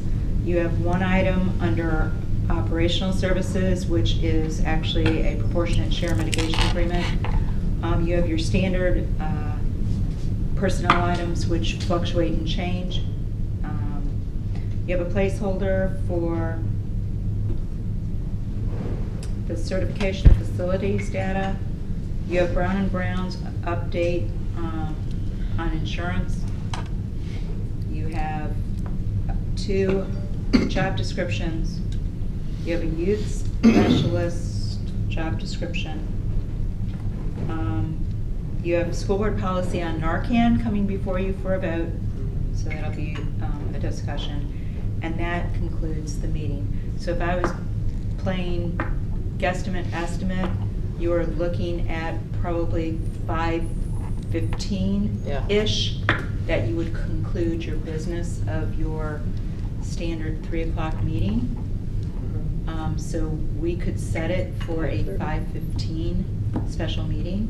And if Weren't we we- already going to discuss, wasn't that already in there somewhere? Oh, and I'm sorry, and I have to add, and so that would be 2001 is the policy. It hasn't been added to the agenda because I didn't know how we were doing this. So 2002 would be superintendent contract for discussion, or the evaluations rather, for discussion. It would go out, y'all would have your discussion. That's amongst yourselves of how long that's gonna take. I'm thinking 5:15, 5:30, you would likely be done with all of this agenda, and you would then call your special meeting at 5:30. If it meant that you have a little bit of time in between, we would have a little bit of time in between, because I believe that for the sake of your public, if they did want to come in and comment prior to your special meeting, that would best serve you, to allow your public to be here. That does, Are they allowed it's a night comment meeting. But in the special meeting, though, they would be allowed comment within that meeting? That would only be, yes. Okay. So technically, they could comment if they wanted to comment at your 3 o'clock workshop, knowing that you're going to be talking about it. They could do public comment there. If it's a time certain, then, so let's just assume, because we don't know exactly when we're going to finish, whatever, but we could still, at that point, if we needed to, we can adjourn or recess, excuse me, go into that at the time we have noticed, right? And then, even if we had to have the conversation that we were going to have on the agenda item there, we can move that conversation into the special meeting. You could continue it into your special meeting. Okay, gotcha. Why don't you just make the special meeting the evaluation and the contract? You could do it that way as well. That would make the most sense. So it's all one. That would make the most sense to me. Much cleaner. Yes. You could do it that way as well. And what if, I don't know what else is on the agenda, but what if you just, I've given you Five. the entire agenda. Yeah, she just gave it to us. so it's not, It would have been. because what you don't want to She wanted do. under I guess we attorney. just go until 5:15, and then we would adjourn. For a special We would either 5:30. adjourn or recess, depending if we finished the regular meeting. Yeah, if right? you finish your Yeah. regular meeting at We have a 4:30, gap. Right. you know, you would start your other meeting at 5:15. I think if you take 5:15. I would do 5:30 or 6 o'clock. I would not push it at 5:15. Yeah, People and- need to And I get guess home. the thing we don't know is whether or not you're gonna have a lot of people show up at 3 Right. o'clock time frame to do their public comment. I can't predict. I would, 5:30, 6 o'clock. So 5:30? 5:30 the earliest, yes. Okay, that's it. Okay, so that way I just need to build that agenda. And I'm not trying to be obnoxious here, but Yes, ma'am. because I'm hungry right now, if I can just go through what I have on my calendar. I have special workshop 10:30 to 12:30 for the Belle Terre Swim Racket Club. Then I have, and the times actually overlap in my calendar. I'm showing executive session 1:30 to 3, which actually overlaps with the Swim and Racket Club. So I need some clarification there on what the true time is.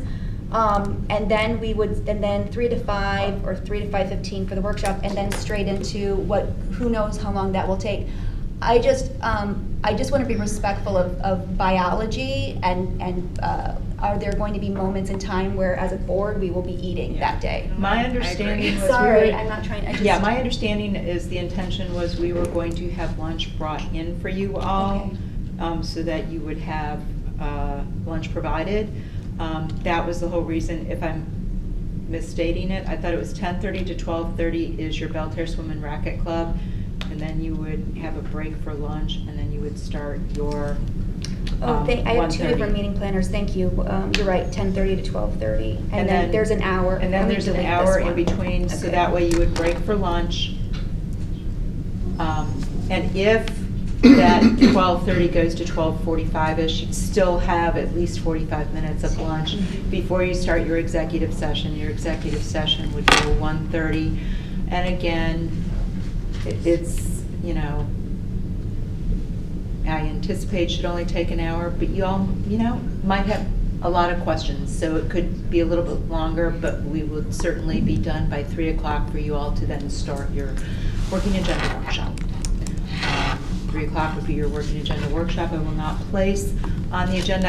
was waiting for kind of a conversation before I placed where the contract would be, of just whether it was contract debriefing on, you know, the evaluation, but instead I'll build it into the special meeting and it'll all become one. Okay. It's the pleasure of the board.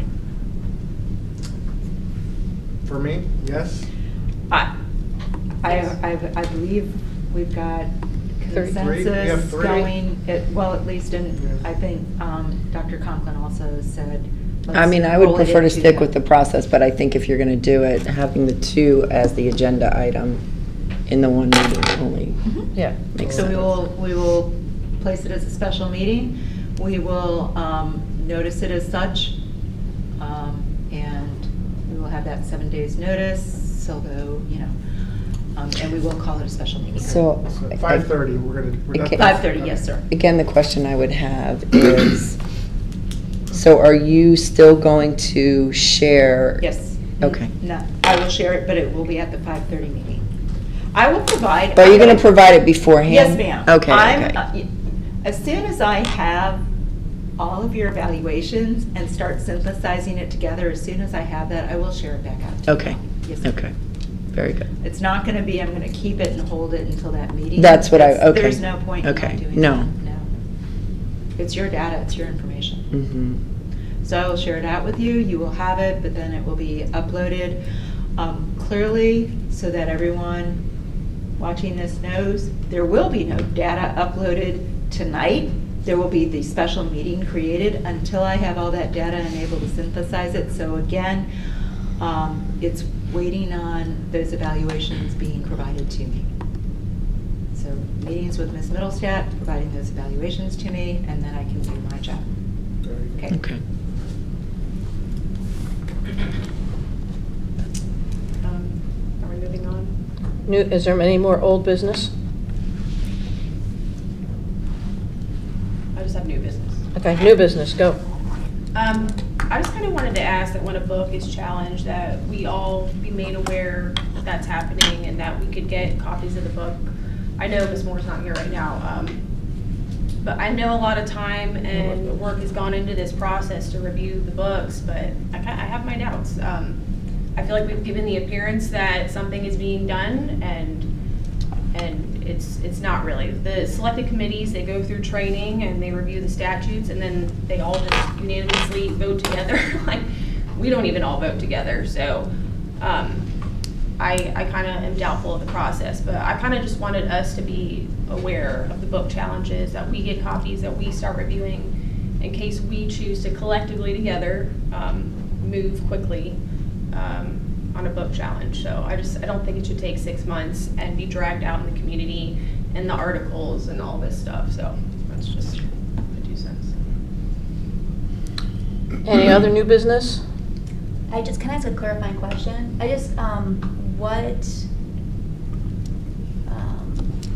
What are the details around, like, what would look better? Like,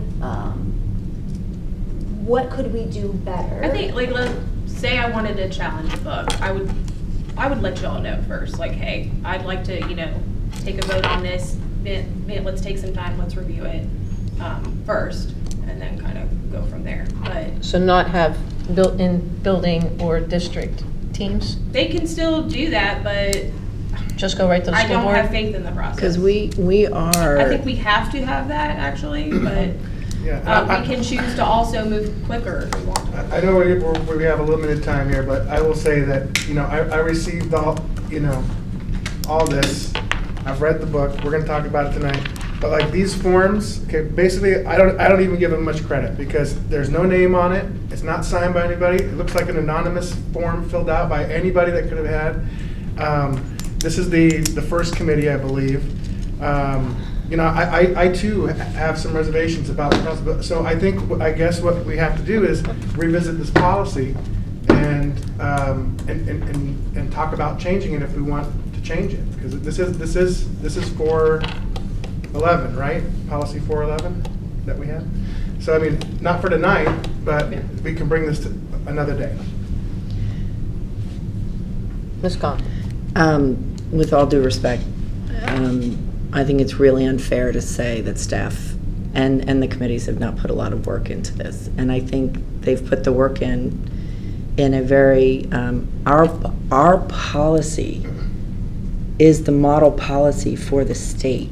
It's the policy other districts have borrowed. And I've said and that they used. did put the work in. It is a But, lot. I acknowledge that.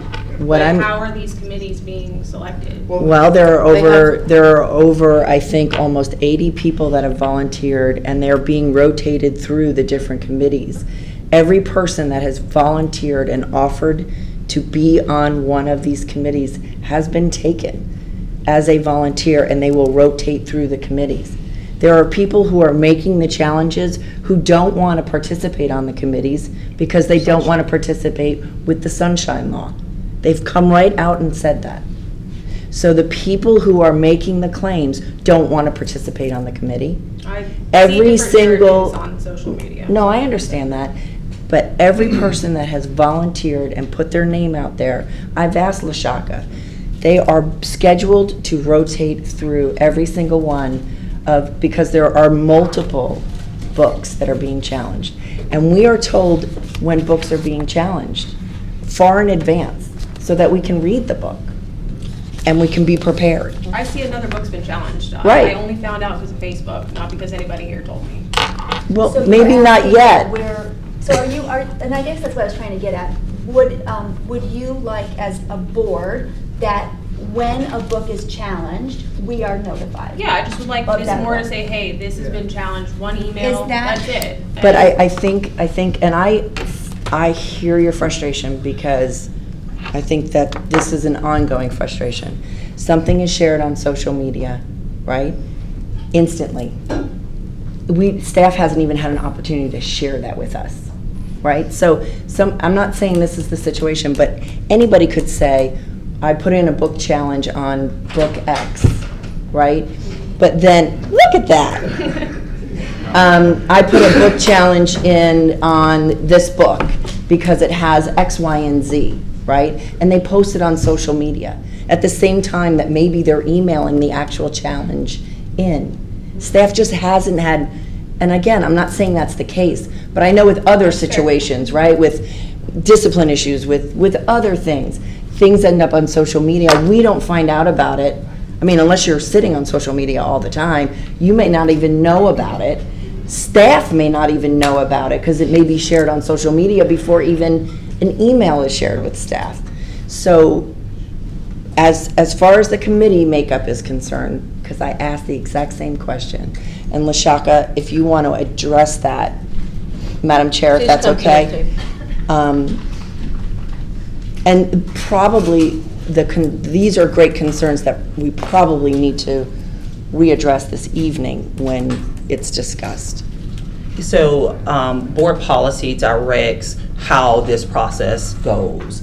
So at the school level, our committees are comprised of community, parent, teachers, our media specialists, our administration as well. At the district level, it lists out in the policy individuals that must be a part of the committee. We have, because we've had such a great turnout of parents and community members, we have gone beyond what the policy asks for, which is one parent and one community member. We could not bring material before you knowing that we had over 80 people to complete the survey and only take in that of only 2 of those individuals. So we divided the group, the 80, up into parents and community. We equally divided them up into groups, random selection. It was not done by myself, it was done by someone else, random selection.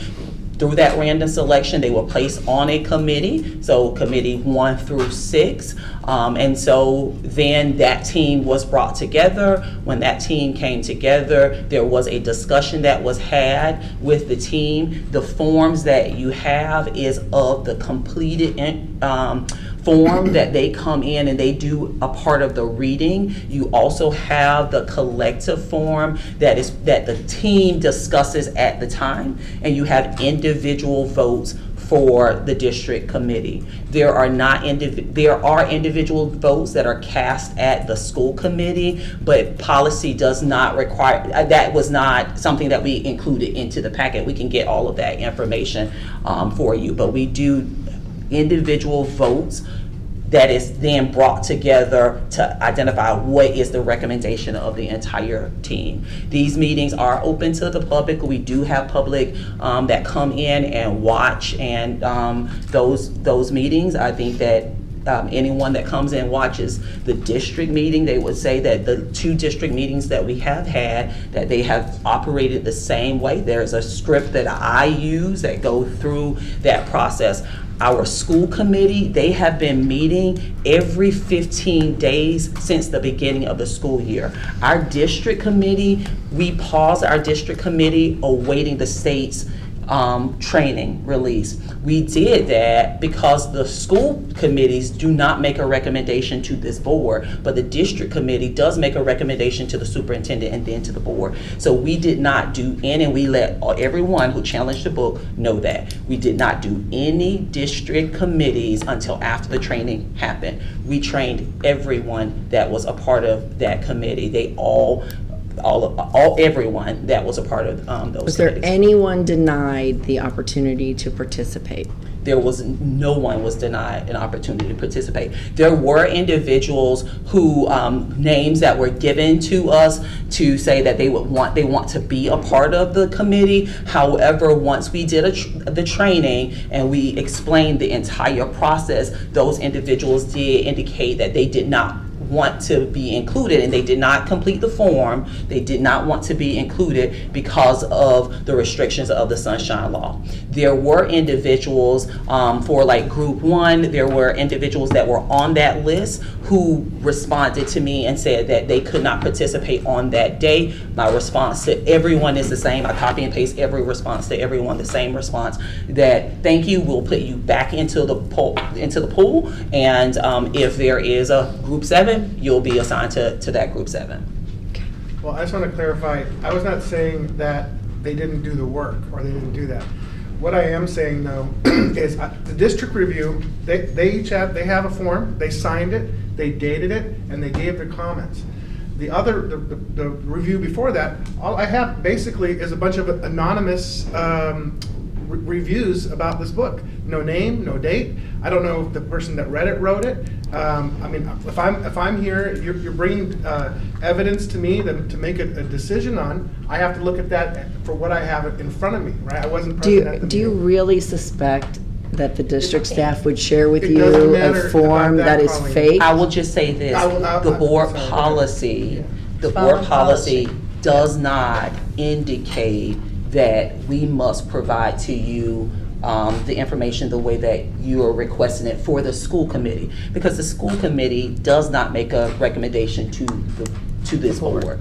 The school committee makes a recommendation for that school, and then that can be then challenged to the district committee. However, I mean, going forward, we will collect collect information. We will collect it however this board would like it to be collected. And that may just be about, adjusting the policy, but, when you're signing off on something, you do a review, you're saying, these people are under sunshine, everything. For the district committee. Right, okay, so what about the first review? They're not on the first review? They do operate under the sunshine Right. as well, and we do collect all of that information. So, okay, but we'll talk about this but there should be some reference when you're sending in your opinion on something that's gonna affect an outcome, you should sign your name to it.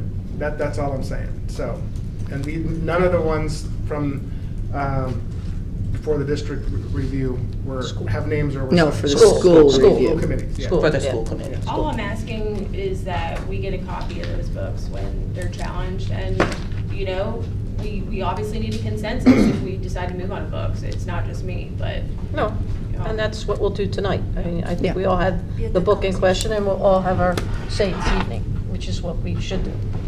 It should be okay. You're asking that when a book is Challenged, challenged she wants to initially, know. Yeah. you want to know I kind of that. want to know, I want to get the book. And She start. doesn't want to read about, and I don't mean to put words into your mouth, but it is frustrating when you're on the board and all of a sudden you see on social media that something is being challenged and you don't know about it. What I was just sharing is that will happen a gazillion times, and it is frustrating.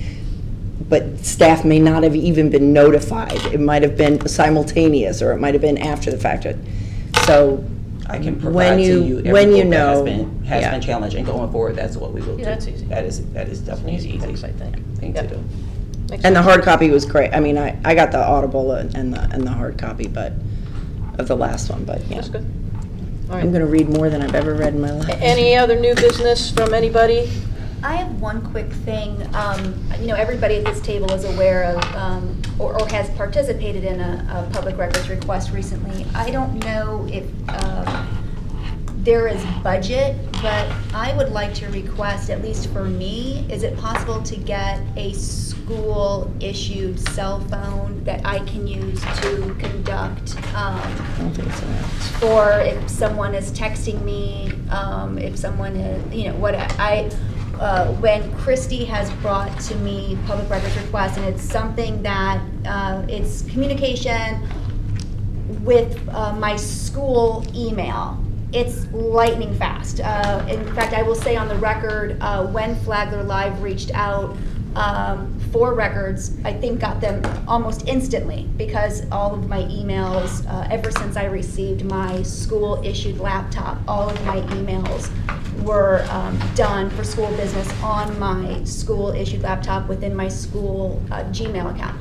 So, Colleen, you're shaking your head no. So is that, are we as board members not allowed to I have? don't think so. I Nobody mean, does. years ago, we had phones. Years ago we did, We all had phones. but then I almost want to say the state legislature prohibited the funding for that. But we did away with, gosh, that was maybe 15 years. We No, not had 15. Blackberries. Yeah, That's how old it yeah, was. yeah. All right, no laughing, no laughing. It was black. But it was Blackberries, and they were school-issued Blackberries. And I thought it was a change in statute. I'll have to look and see whether or not statutorily that's prohibited. I don't believe that's accurate, but. I don't remember. I knew there was a reason we stopped doing it. I think Cost. part of it was cost. Cost. It was And cost. the other part of it was that was a whole new time. Okay, it was BlackBerries. All right, And, all right. and the way we were storing data and information or retaining it wasn't the same as the capabilities we have today. So it could have been a lot of things, so we can certainly look into it. If you can look into it, and I hear, I'm a very frugal person, and I would never want to cost the district undue money.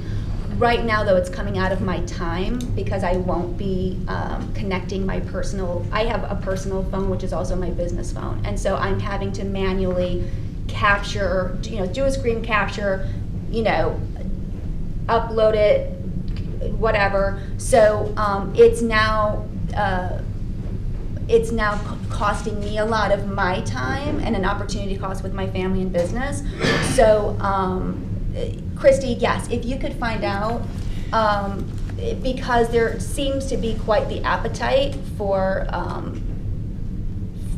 my communication, and so just going forward, I have a lot to, there's a lot to get done on this board, and so there's only so many minutes in the day. So that would be something that would allow me to be a more effective board member if I don't need to spend that kind of time manually grabbing my messages. Sally, they requested 2 years of my text messages between me and the superintendent, and it literally took like less than 5 minutes. Because you gave them your phone. I stood right Stood there. right and there, they do it right away. What they do is stand they there. record it, so they don't do they screen. don't. If I had to do screenshots of 2 years worth of text, I You agree guys with still you. It be would have doing taken me Right, like and I'm saying, days. so just all due respect, I'm not going to allow someone to plug my phone into something. They didn't. They just. and they're not downloading It's not how They're not they do downloading it. your phone. So they open your text messages, they record, they hit video record, and they just scroll. It literally takes 2 seconds, and then they hand it back to email you. the record to. Yeah, and they hand your phone back. I will. Yeah, super Christy, easy. I will learn more about this process. It's easy. My understanding was that my phone would be connected to something. No.